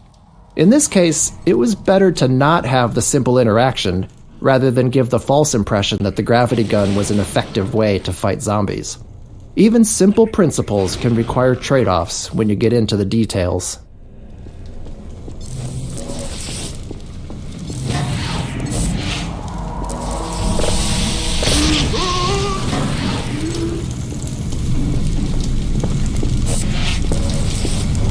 Grigori Plaza. This open plaza is one of the areas that was fully detailed in our first development pass, and when we returned to it, we wanted to preserve as much of the existing art as possible while designing a new player path that used all 3 dimensions, moving players up and down, through windows, across rooftops, and between buildings. It wasn't a large space, so we had to squeeze as much track out of it as possible, and since that started as an art-focused area, it was light on gameplay and we needed to address that playtesters tended to fly right through it. And to top that off, it was already pushing our rendering performance budget with little room left for anything new. The challenge became finding small additions to slow the player down by adding threats around corners and into every nook and cranny of the level. Fire trap. This fire trap was originally intended as a visual showpiece for the fire system before a level designer repurposed it as a gameplay element for Ravenholm. It was almost cut many times during development due to the performance impact on the low-end PCs because of all the overdraw involved with the transparent sprites. In the end, there was a programmer who felt that it was important enough to the gameplay that it was worth doing the work to solve the performance issues and make sure we could get it into the game.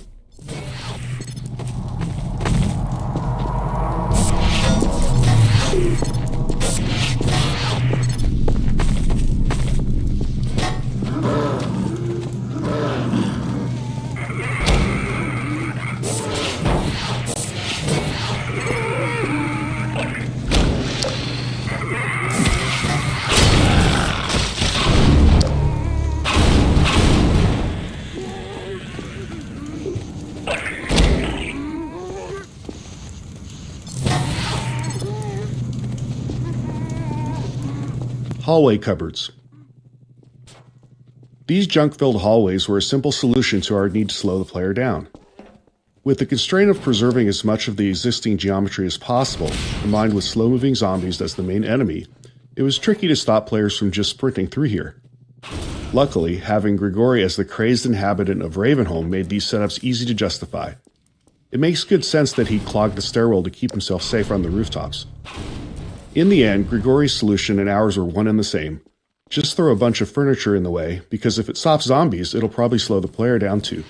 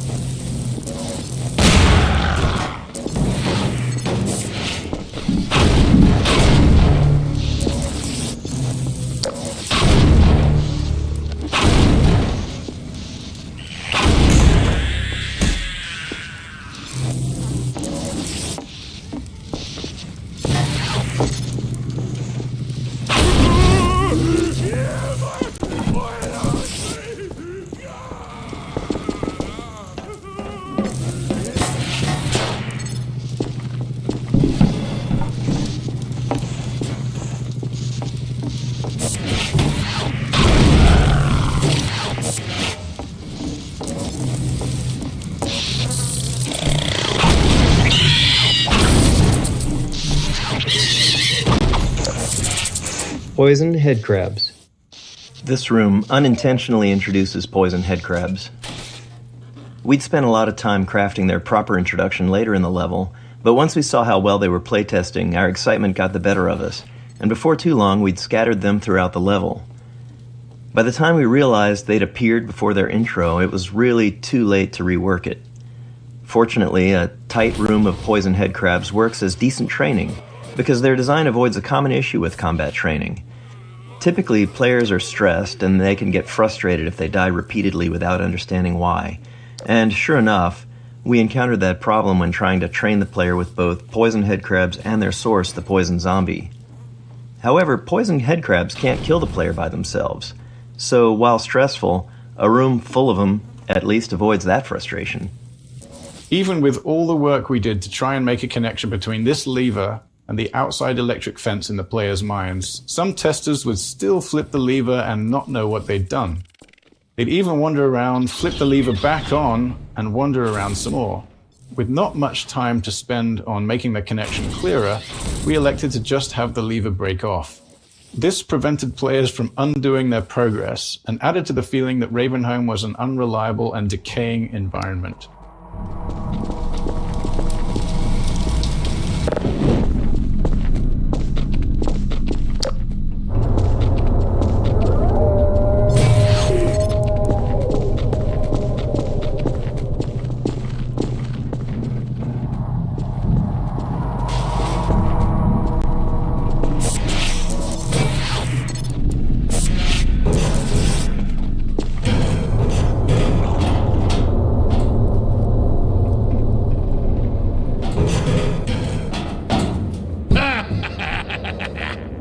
Well done, brother.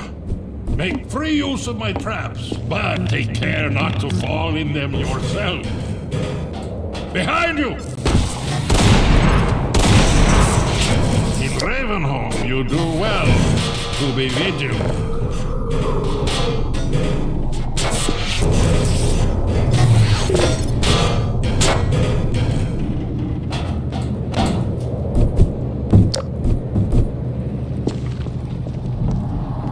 We all went to Ravenholm. When fans talk to us about Half-Life 2, Ravenholm is often the most remembered section. Thanks to its multiple development passes and the density of the material in it, more members of the team are represented in Ravenholm than anywhere else. It was where we figured out how to apply our artistic pipeline to the set pieces and mood we wanted, how physics and gameplay combined with the gravity gun, how headcrabs and zombies need to evolve for Half-Life 2, and much more. Looking back on it now, it reassures our belief in individual empowerment over centralized design. Ravenholm is dense, highly efficient in its gameplay and artistic execution, and the sum of many small contributions by individuals who understood how they could push it just a little further with their own unique capabilities. Car crushers. These car crushers required some adjustments and quite a bit of work to our physics damage system. There's always a challenge when big physics objects interact with non-player characters. For instance, if the physics can push the NPC, it might shove them somewhere they're not supposed to go, leaving them unable to recover. This isn't a big issue for something like a headcrab, which can just hop out of a tricky situation, but for something like a zombie, it could mean they get stuck and end up helpless, flailing away in whatever gap they manage to wedge themselves into, which kind of kills the survival horror mood we're going for here. Car crusher lifts. Getting the car crushers to lift the player was also tricky. See, the player is always being simulated by both the physics system and the game's movement system. Each time we update the player state, we compare the results from both systems and decide which one is right, then sync them up and repeat. This allows the two systems to influence each other. Like when the player stands on a seesaw, the physics lets the board give way, or when they stand on the car crusher, it lifts them up. While more complex, this dual system approach was easier to tune than trying to handle both physics and player movement in a single system. By keeping them separate, we could fine-tune the player movement system to feel good on its own, only reconciling the two when physics was affecting the player.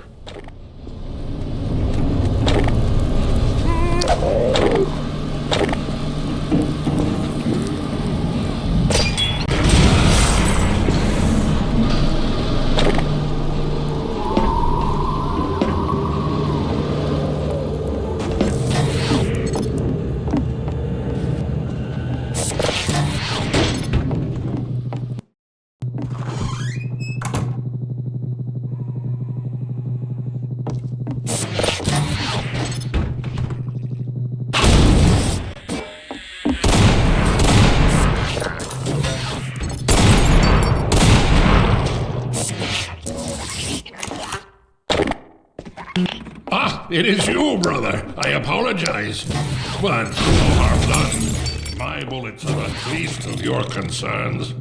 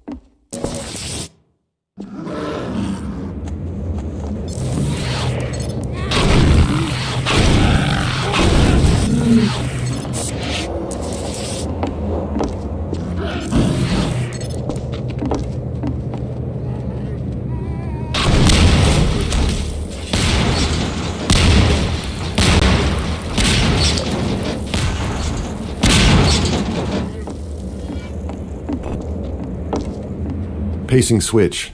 Now that the player's through the training section, we can start shifting the pacing from moody, claustrophobic spaces to more combat-focused action arenas. With the player familiar with the various physics tools in the environment, we can start mixing those into open spaces and just give the player the freedom to choose their approach.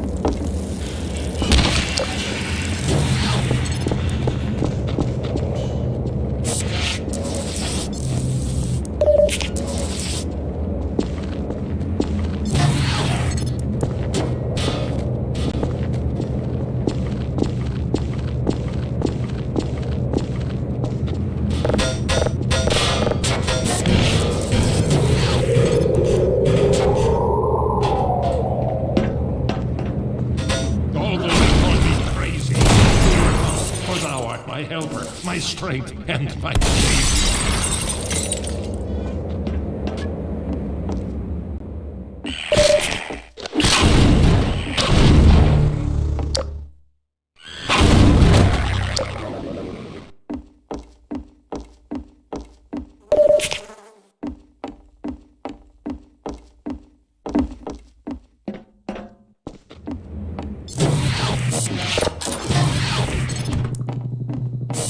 Tables and bodies. Towards the end of Ravenholm's production, with all the major pieces in place, we went through and tried to fill out every bit of empty space with something interesting. In doing so, we had to be careful to use what we already had and not create anything new, as we couldn't risk introducing more bugs. Often, as in this room, we were trying to add new moments of gameplay, while also adding more detail and storytelling to the area. Small scenes like this allow an attentive player to think about what they're seeing and what it might mean for what they'll encounter next.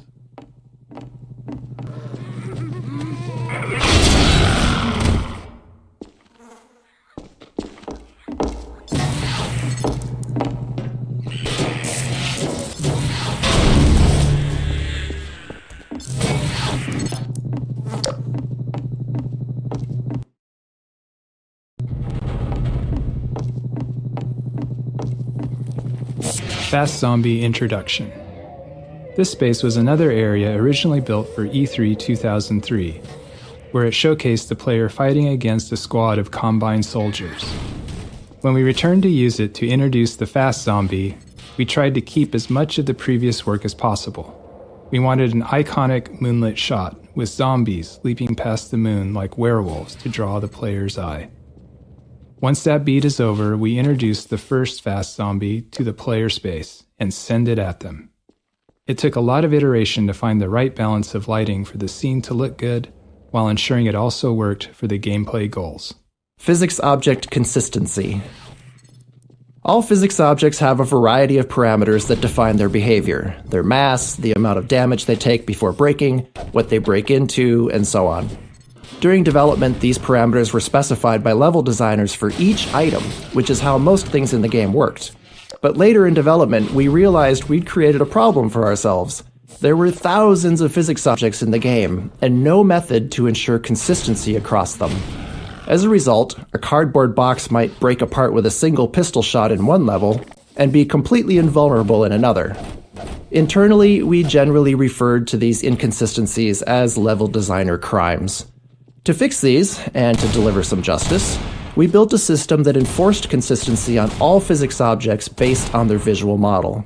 Since most of the game had already been built, we were forced to allow level designers to explicitly opt out of this system for rare edge cases where they needed to do something criminal to preserve what they'd designed.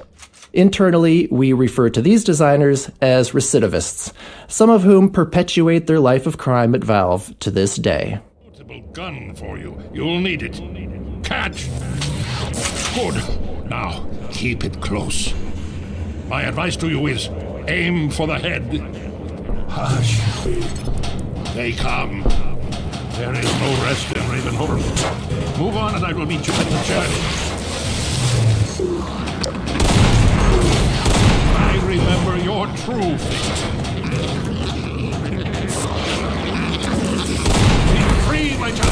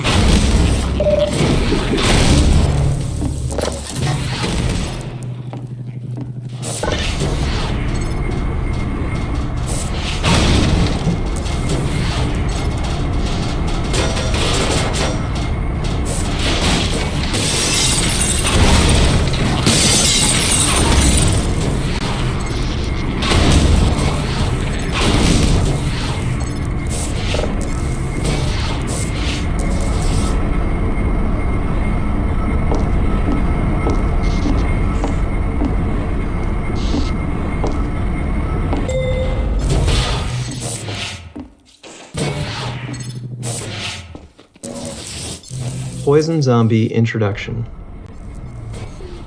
Constraining the player in a tight space while providing them with a view outward is a useful way to increase the chances that they'll notice something we want them to see.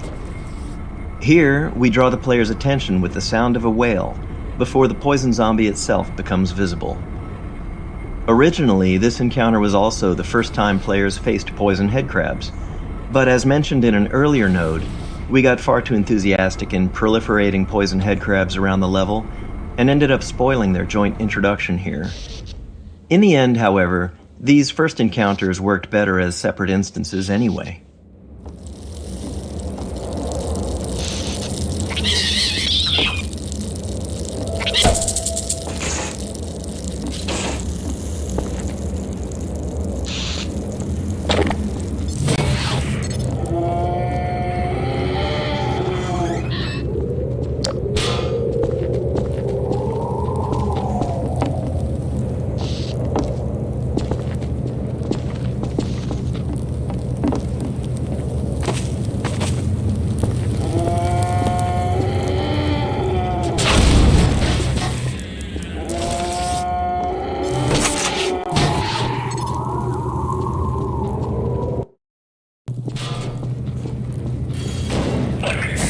Gamma correction. Our game engine has a rendering system that's responsible for taking the entire state of the game and calculating a color value for every pixel on your screen to represent that state. But code and software from other people are involved in the process of calculating those pixels as well. As an example, the software and hardware in your GPU and monitor. At one point during development, we were unhappy with how our characters looked. In particular, we thought that they looked waxy or sickly. Their skin was wrong. We spent some time tuning our lighting, but we just couldn't get both our characters and our world to look right. Luckily, we still had a fully featured software renderer, which allowed us to run the game without a GPU, because this was an era where many players still didn't have one. And looking at the game on that renderer, we noticed that our lighting didn't have the same problem. So we went through our code with a fine-tooth comb, trying to figure out where our rendering code was doing something wrong when it was working with a GPU. After failing to do so, we tried talking to the GPU manufacturers, asking them to double-check they weren't doing anything wrong with the pixel values we were passing them.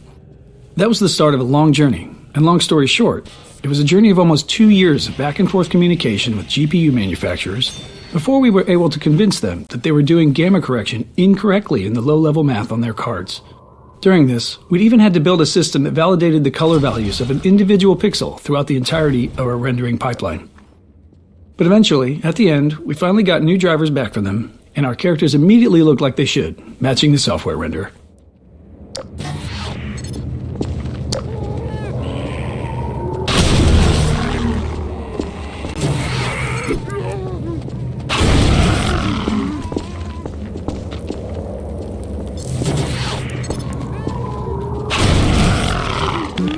At this point in Ravenholm, the player has learned all the gameplay elements available to them and can predict their interactions.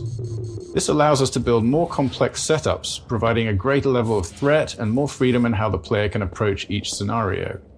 This arena is a deliberately entwined space that the player will need to explore, and we use that exploration time to slowly ramp up combat intensity.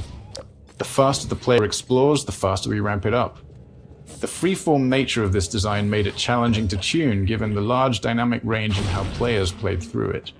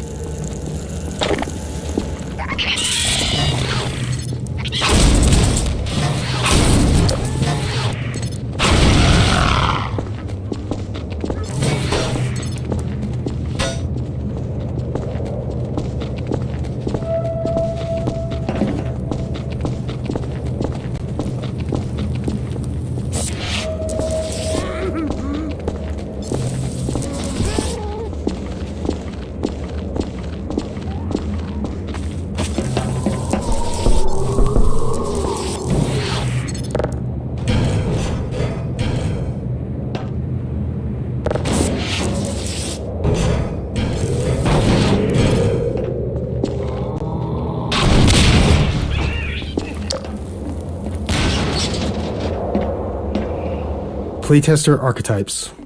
Iteration and regular playtest were the lifeblood of Half-Life 2's production. Every week, we'd quietly watch over the shoulder of a player going through the section we were working on, taking notes on what worked and what didn't. It was important for us to test with a wide range of skill levels to be sure that we weren't making decisions that only worked for some. Over time, we learned to choose specific types of playtesters based on the development stage we were at. Early on, we used experienced gamers, usually teammates, who could handle rough, unfinished areas and were good at explaining their thought process. For combat testing, we'd find players of all skill levels, especially those creative in their usage with the tools. Finally, as sections became more polished, we'd focus on beginners, people who didn't play games much or weren't familiar with first-person shooters.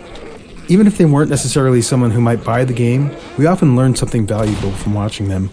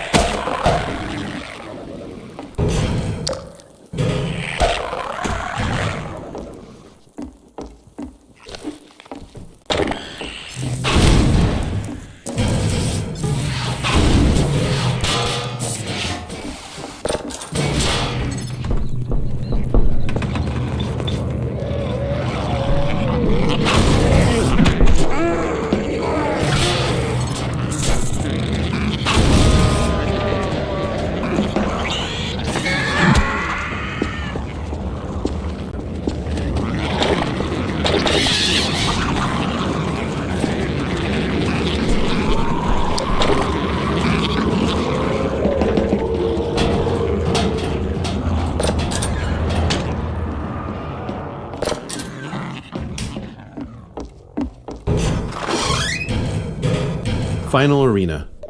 When we finished the first pass over Ravenholm, this rooftop was intended to be the culminating fight. Like other spaces in Ravenholm, it had begun life as a space purely focused on being an interesting visual location. We felt it was important that, as the player left Ravenholm, they had a moment to look back over the town they had just survived and get a glimpse of where they were headed next. Multiple gameplay groups took a shot at building a fight here, but the tight geometry and performance constraints meant we never really created a finale we were happy with. Not unlike the Half-Life saga itself, it seemed as if Ravenholm was destined to not have a real ending.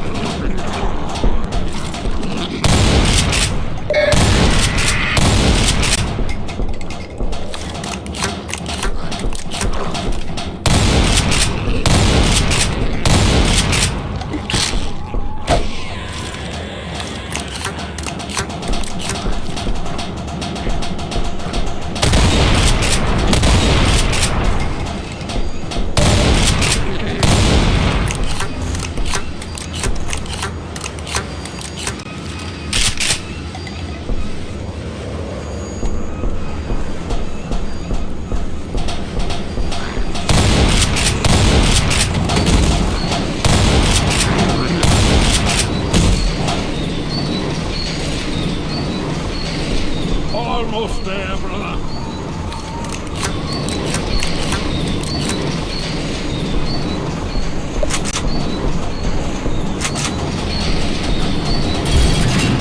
Oh, brother, step into the cart.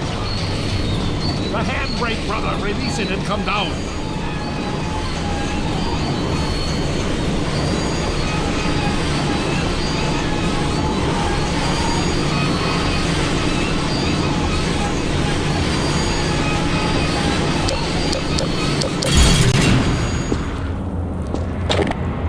Greetings, brother.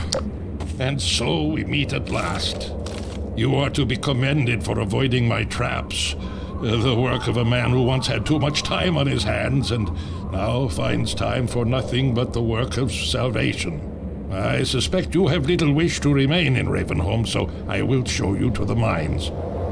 As for me, a shepherd must tend to his flock, especially when they have grown unruly. Follow me, brother, and tread lightly, for this is hallowed ground.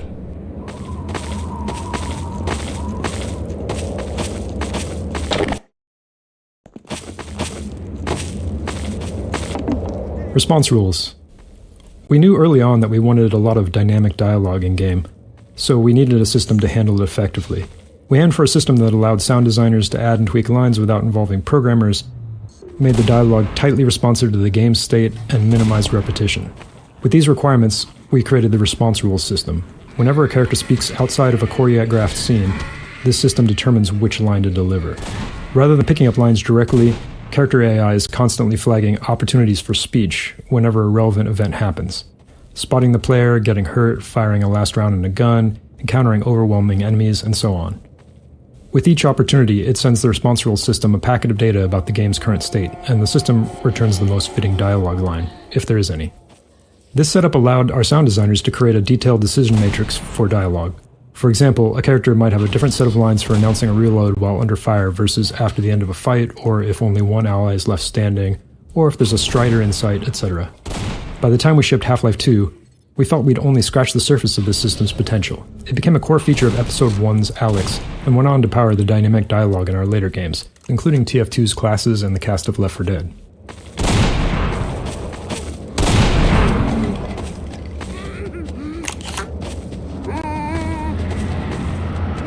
You meant no harm.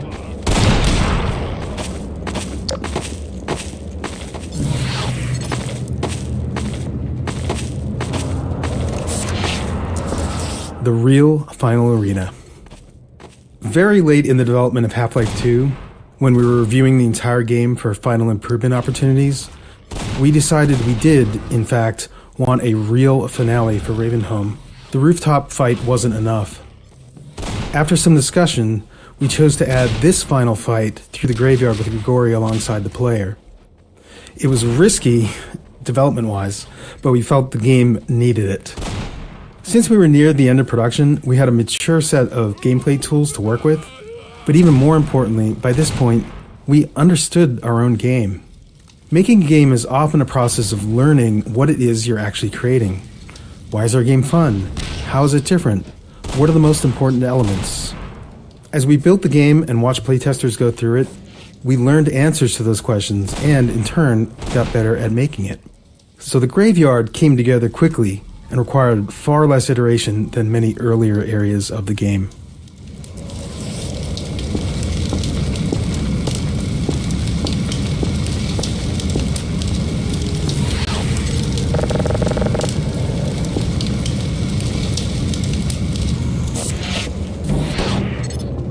Follow me. Quickly, brother.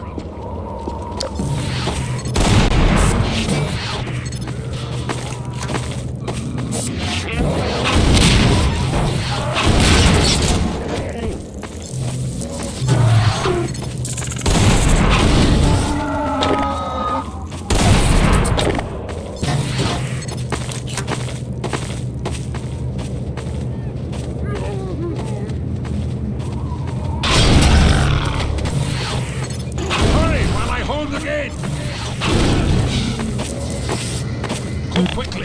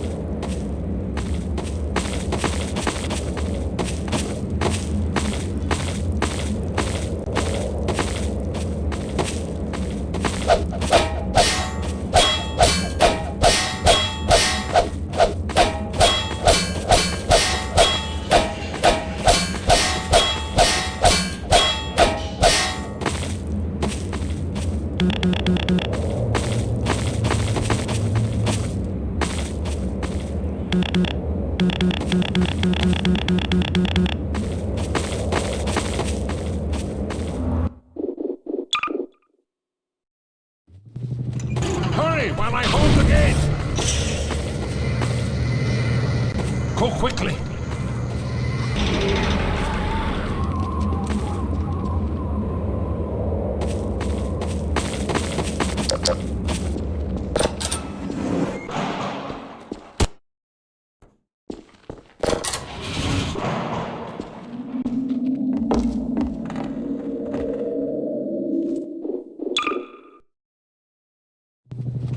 Hurry while I hold the gate!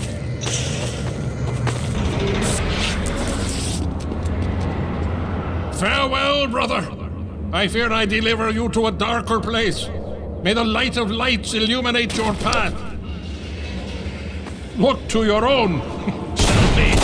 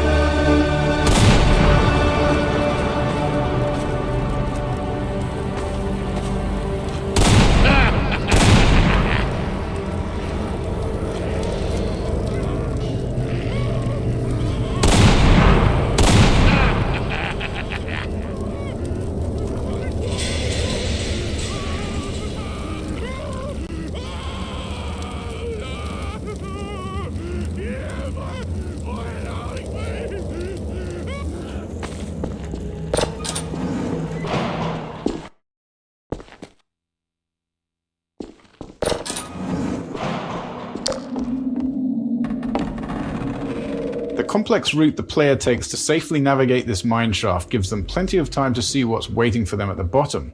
And surprise, it's head crabs. Honestly, it's often head crabs. But in this case, it's poison head crabs, which are fun by themselves, but a real riot when you add fast head crabs into the mix. These two guys make a great combination. Neither is particularly dangerous on its own, but together they're incredibly lethal. Once poisoned, a single hit from a fast head crab is enough to kill the player. And this is what biologists call symbiosis. At least that's what we think.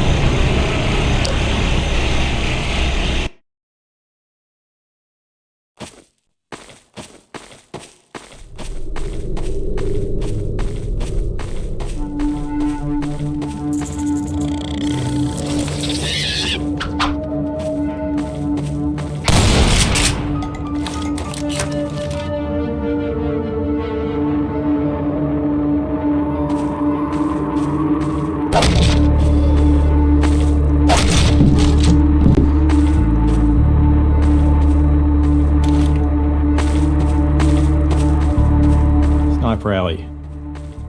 This section of game track was added late in development, after we moved Eli's lab and Ravenholm to come before Coast.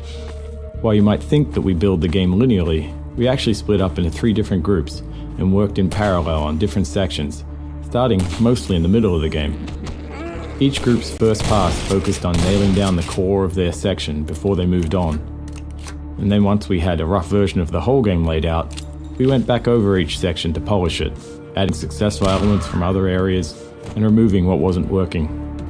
In some cases, such as in Ravenholm, entire sections were moved.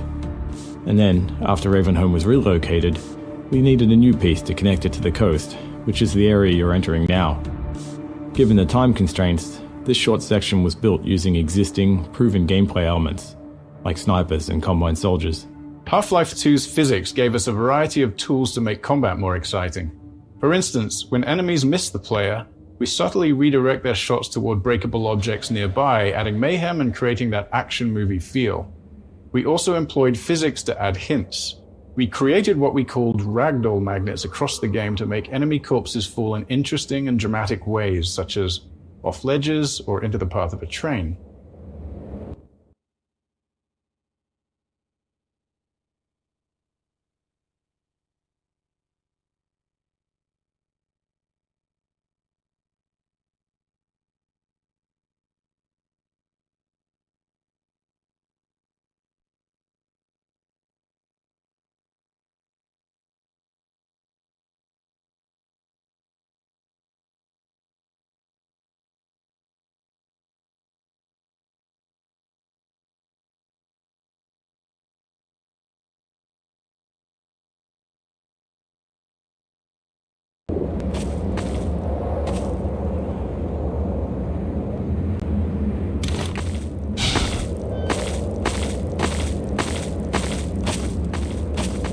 Snipers. The Half-Life 2 team was never very large, so we were always looking for ways to create new gameplay without high asset production costs. The sniper is a great example. It has no actual model, just a laser beam, so it required no art or animation support. When it dies, it simply spawns a Combine Soldier ragdoll and launches it out the window. Despite that simplicity, we got a lot of unique gameplay from it.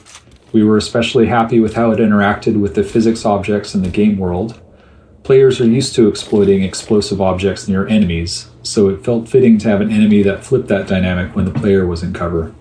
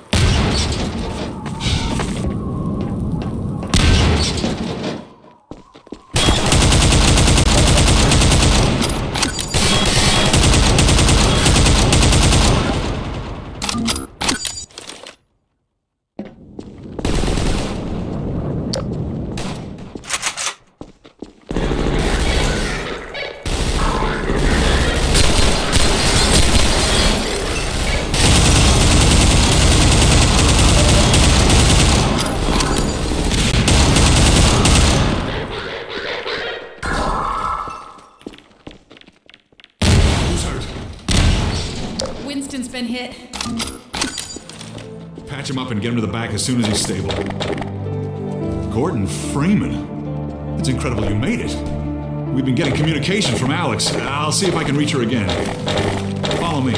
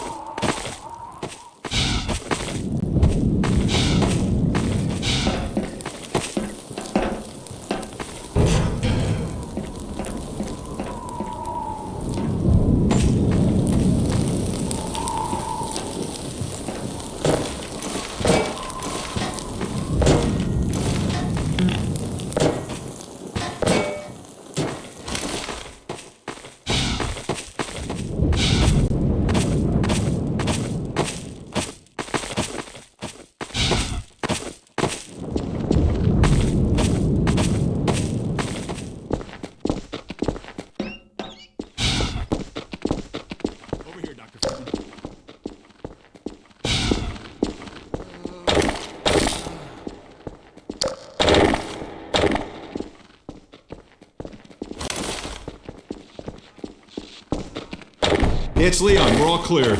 And I've got Gordon Freeman. Dr. Freeman, you're kidding. Look, I've been on the line with Alex. Her father's been captured. Over here, Dr. Freeman. The Eli Vance is indispensable for the liberation. Coast kickoff.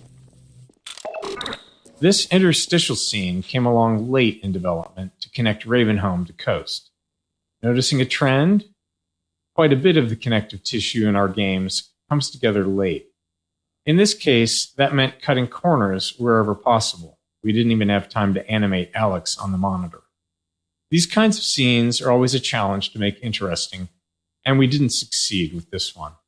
It's a good example of what happens when NPCs are treated like signposts without adding character to them or the scene. The result is a forgettable moment where the game's seams show. But that's the nature of development. You only have so much time, and you have to decide where to spend it. Kleiner's lab and Eli's lab were much more important, so that's where we focused our efforts. Hold on a sec. Norco, bring the buggy out. Put it on the dock right now. Gordon Freeman will be driving it. Will do. I just finished mounting an ammo crate on the back. Good timing. Okay, Alex, we're all set. Thanks, Leon. Gordon, I haven't driven the coast in over a year, but I have no reason to think it's gotten any safer. Meet me in the depot where the trains unload. Take care of yourself, and I'll see you in Nova Prospect. Bye for now. Bye, Alex. Okay, Doc, before you hit the road, you might want to grab some med kits, restock on ammo, maybe check the map, see where you're headed. There's an ammo supply crate on the back of the car, if that's any comfort. Stay with the car, make use of the thumpers. You'll stand a fair chance against the antlions. I'll radio ahead to let the next base know you're coming. Shore point to NLO.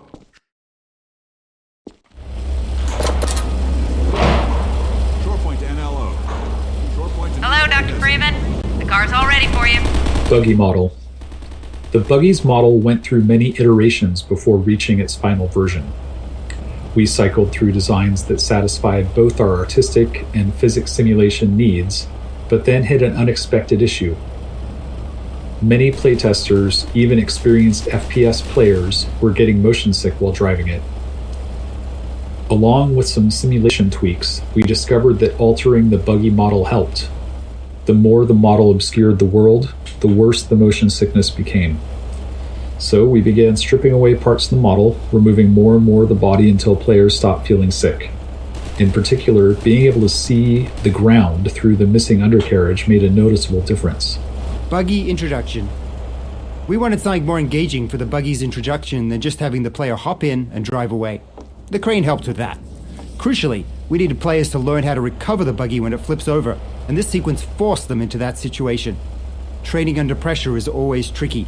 We wanted to emphasize the antlion infestation as the reason to stay inside the buggy. So we kept the antlion threat active and provided a couple of citizens on mounted guns for support. A small bonus, players also get the experience of being lifted by the crane just before they'll get to operate one.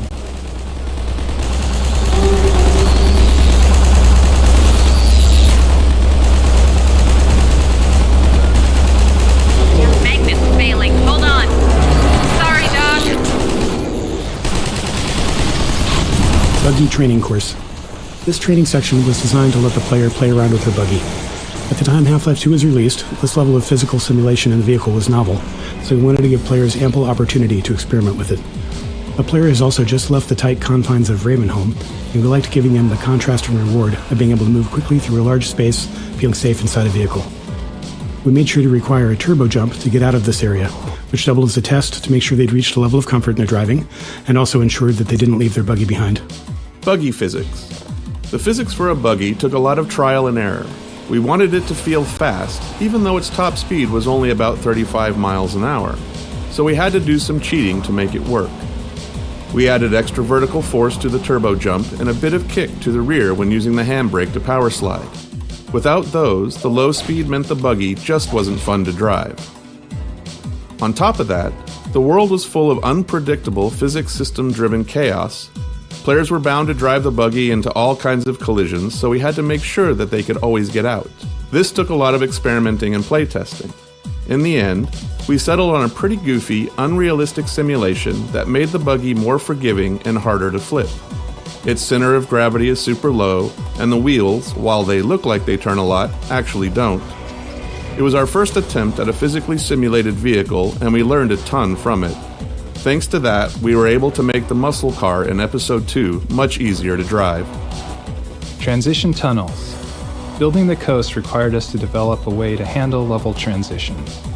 To move from one level to another, we need to save everything in the transition space as the player leaves the first level and restored in the next level after loading. Critically, we also have to save and restore everything visible to the player in the transition area, even if it lies outside the space itself. For this reason, we aim to keep transition spaces as small and enclosed as possible. In most of the game, a small room works well for this purpose, but on the coast, we needed a different solution. After some experimentation, we settled on dark tunnels. Besides being reusable in a believable way, the tunnels allowed us to add a bright light flare at the end to mask the fact that we can't render what's ahead of the player, because it exists in an entirely different level.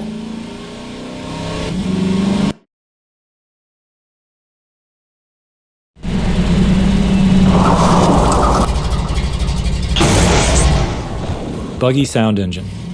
The audio for the buggy was challenging because we wanted it to feel like a really powerful vehicle that's driving along at super high speed, even though the maps aren't really big enough to support that, and the buggy doesn't really leave first gear, and it has a top speed of maybe 35 miles an hour. Now, in our defense, 35 miles an hour is still pretty fast, especially back in 2004. In addition to the speed, the driving inputs are really simple. So with the keyboard as your target input device, the player's controls are basically binary. So the buggy's either accelerating or not accelerating, it's turning fully in one direction or not. So essentially, we need to create all this audio complexity to represent a simulation where the complexity doesn't actually exist. So we build a fake engine for the buggy's audio. It's got its own transmission, and we combine the player's inputs with data from the physics simulation. We measure the torque on each simulated wheel, whether it's spinning or making contact, and we create a set of looping sounds and then carefully blend between them as the fake engine shifts gears in response to the wheel data. And we just basically kept trying different things. We added more complexity. We did some fine-tuning until the buggy just feels more fun and sort of rewards you for that feeling of going fast. And most players, they don't really comment on it other than saying the buggy sounds good. And to us, that's the success, given the amount of craziness that was going on under the hood.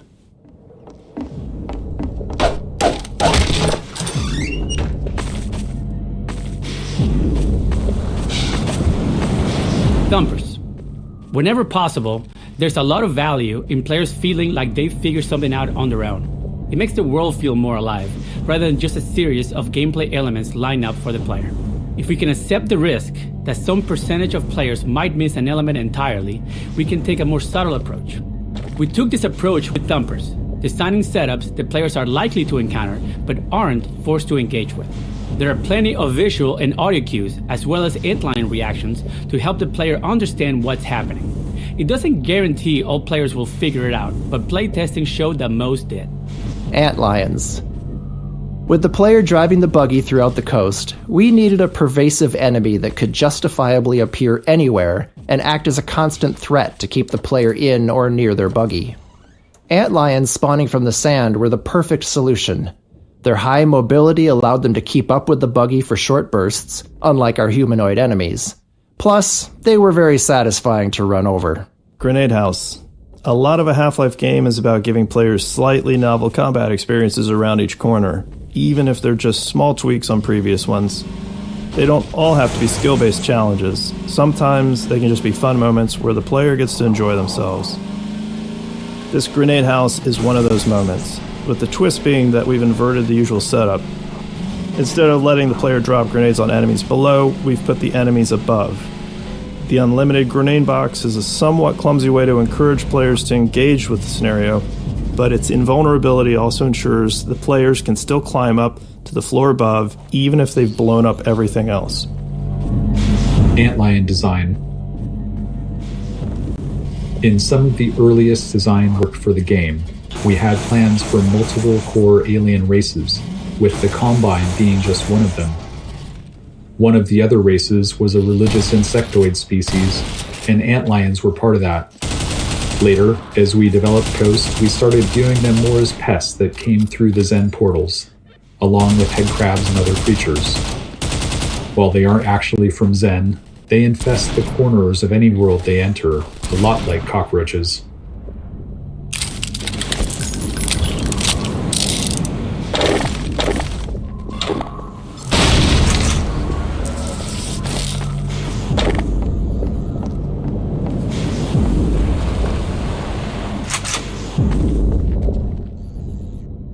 Buggy birds.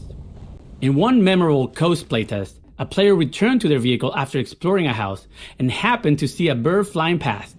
They yelled at the bird, telling it to stay away from their buggy, complaining that birds often foul up their cars in real life. In our post-playtest discussion, we realized that this was the first time we'd had objects separate from the player that the player actually cared about. We saw it as an opportunity to explore, so we built a system to deliver the moment that playtesters feared. When the player leaves their buggy alone for a while and is out of sight, we spawn a seagull at a random location on the vehicle frame. As time goes on, the seagull spawns poop decals on the car body beneath it, and continues until the player returns, at which point it flies away. Naturally, playtesters wanted to be able to clean their vehicle, so we added the ability to wash the car by driving it into shallow water. It was late enough in development that we already had the tech for all of this, so the feature was quick to implement. It's one of those cases where we know only a small percentage of players will discover it. But if we can implement these kind of details efficiently and have enough of them, most players will encounter at least one. Open world loot. The openness of Coast introduced a new problem for us in how we distributed item rewards. In a Half-Life game, we typically reward players for exploring. If you see the way forward but notice something off to the side, there's probably something useful if you take the time to search. When we first started playtesting our Coast maps, we tucked rewards away in the corners of the outdoor areas.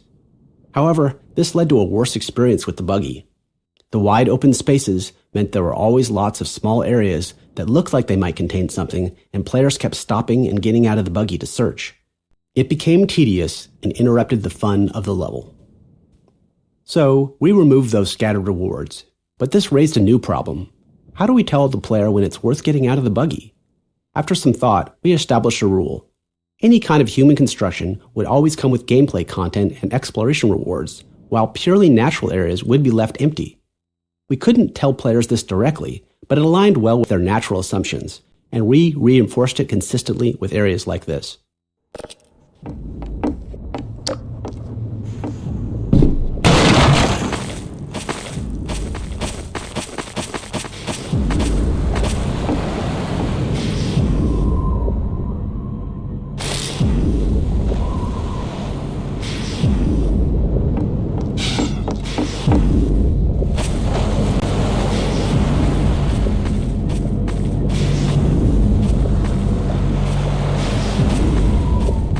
Buggy sound design.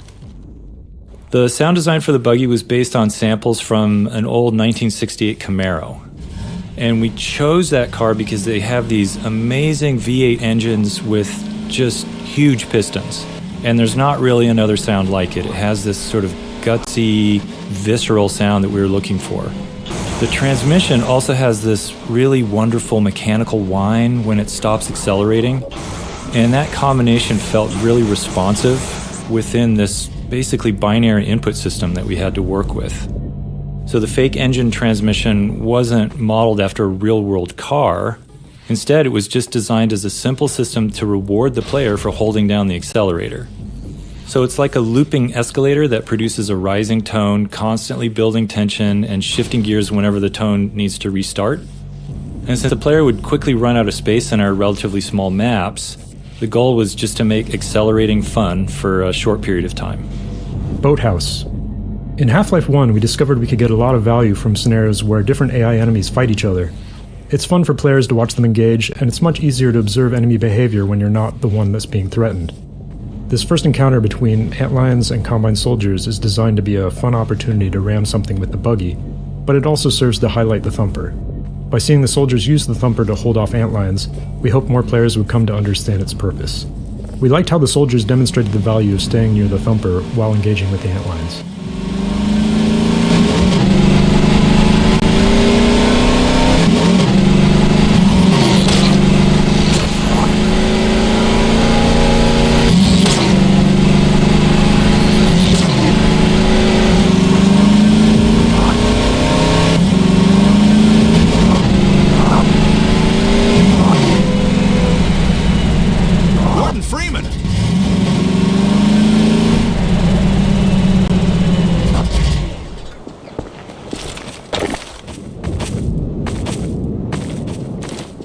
Get in the basement. We're expecting gunships at any moment.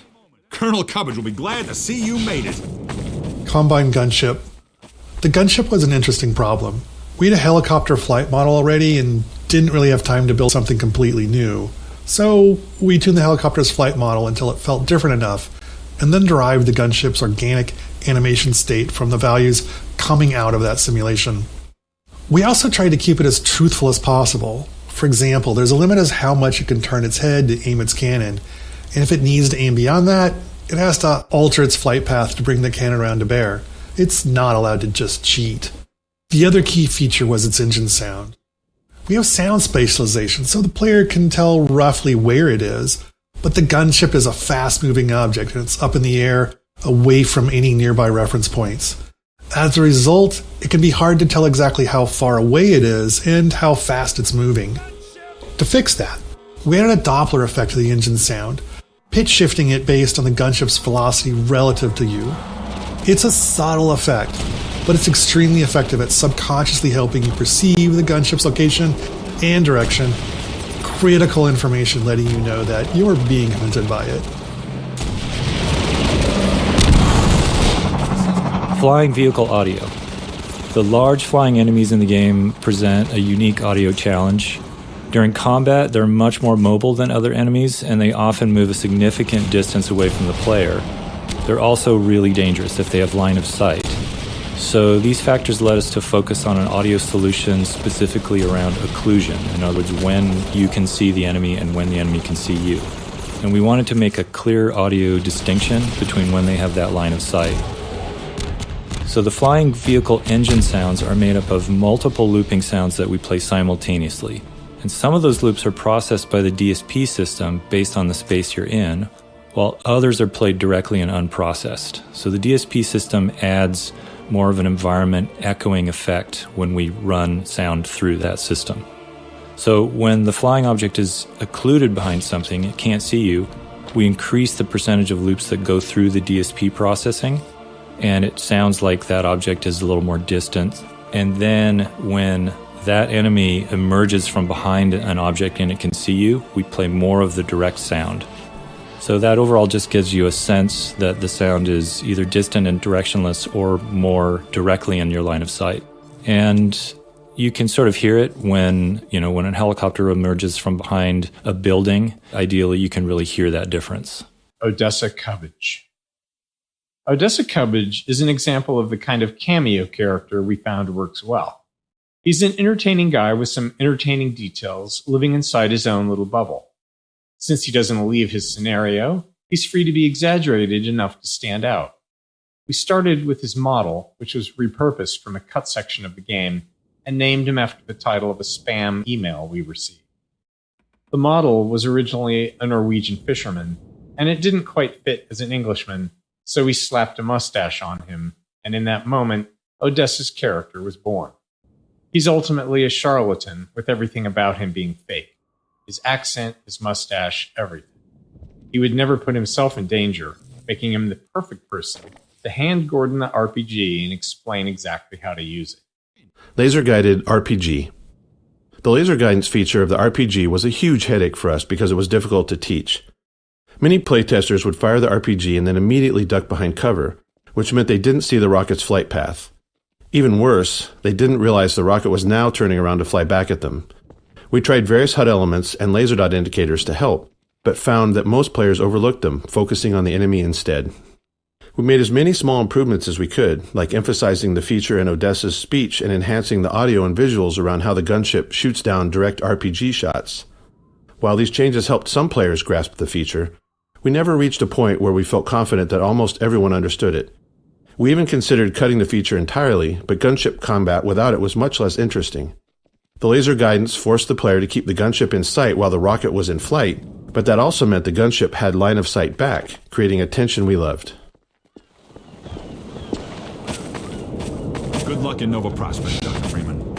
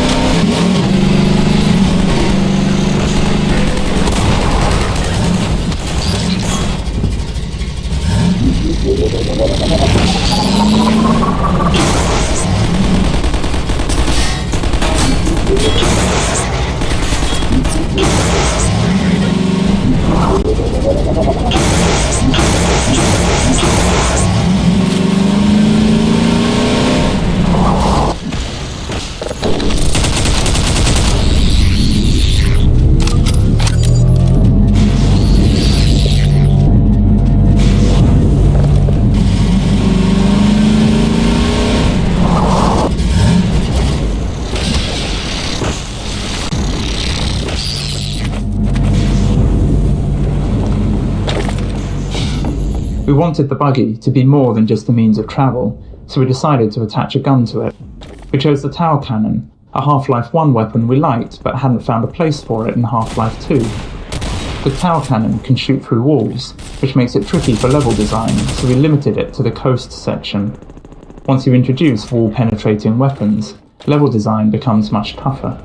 Furthermore, we mounted an ammunition crate on the back of the buggy, giving the player unlimited SMG ammo throughout coast. This was especially helpful for playtesters who struggled with the infinite antlions spawning from the sand.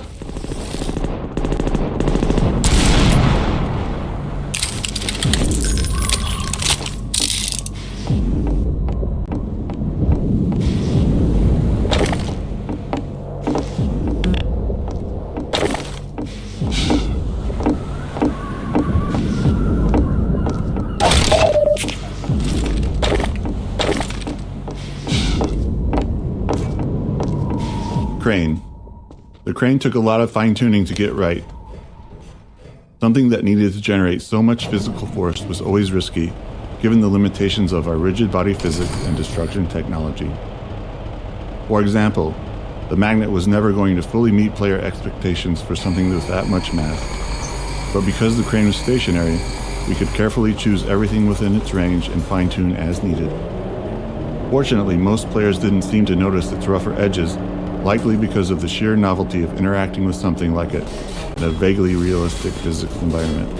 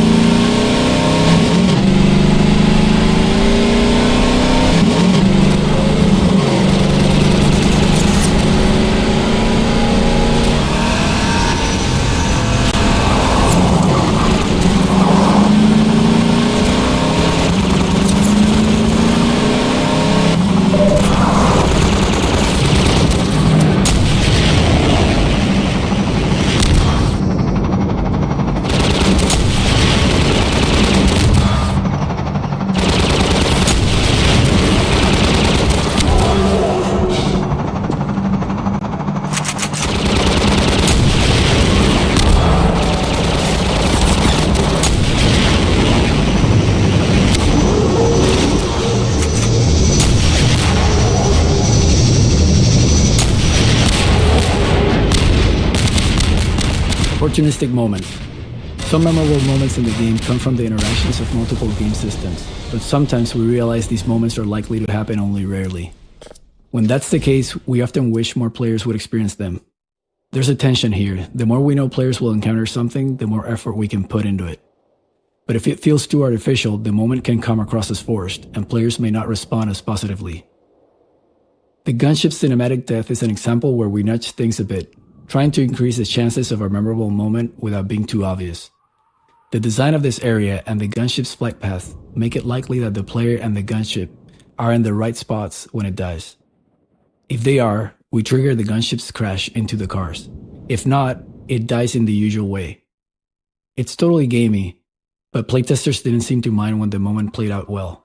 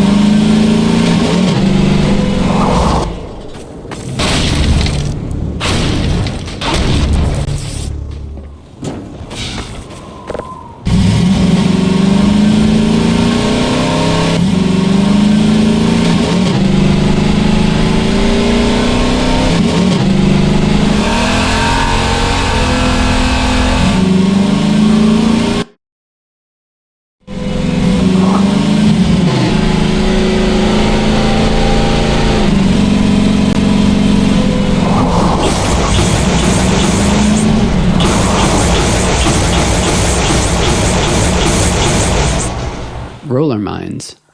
Roller mines were created to fill the need for an enemy that could threaten players while driving the buggy. Since the player in the buggy was essentially a fully physically simulated entity, we thought it would be interesting to also have a physically simulated enemy. The manhack had already shown us how this approach could lead to an enemy with lots of interesting interactions with the world. So we built the roller mine, a ball whose movement is entirely driven by generating torque on itself, and iterated on its behavior until it was fun to drive against. Roller mines aren't particularly dangerous to the buggy, but if you let them stack up, they can become a problem, especially near a cliffside. We also made sure they worked well when the player is on foot, allowing level designers to get a few extra encounters out of them.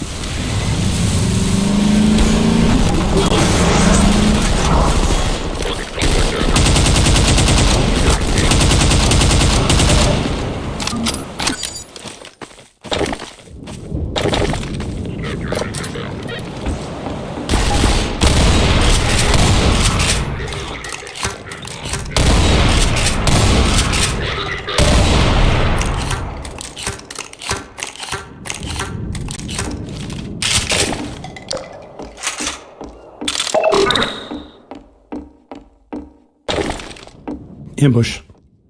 One of the general challenges of a Half-Life style FPS is that the player is constantly moving forward into spaces they don't know. This means that when they find themselves in combat, they're in unfamiliar areas with no knowledge of how to approach the fight. We use many different methods to help the player with this problem, and this ambush is one example. Upon arrival, the player fights a group of Combine among these houses. During the fight and the exploration afterward, the player has the chance to learn the arena layout. Then, when the player explores up into this attic, we spawn a second wave of Combine. In that second fight, the player now has the advantage of knowing the layout, allowing them to make more tactical decisions in defending against the ambushers.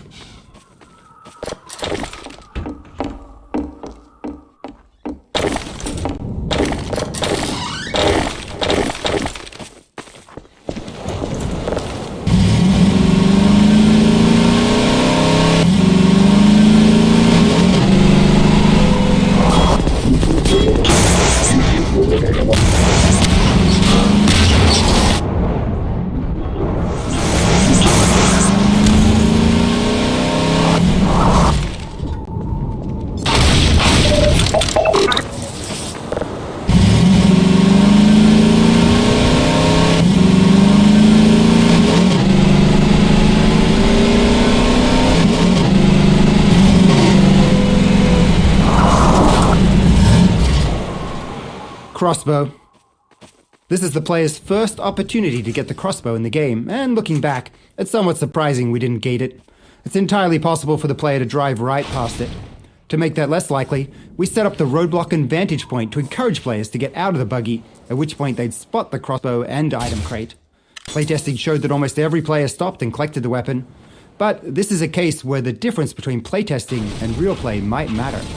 A playtester who's been playing since the start of Coast may not be as fatigued with exploration as someone who's been playing from the very beginning of the game. So, we placed another crossbow a few levels ahead, directly on the player's path in Nova Prospect.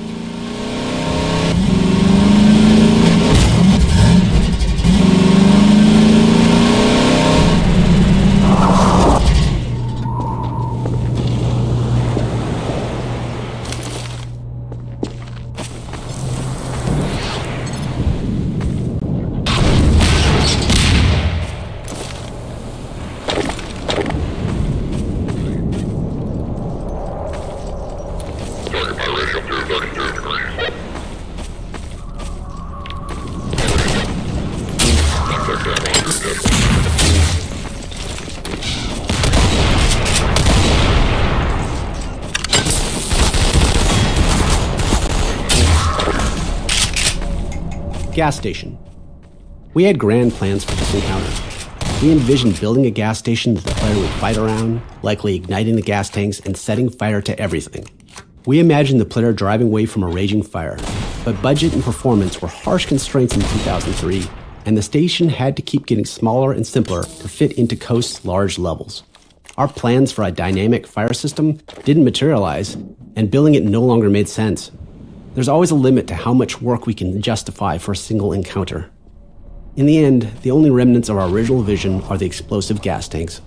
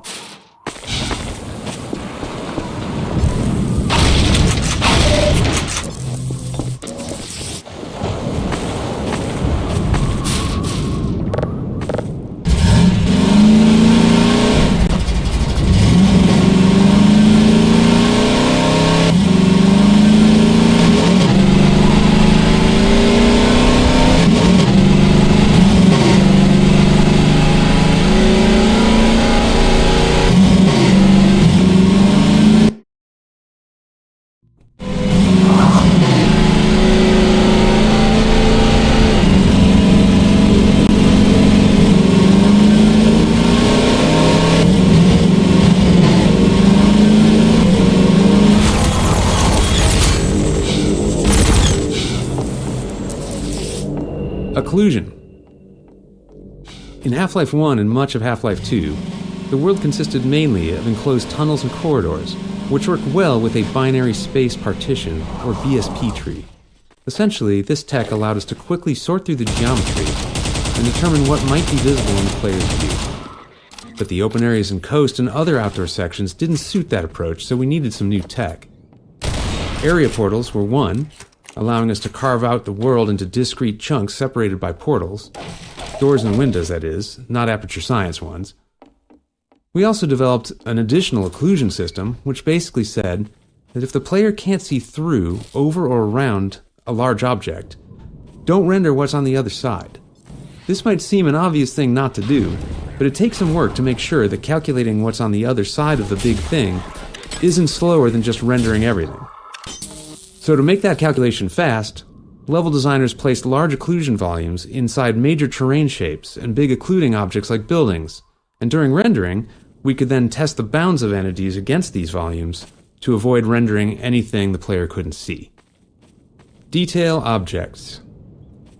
Once we had outdoor sections running, it was clear they needed some form of high-frequency detail, So we added small foliage elements, like grass and shrubs, across the displacement terrain. But we knew we couldn't afford, which is to say we didn't have the time, to hand place them all. So we built the detail object system, which generates small foliage elements automatically based on the displacement material. Each material specifies the type of foliage to place, along with a set of parameters. At map compile time, the system calculates random points on the surface and selects foliage to place there.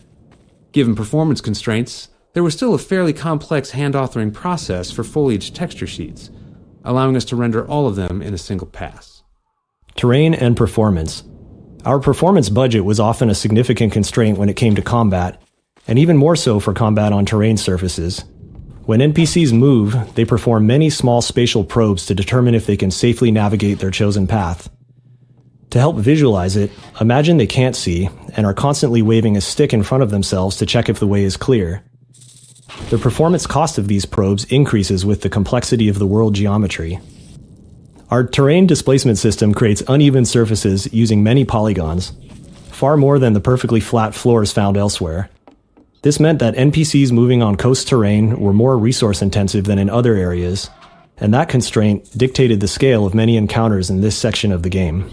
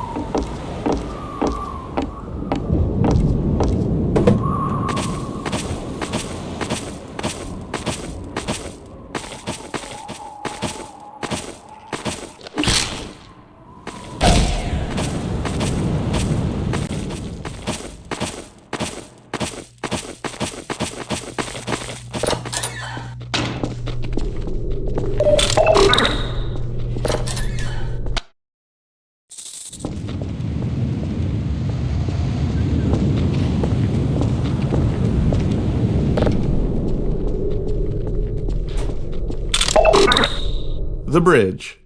This bridge section was inspired by the Deception Pass Bridge, just up the road from Valve's office. We initially built this section as a pure navigation puzzle, gradually layering more gameplay into it. It also became the primary test case for our players' edge friction. In our movement system, we subtly increase friction on the player's deceleration as they approach the edge of a surface. Players have never noticed it, likely because it aligns naturally with their goal of stopping at the edge to look down, matching human tendency to move more slowly and carefully near a drop. But it's a critical feature for this part of the game. We know this because at one point during development, we accidentally broke it, and suddenly all of our playtesters started repeatedly falling to their deaths. Bridge playtesting. The bridge section was always a high point in playtests, with testers consistently having strong reactions to it. The tension they felt while slowly making their way over the girders was visible in their movements. Over time, we layered more challenges into the traversal, and playtests only became more entertaining to watch. From the train rumbling across the bridge and shaking the player, to a surprise headcrab in a shack that seemed like a safe haven midway through, we did feel a little guilty relishing the playtesters' visible stress, but we weren't total monsters. After players made it across the bridge, they'd breathe a sigh of relief, disable the Combine shield, and then realize they had to return across the underside. Concerned they might be bored on the second trip, we decided to add a gunship to keep them company out on the girders. Bridge gunship. We were particularly happy with the gunship fight, despite it being tricky to set up given the level geometry. Being on the underside of the bridge allowed the gunship to move fully around the player, using all 3 dimensions to position itself above and below at different moments. The girders provide plenty of high-frequency cover, creating opportunities for the gunship's fire to produce a fun and dynamic visual and audio display.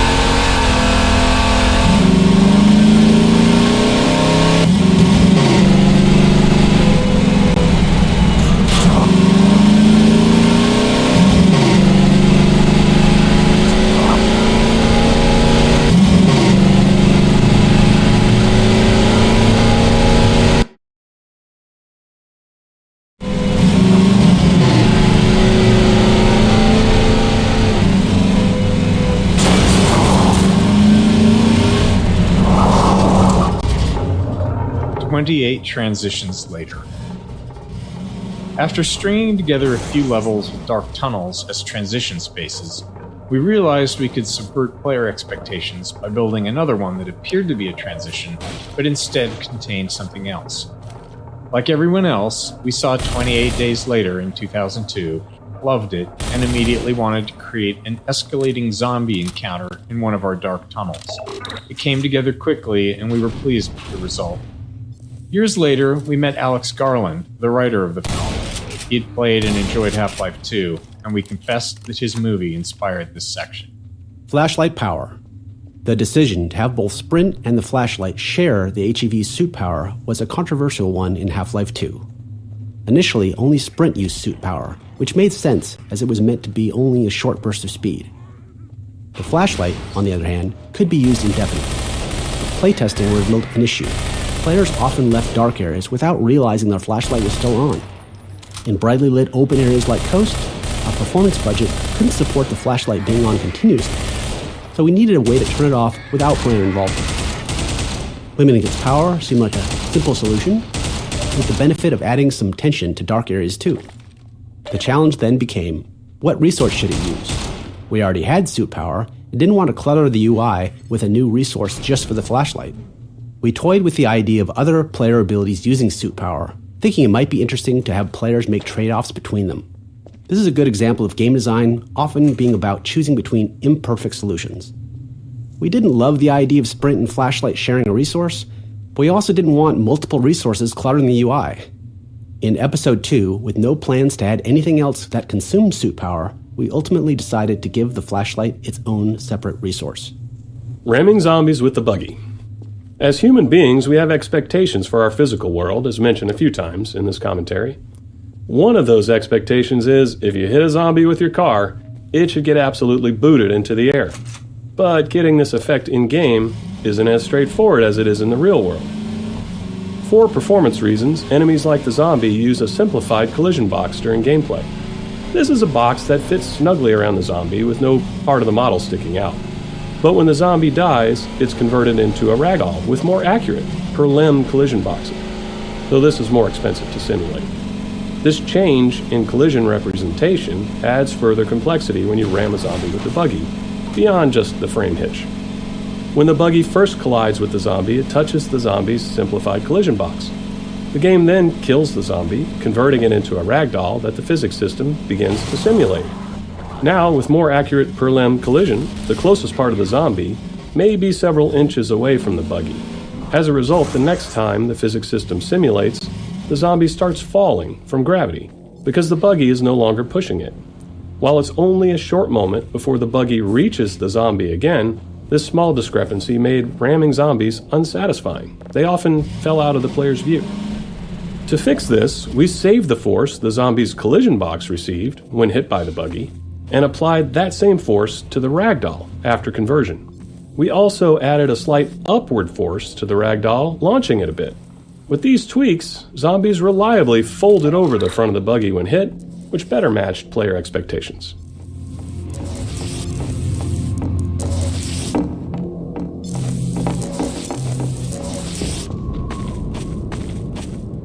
D2, Coast 9. Late in Coast development, we reached a point where our game code was far enough ahead of our level design that our gameplay programmers were looking for more code to write and new tasks that could help Half-Life 2 ship. This was largely due to the demands of Coast levels, which placed a heavy burden on our level designers with their sheer scale and extensive terrain usage. As a result, our gameplay programmers began designing smaller scale encounters. Later, when our level designers caught up, they created this level by stitching together 3 separate encounters from the programmers and performing all the necessary finishing work to prepare it for release.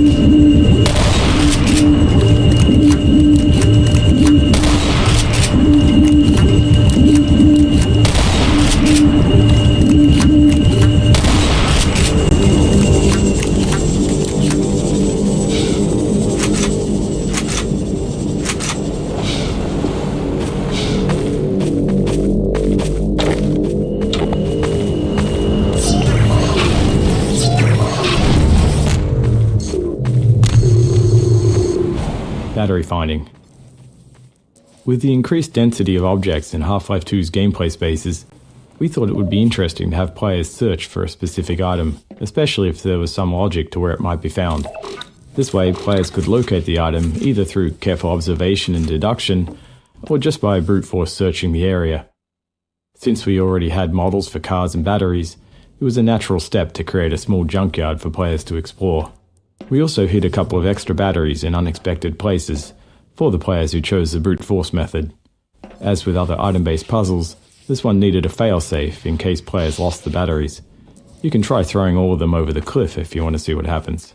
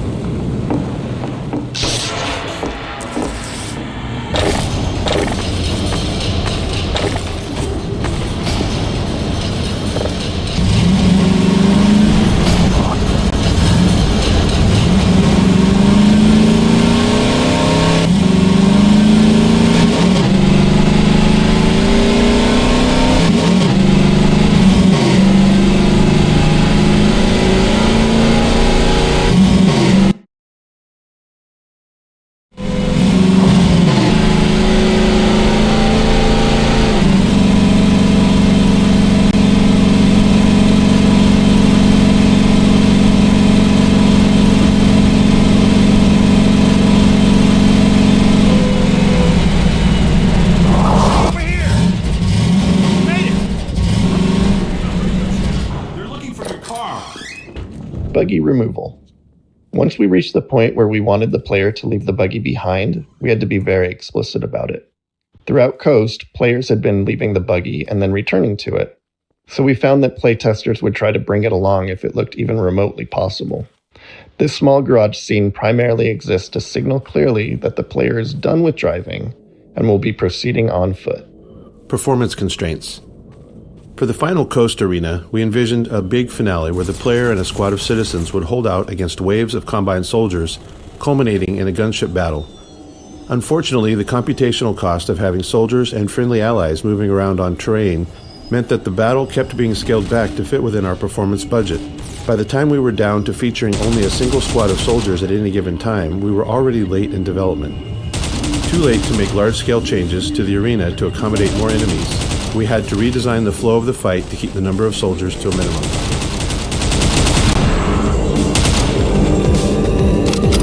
Dropship deployment.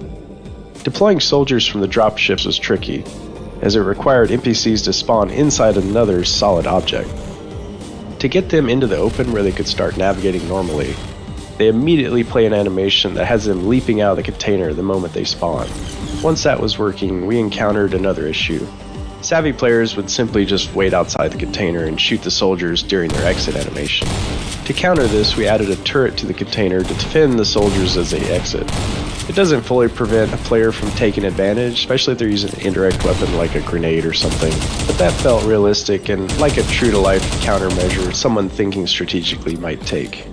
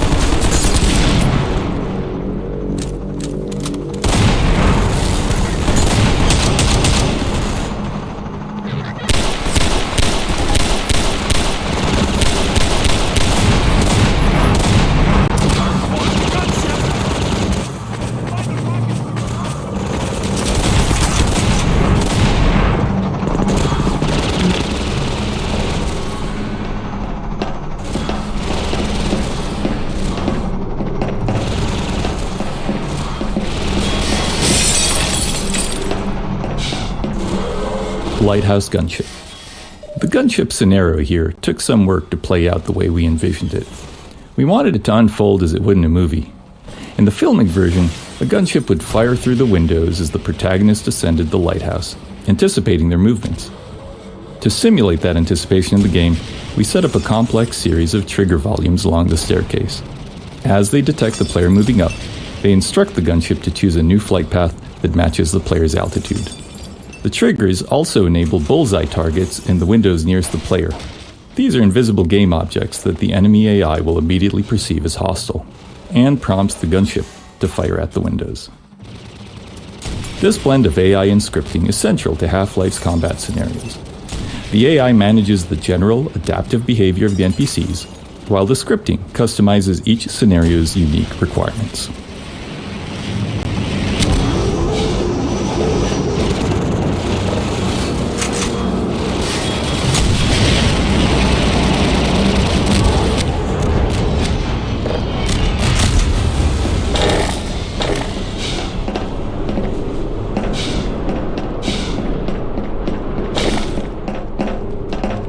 This way, Dr. Freeman. We'll take the cliff path before another gunship finds us.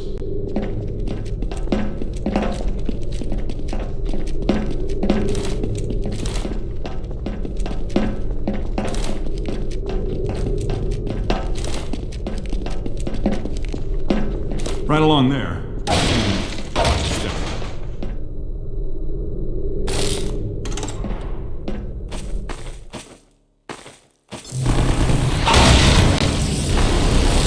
Buggy theft. As we built the end of Coast, we decided to have the Combine steal the player's buggy.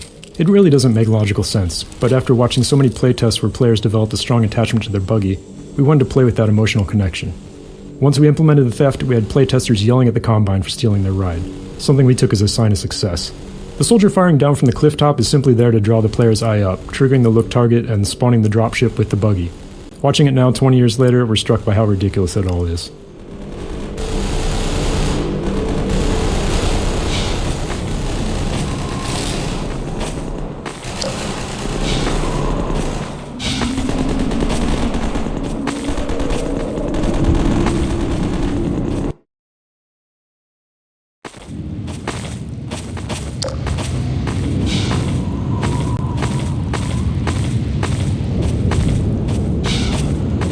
Finest mind of his generation.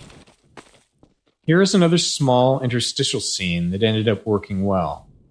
The only requirement for this moment was to teach the player to stay off the sand. With prior scenes, we were still focused on simply making them functional. But by the time we got to this one, we were becoming more comfortable and started enjoying the process of putting extra thought into these moments. In doing so, we pushed the characters beyond being mere signposts, creating something more interesting and entertaining. After release, Laszlo went on to develop a larger-than-life following, reminding us how hard it is to predict what players will hold on to.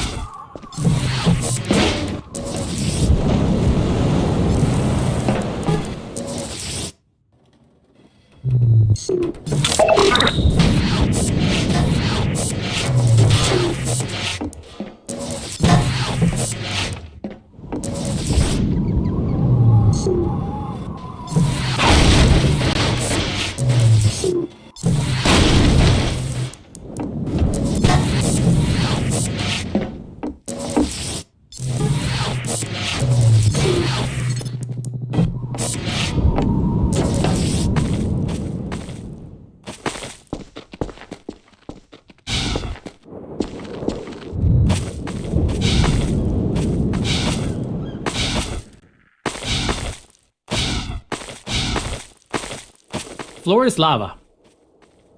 Building gameplay around broadly understood concepts like the floor is lava made training it easy. We liked how our physics system allowed for a high degree of creative freedom in how players chose to tackle it. Some build walkways out of many objects, while others focus on using just their two favorite sheets of metal. Some carefully follow the path up in the rocks, concerned about falling, while others move directly towards the exit, perch on objects just above the sand. Playstyles vary. Some players consider it a failure if they summon antlions, reloading immediately, while others enjoy scrambling back up on the rocks to recover. We also like that it functions as a navigation puzzle, but could be turned into an arena if players prefer. Some just jump onto the sand and fought their way to the end.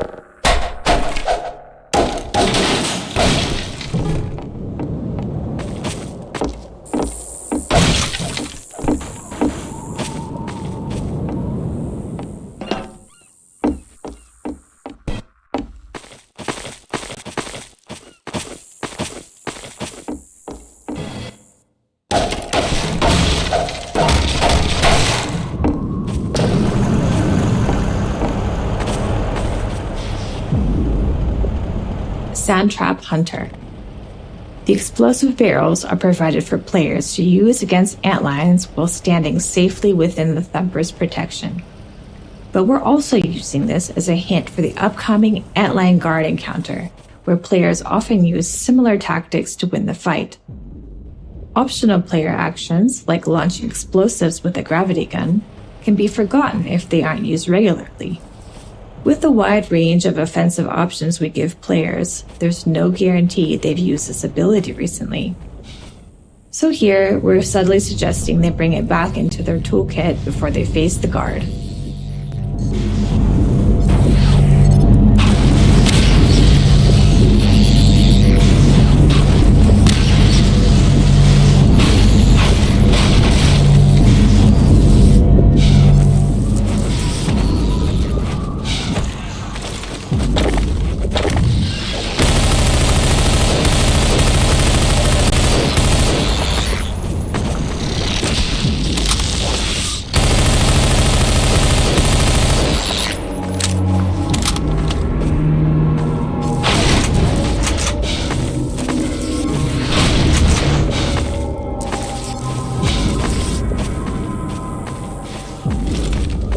Vortigaunt Extraction. This arena presented some tricky design problems for a couple reasons. First, the guard is a melee-only enemy, so we couldn't allow the player to reach areas where the guard couldn't follow. We did experiment with a few ranged attacks, but didn't like the result. Its goose-spitting attack, for instance, ended up looking ridiculous. The only non-melee attack that survived was its ability to bash physics objects at the player, but this required objects to be in range, which isn't always guaranteed. The second challenge was ensuring that no matter where the guard dies, the Vortigaunt can reach its corpse. This was essential as the game can't proceed if the Vortigaunt is unable to extract the bug bait.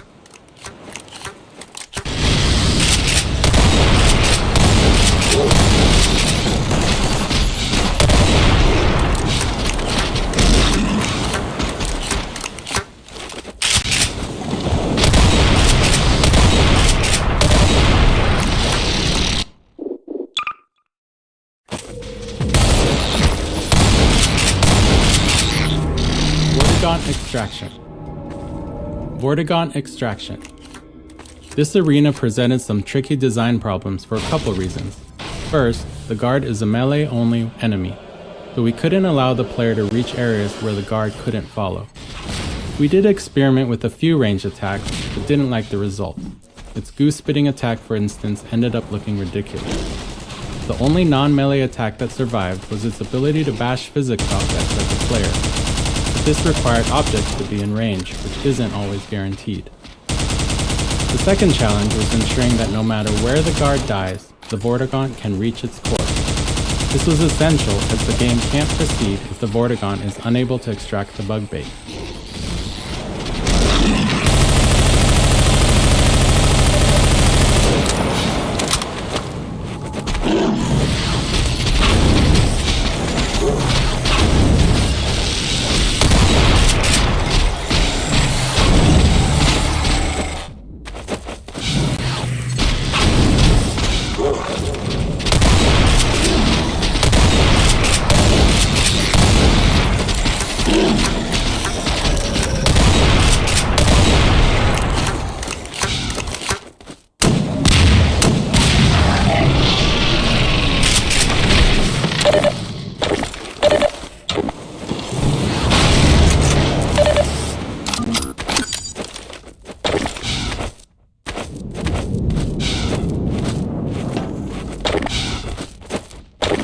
Freeman must follow.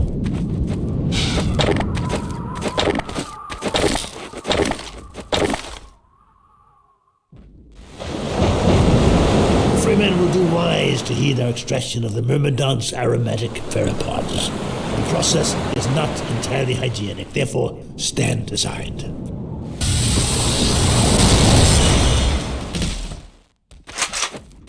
The Freeman will have need of these pheropods on the paths ahead. Gather them now. In rare cases, players could find themselves unable to kill the antlion guard in this arena. This would happen if they ran out of ammo, or had misused all of the available physics objects, leaving nothing to launch with the gravity gun. To address this, we added a citizen on the mounted turret above the gate as a failsafe, allowing the player to rely on a citizen to kill the guard.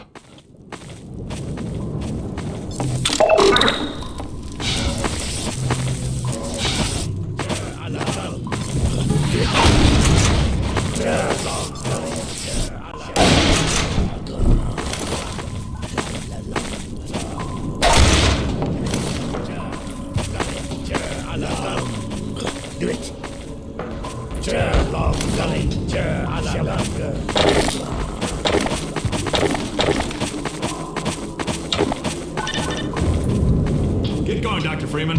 Nova Prospect is just ahead. One man alone wouldn't stand much chance going in there. But a man with a pack of antlions, well, that's a different story. The Freeman honors us by his presence. Follow Freeman. Bug bait training. This clumsy bug bait training is where we landed, having run out of time, but needing players to understand the tool for Nova Prospect's design to work. Generally, we aim to add enough flavor and context to training so it doesn't feel like training. It feels like a natural part of discovering something new. Here, though, we didn't quite manage that. As obvious as it may seem, bug bait wasn't something players intuitively grasped. We're well into the game now, so players have plenty of experience dealing with enemies.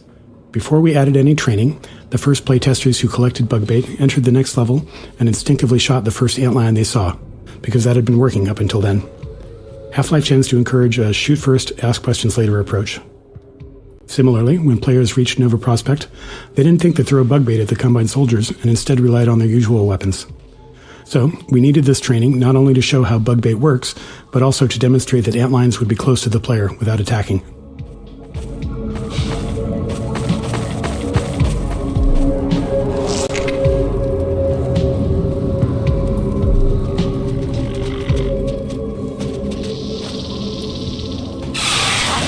Attend well.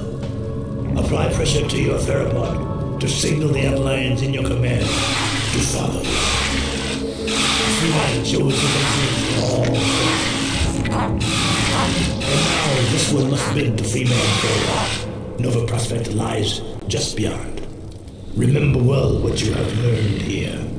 The Eli Vance has greatest confidence in you.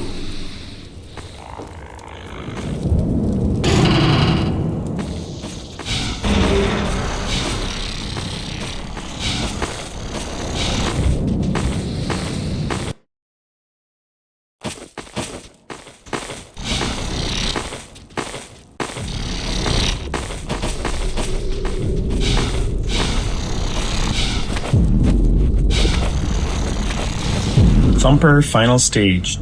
We liked the final stage of Thumpers, where their purpose is inverted. Now, instead of serving as a tool for safety, they act as a blocker for the player's antlion army. However, we probably should have incorporated more thorough Thumper training before this point. While it was acceptable for players to only partially understand Thumpers in the earlier coast levels, the stakes are higher now because players are also trying out bug bait for the first time.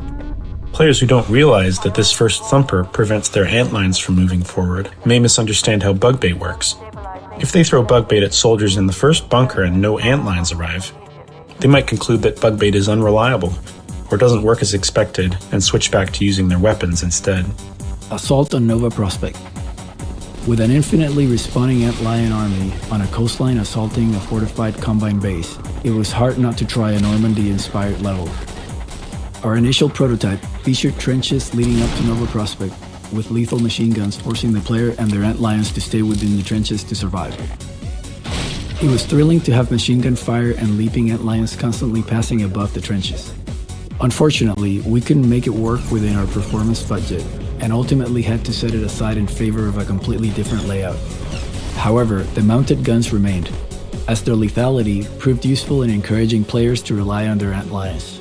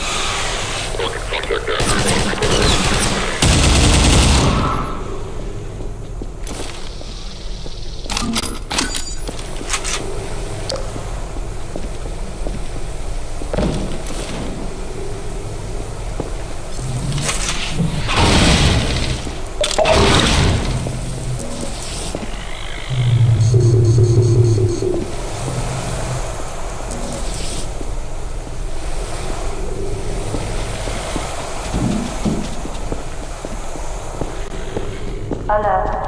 Contact status 0 with Land C. Intercept change. Possible anti-citizen 1 reinfection. All Nova process stabilization delegated move to hard point.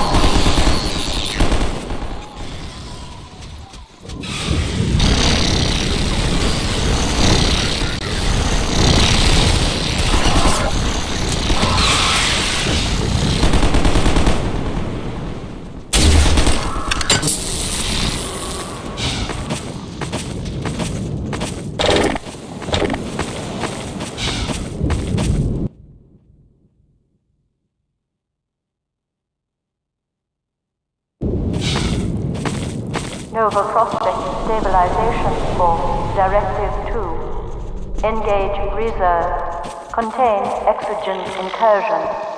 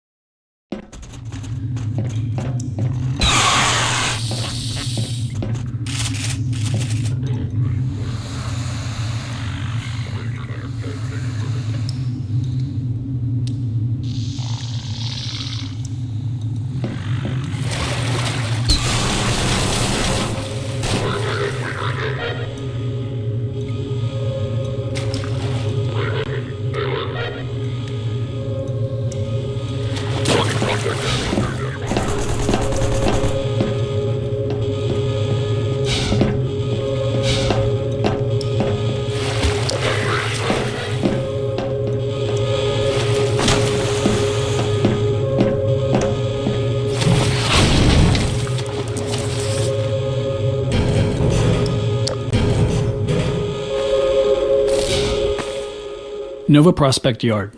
The combat throughout the Nova Prospect Yard was largely inspired by our early observations of antlions fighting Combine soldiers. The antlions' high mobility and melee attacks paired well with the soldiers' range lethality and vulnerability up close. Antlions look great under fire, with particle effects flying everywhere, and when they finally reach a soldier, the resulting ragdoll effect is incredibly satisfying.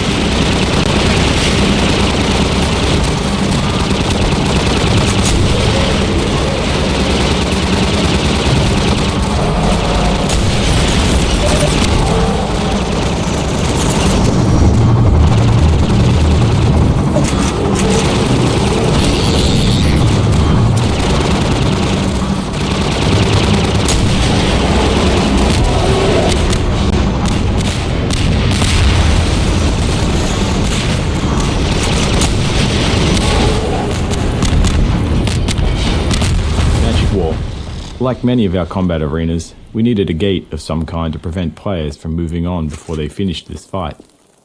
Unfortunately, we were out of time and had to move on to the train station, so we ended up with this bit of magical bullshit. A wall that just explodes after the second gunship is defeated, revealing the way forward.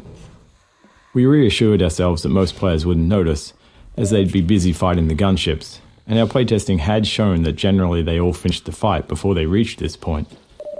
With enough explosions throughout the arena, the destroyed, burning wall felt pretty natural, so we threw in a couple of simple gas puzzles on the other side to justify it.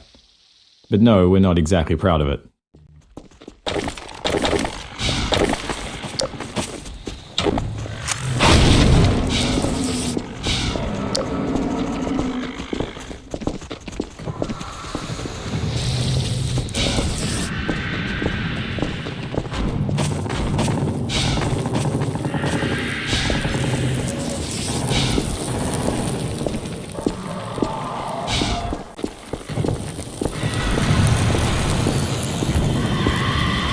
Priority alert. Nova Prospect oxygen breach. Perimeter communication status 0. Internal stabilization team.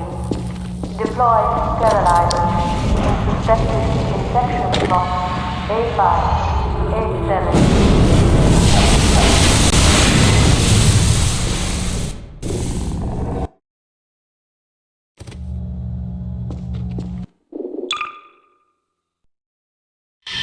Priority alert. Nova Prospect oxygen breach. Perimeter communication status 0. Internal stabilization team. Deploy sterilizers in suspected infection block A5, A7, B2.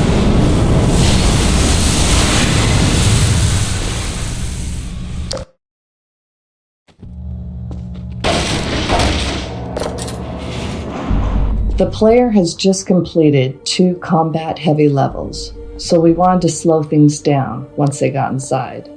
These early levels were designed as a pacing change, allowing players to explore the layout of Nova Prospect's interiors.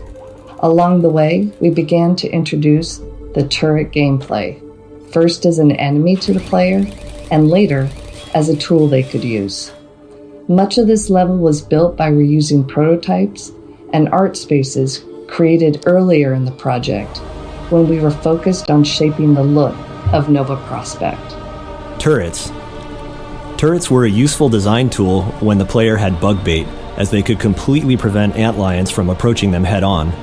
This allowed us to create setups where the player couldn't just throw bug bait to proceed.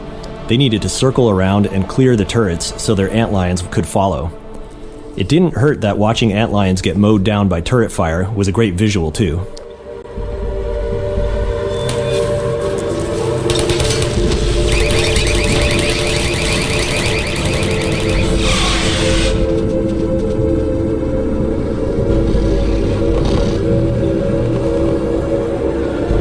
Nova Prospect process.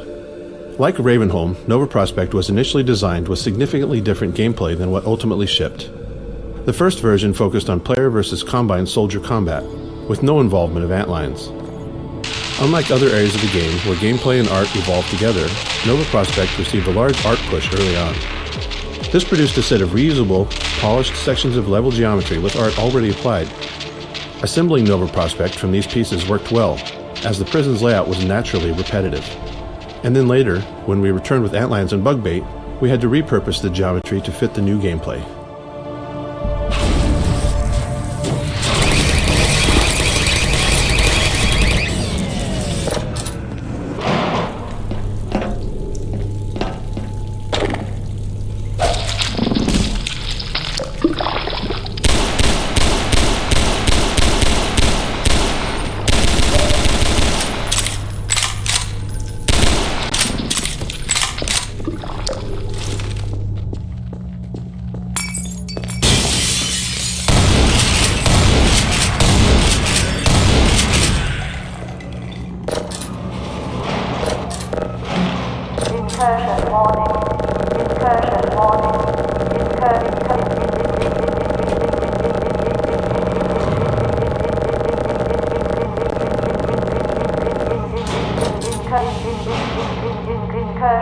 and incursion warning.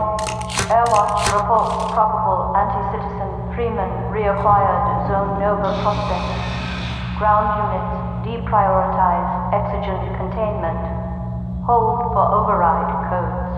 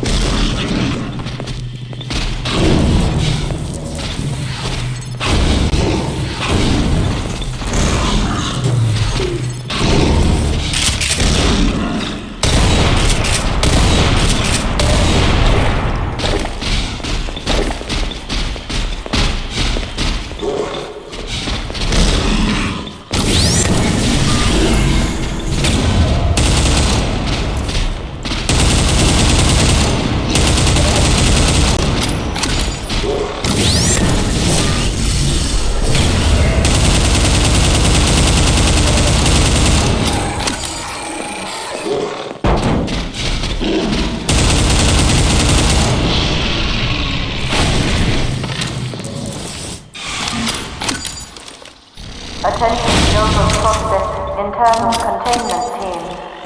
Deservice all political conscripts in Block A7. Prohibit external contact.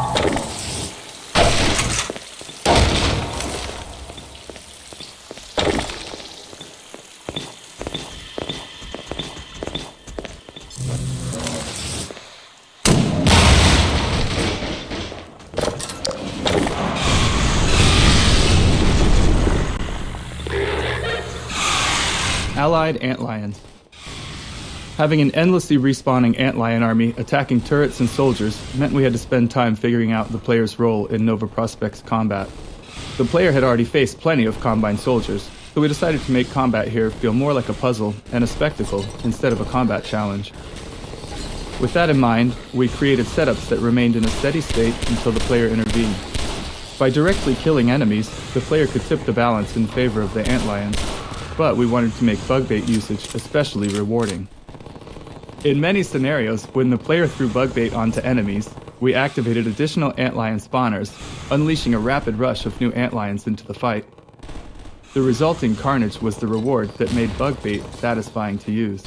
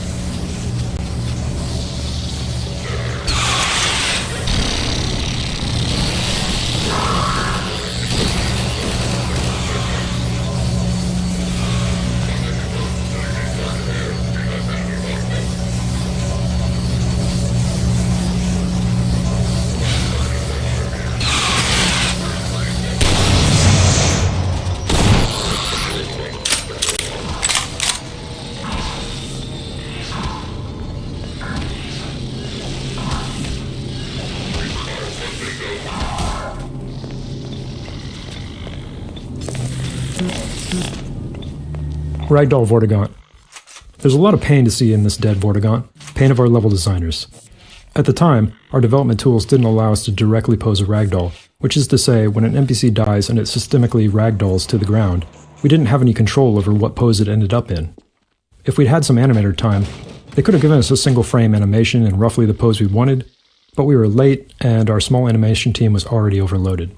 So a level designer positioned the Vortigaunt above the chair, told it to die as the level loaded, and waited to see what pose the ragdoll settled into. Then the designer moved the Vortigaunt slightly and tried again. We can't remember exactly how many attempts it took, but it was way more than you'd think. Laser mines. We really enjoyed bringing these laser trip mines into Nova Prospect. They were a weapon from Half-Life 1 we hadn't managed to include in Half-Life 2, but at least they found a place as a puzzle element. We liked how they served as a kind of personal morality test when the player had an antlion army. Some players immediately threw bug bait past the trip mines, sending antlion bodies at the problem, while others had their little buddies back until they'd safely remove the trip mines with other tools. We didn't judge.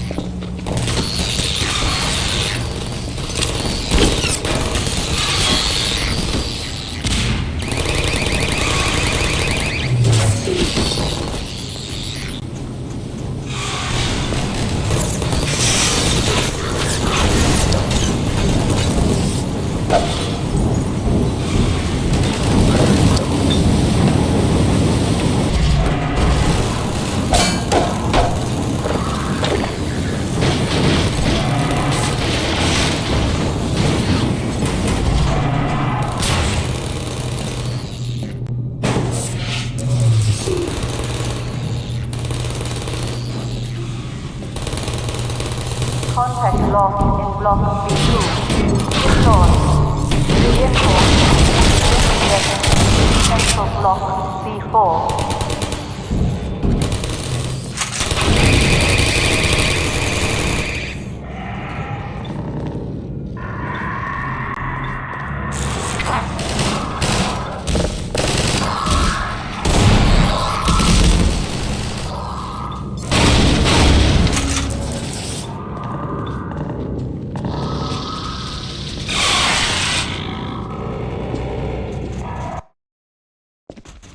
Contact lost in Block B2.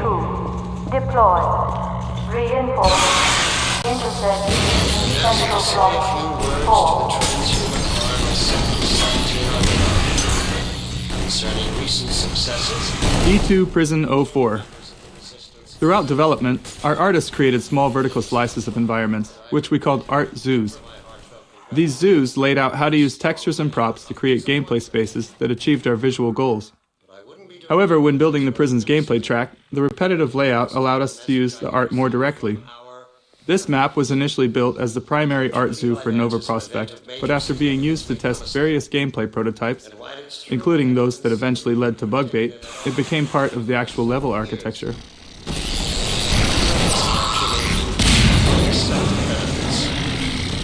Cannot have gone unnoticed by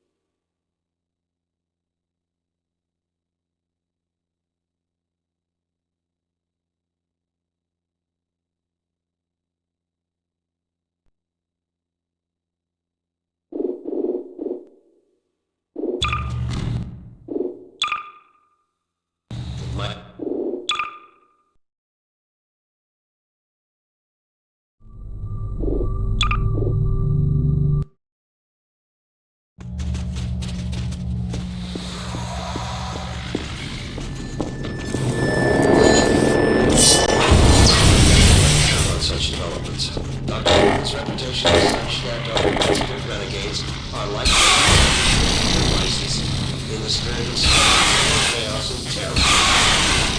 This disappointment I must echo from our benefactors. Obviously, I am not on the ground to closely command or second-guess the dedicated forces of the Overwatch. But this does not mean I should responsibility for recent lapses and even outright failures on their part. I have been severely questioned about these shortcomings, and now I must put the question to you. How could one man have slipped through your forces' fingers? Time again. How is it possible? This is not agent, provocateur, or highly trained assassin we are discussing.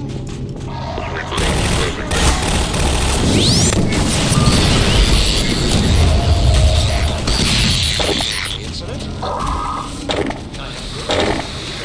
Attention ground crew. Mission failure will result in permanent off-road assignment. Code reminder. Sacrifice. Coercion. Slam. Is by all standards simply that an ordinary man. How can you fail to apprehend? Well, time to the extent it proves necessary. Now is the moment. If the transhuman forces are to prove themselves an indispensable augmentation to the Combine Overwatch, they will have to earn the privilege. I'm sure I don't have to remind you that the alternative, if you can call it, is total extinction. In union with all the other unworthy branches of the species. Let's not allow it to come to that. I have done my best to convince our benefactors that you are the finest the species has to offer. So far, they have accepted my argument. But without concrete evidence to back it up, my words sound increasingly hollow even to me. The burden of proof is on you, as is the consequence of failure. I'll just leave it at that.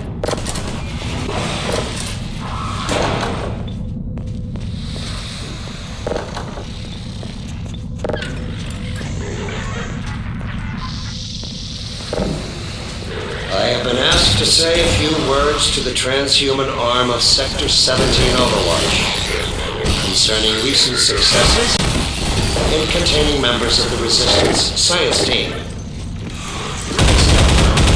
I regret having to temper my heartfelt congratulations with a strong measure of disappointment. I wouldn't be doing my duty as your administrator if I didn't pass along the message I have received from our benefactors. The capture of Eli Vance was an event of major significance, make no mistake. And while it's true that conceivably we could have taken him at almost any time in the last several years, the manner of his capture may prove to have unexpected benefits. It cannot have gone unnoticed by all Resistance members that Dr. Vance's capture coincided with the act of giving shelter to Gordon Freeman. This might cause other Resistance members to think twice before harboring Dr. Freeman.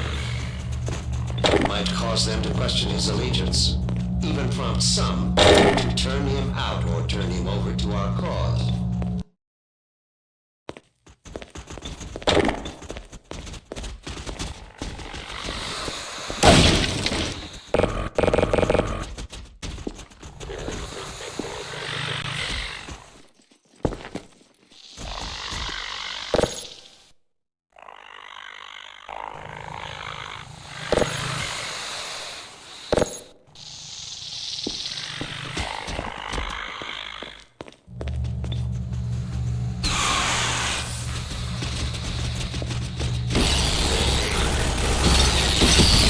D2 Prison 05 start.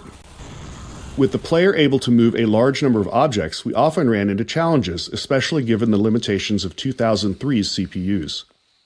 One limitation was that our AI navigation system wasn't aware of dynamic physics objects like these metal beds.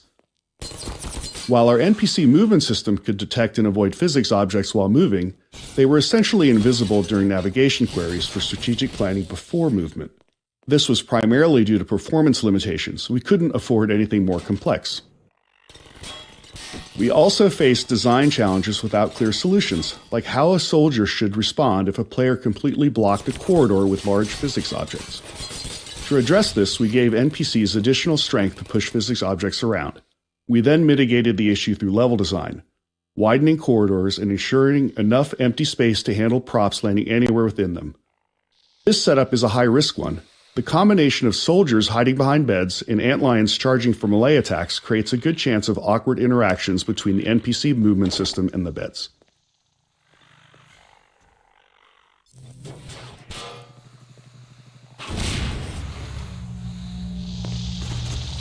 Laundry. By the time the player reaches this level, known as Laundry, we're confident they're comfortable using bug bait to solve combat scenarios. So, we wanted to raise the stakes a bit by creating a scenario that encourages the player to get even more involved, combining bug bait with their full set of weapons.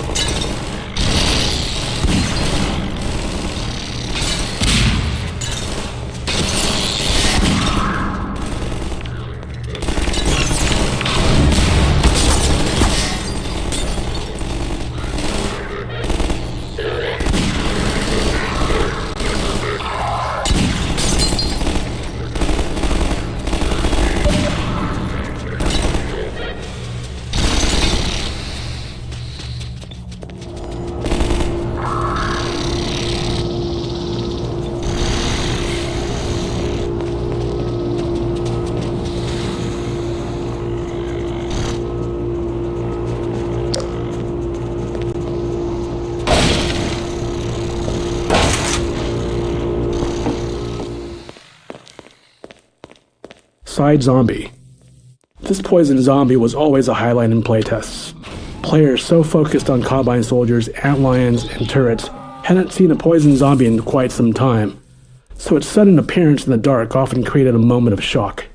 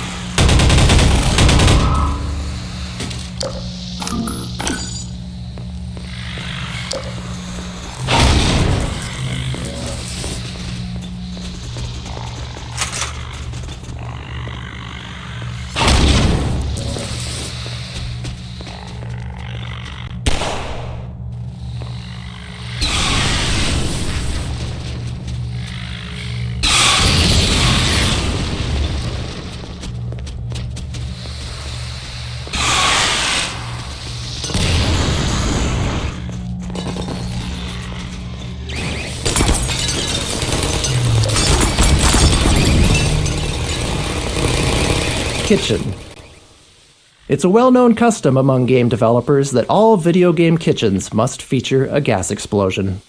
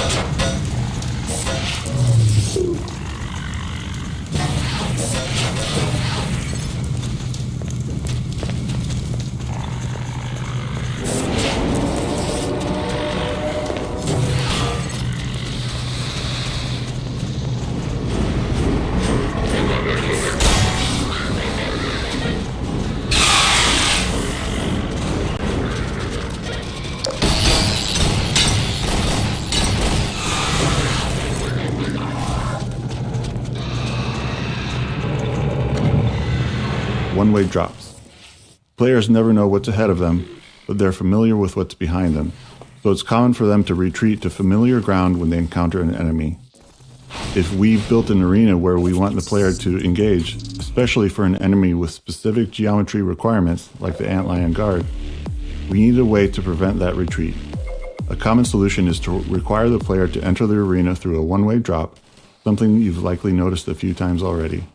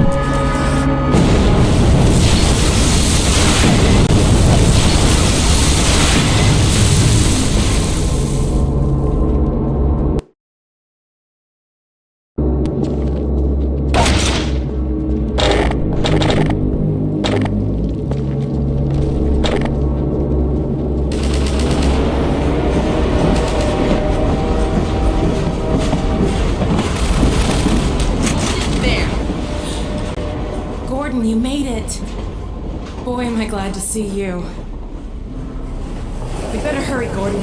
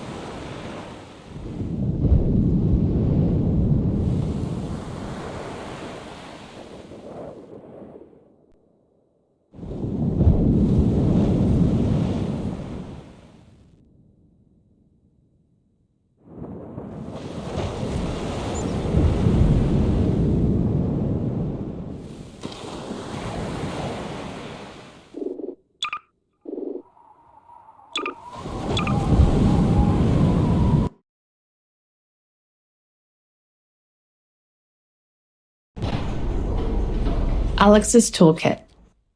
Alex's multi-tool is incredibly useful for letting us use her as a key. Often we needed to keep the player from moving forward until we were ready, and her multi-tool allowed her to deliver dialogue while unlocking the way ahead. We probably relied on it a bit too much, but it was hard to resist. There was always a trade-off. Using Alex to gate a room instead of creating a custom solution saved time that we could spend on other parts of the game, often more critical ones. Alex as companion. This section became an unintentional prototype for what Episode 1 would eventually feature, Alex as a companion, moving smoothly along a path that blends dynamic combat with scripted choreography.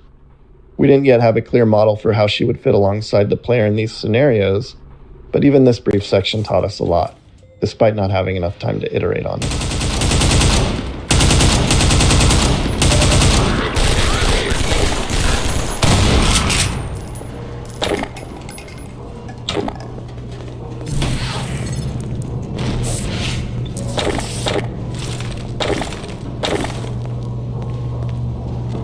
Right.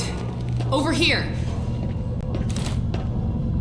This'll get me into their security system. Now to find my father. Oh my god. These poor people. There. All right, I think I can bring him in.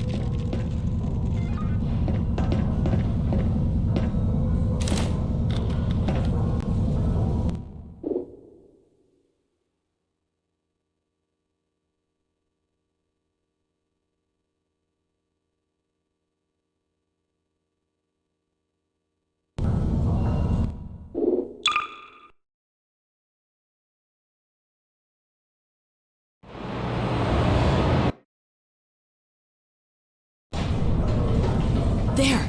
He's on the way. Let's go meet him.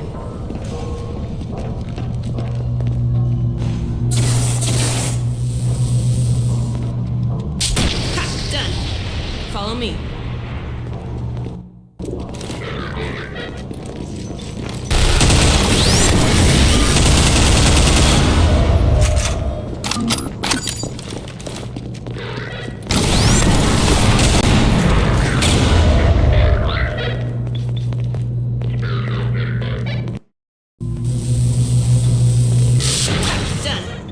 Follow me.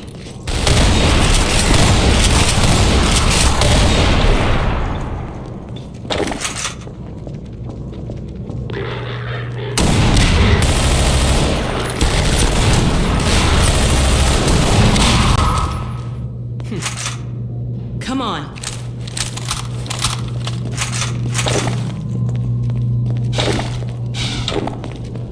He should be in here. Let me just get this open.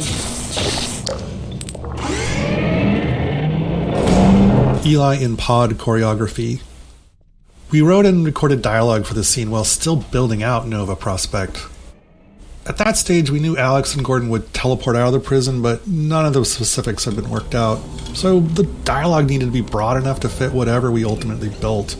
This led us to focus less on the player's actions and more on Alex's vulnerability and her connection to her father. We hoped the emotion would carry the scene more than the narrative itself. Ultimately, we're aiming for the player to care about these characters and want to prioritize what's important to Alex. We're here to get you out, Dad. Never mind me. Save yourselves. No, we're not leaving you. I think I can recalibrate the Combine portal to get us out of here. But where will you go? I talked to Dr. Kleiner. His portal was almost working again. If he's managed to repair it, we'll end up there. If he hasn't, well, we couldn't be any worse off. It's not worth the risk, Alex. I can't lose you. Get out while you can. We're not leaving here without you. That's final. We can't leave Judith here either. Don't worry, Dad. We'll find her. For now, I'm going to send you to the teleport chamber. I'm not saying goodbye, Dad. We'll meet you there. I know you will. I'll see you there, baby.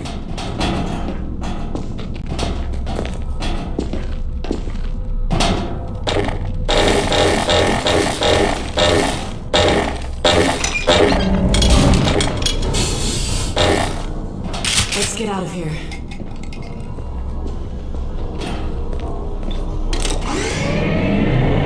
All right, over here. I'm gonna head back to the security station and try to patch into your suit radio. Wait till you hear from me.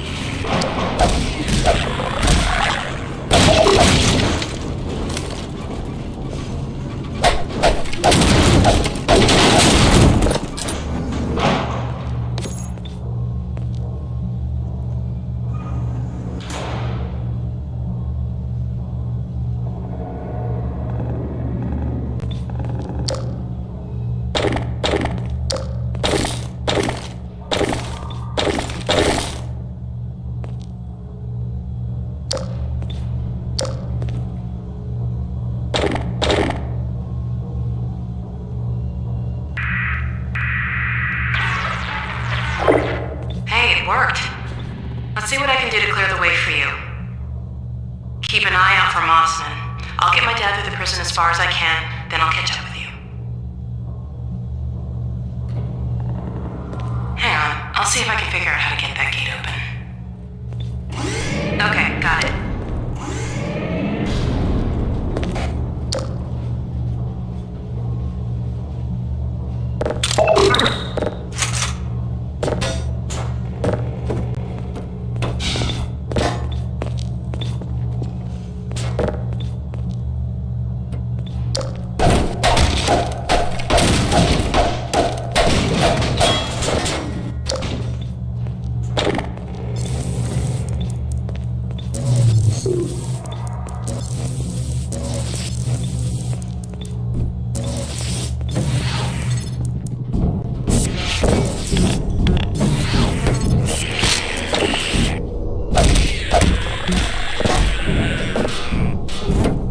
Vent.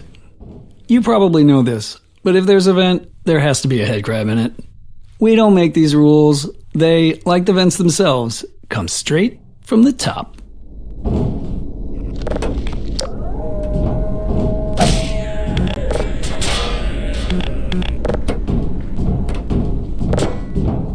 Be careful, Gordon. I'm picking up a lot of Combine sensors in the area ahead.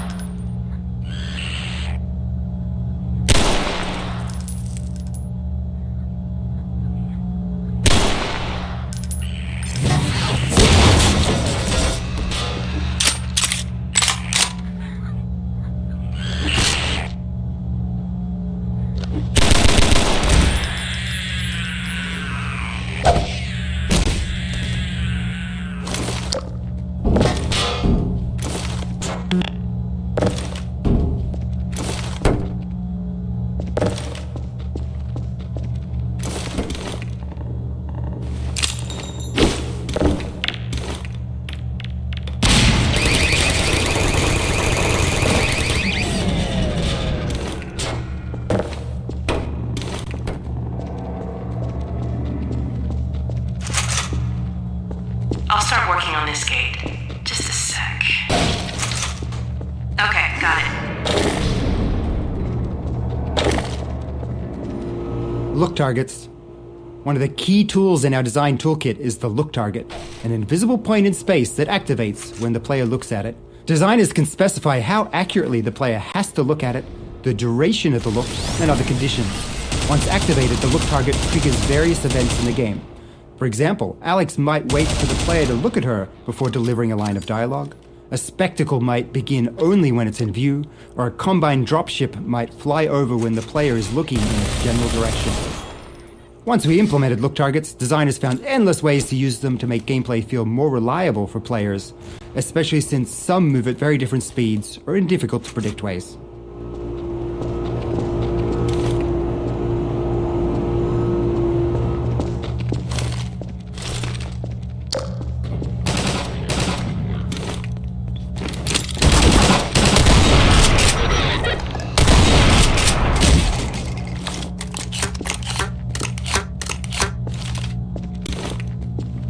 Grenade puzzle. This small puzzle often caused players to get stuck during playtests because the unlimited grenade box was placed a bit behind them on their path. By this point in the game, players have fully learned to associate unlimited ammo boxes with puzzle solutions. So if a grenade box were here, they'd immediately know they needed a grenade to solve it. We wanted them to have to think a little first. Eventually, we added a subtle hint by making grenades visible on the desk through a window, just to remind players they're available. They also helped uncover a bug in a playtest when a player approached to look more closely and ended up collecting the grenade through the glass.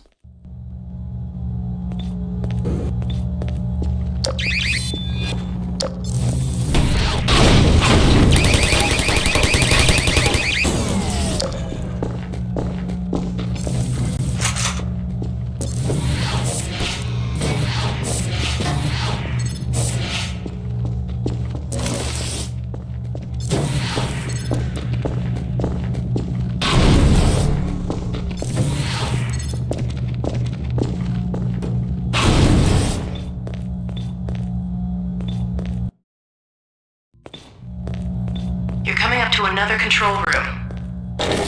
Looks like it's still occupied.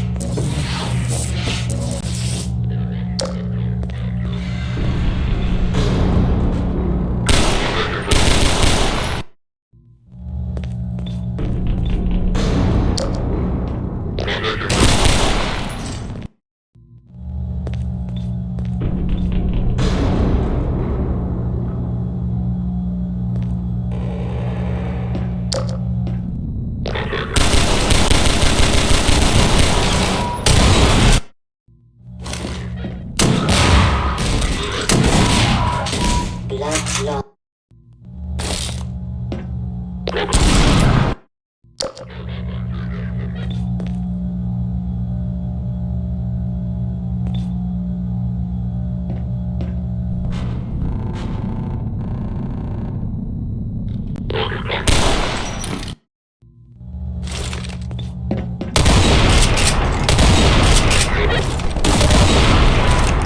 loss detected.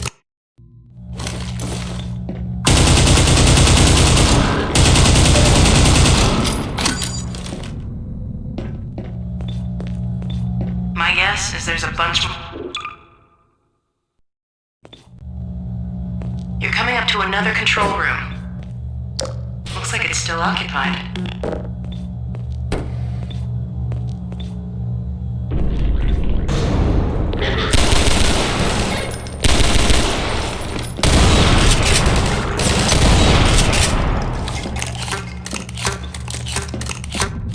My guess is there's a bunch more soldiers heading your way.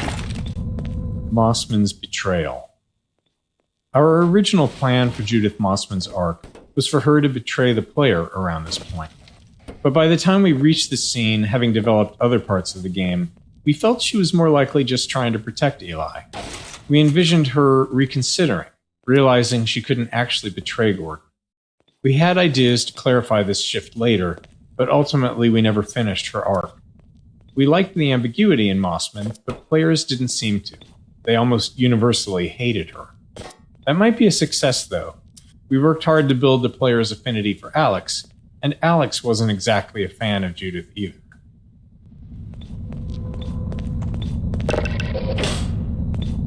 I can reprogram these turrets to attack the enemy. Set them up to defend the control room. Warning. Malignant viral interface bypass detected. Polyphasic core reprogramming detected. Sterilizer and containment. I can't shut down those fields from here. I'm going to have to catch up with you to get access to them. I'm picking up a lot of incoming soldiers. Hold the fort till I get there.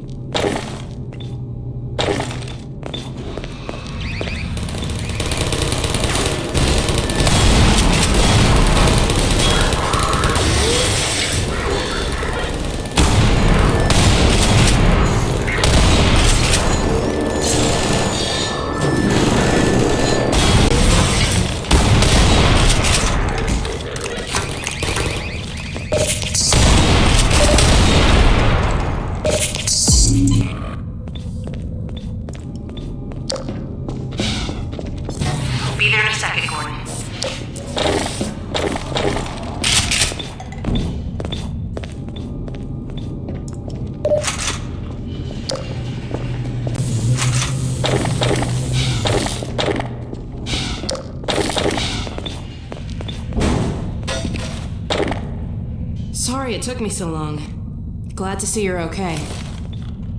Let's see if we can find Mossman. It looks like this station... A second, Gordon.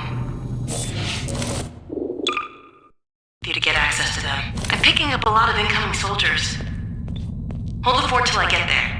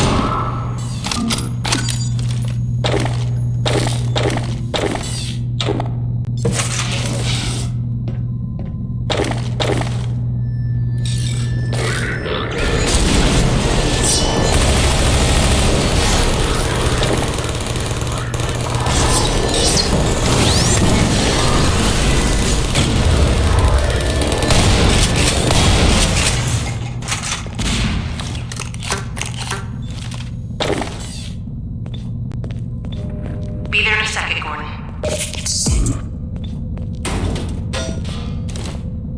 Sorry it took me so long. Glad to see you're okay. Let's see if we can find Mossman. It looks like this station might give me better access.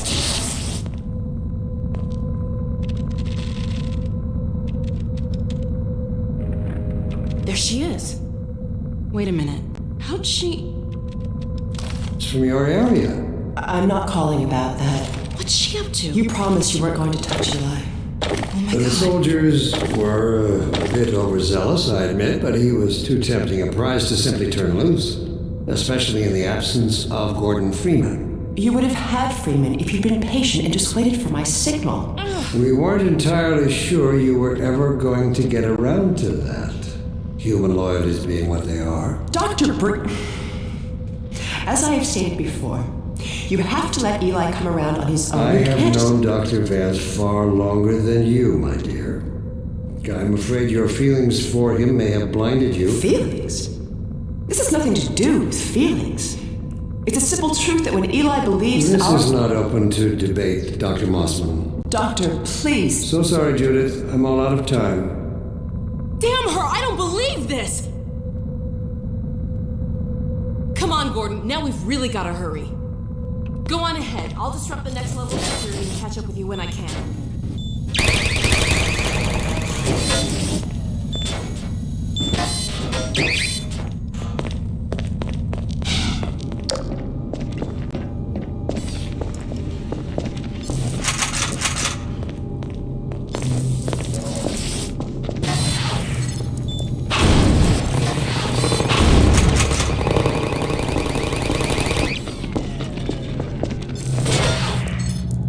Turret training exit.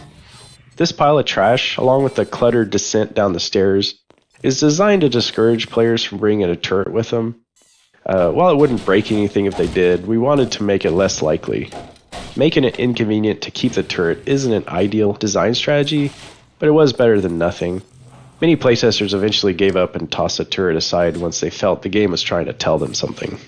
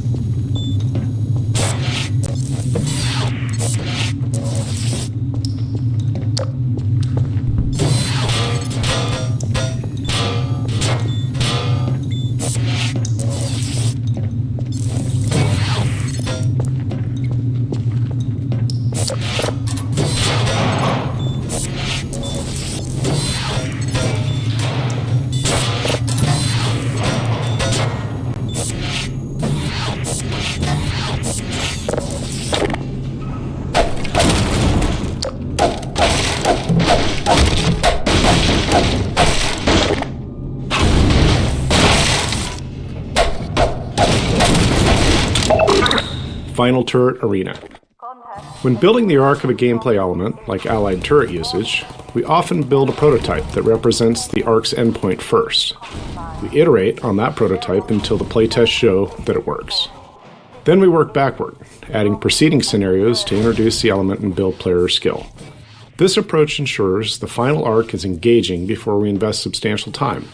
It also means that, by the time we create training scenarios, we've observed enough playtests to know which skills need guidance and which players will grasp naturally. The final turret scenario was our goal, emphasizing the player's defense against enemies from multiple directions, requiring dynamic turret placement and recovery.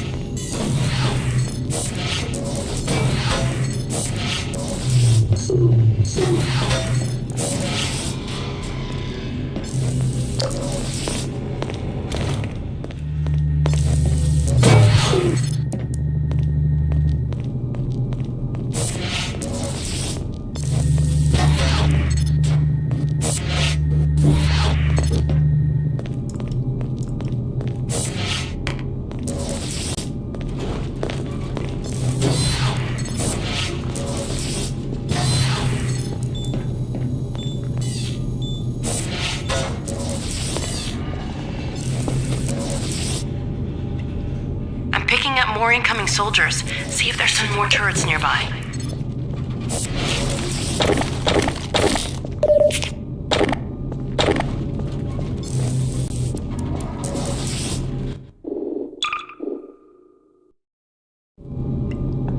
Contact has moved to Block A. Warning. Sterilizer and containment fields may be compromised. Airwalk. All communication force. 6, 8, drop and converge.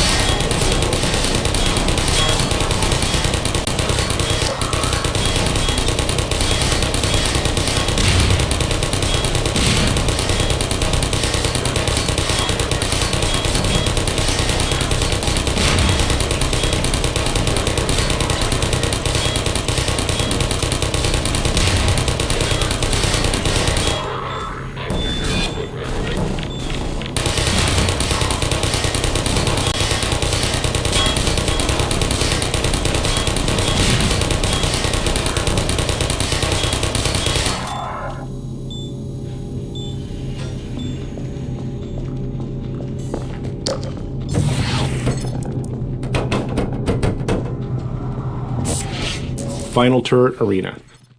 When building the arc of a gameplay element, like allied turret usage, we often build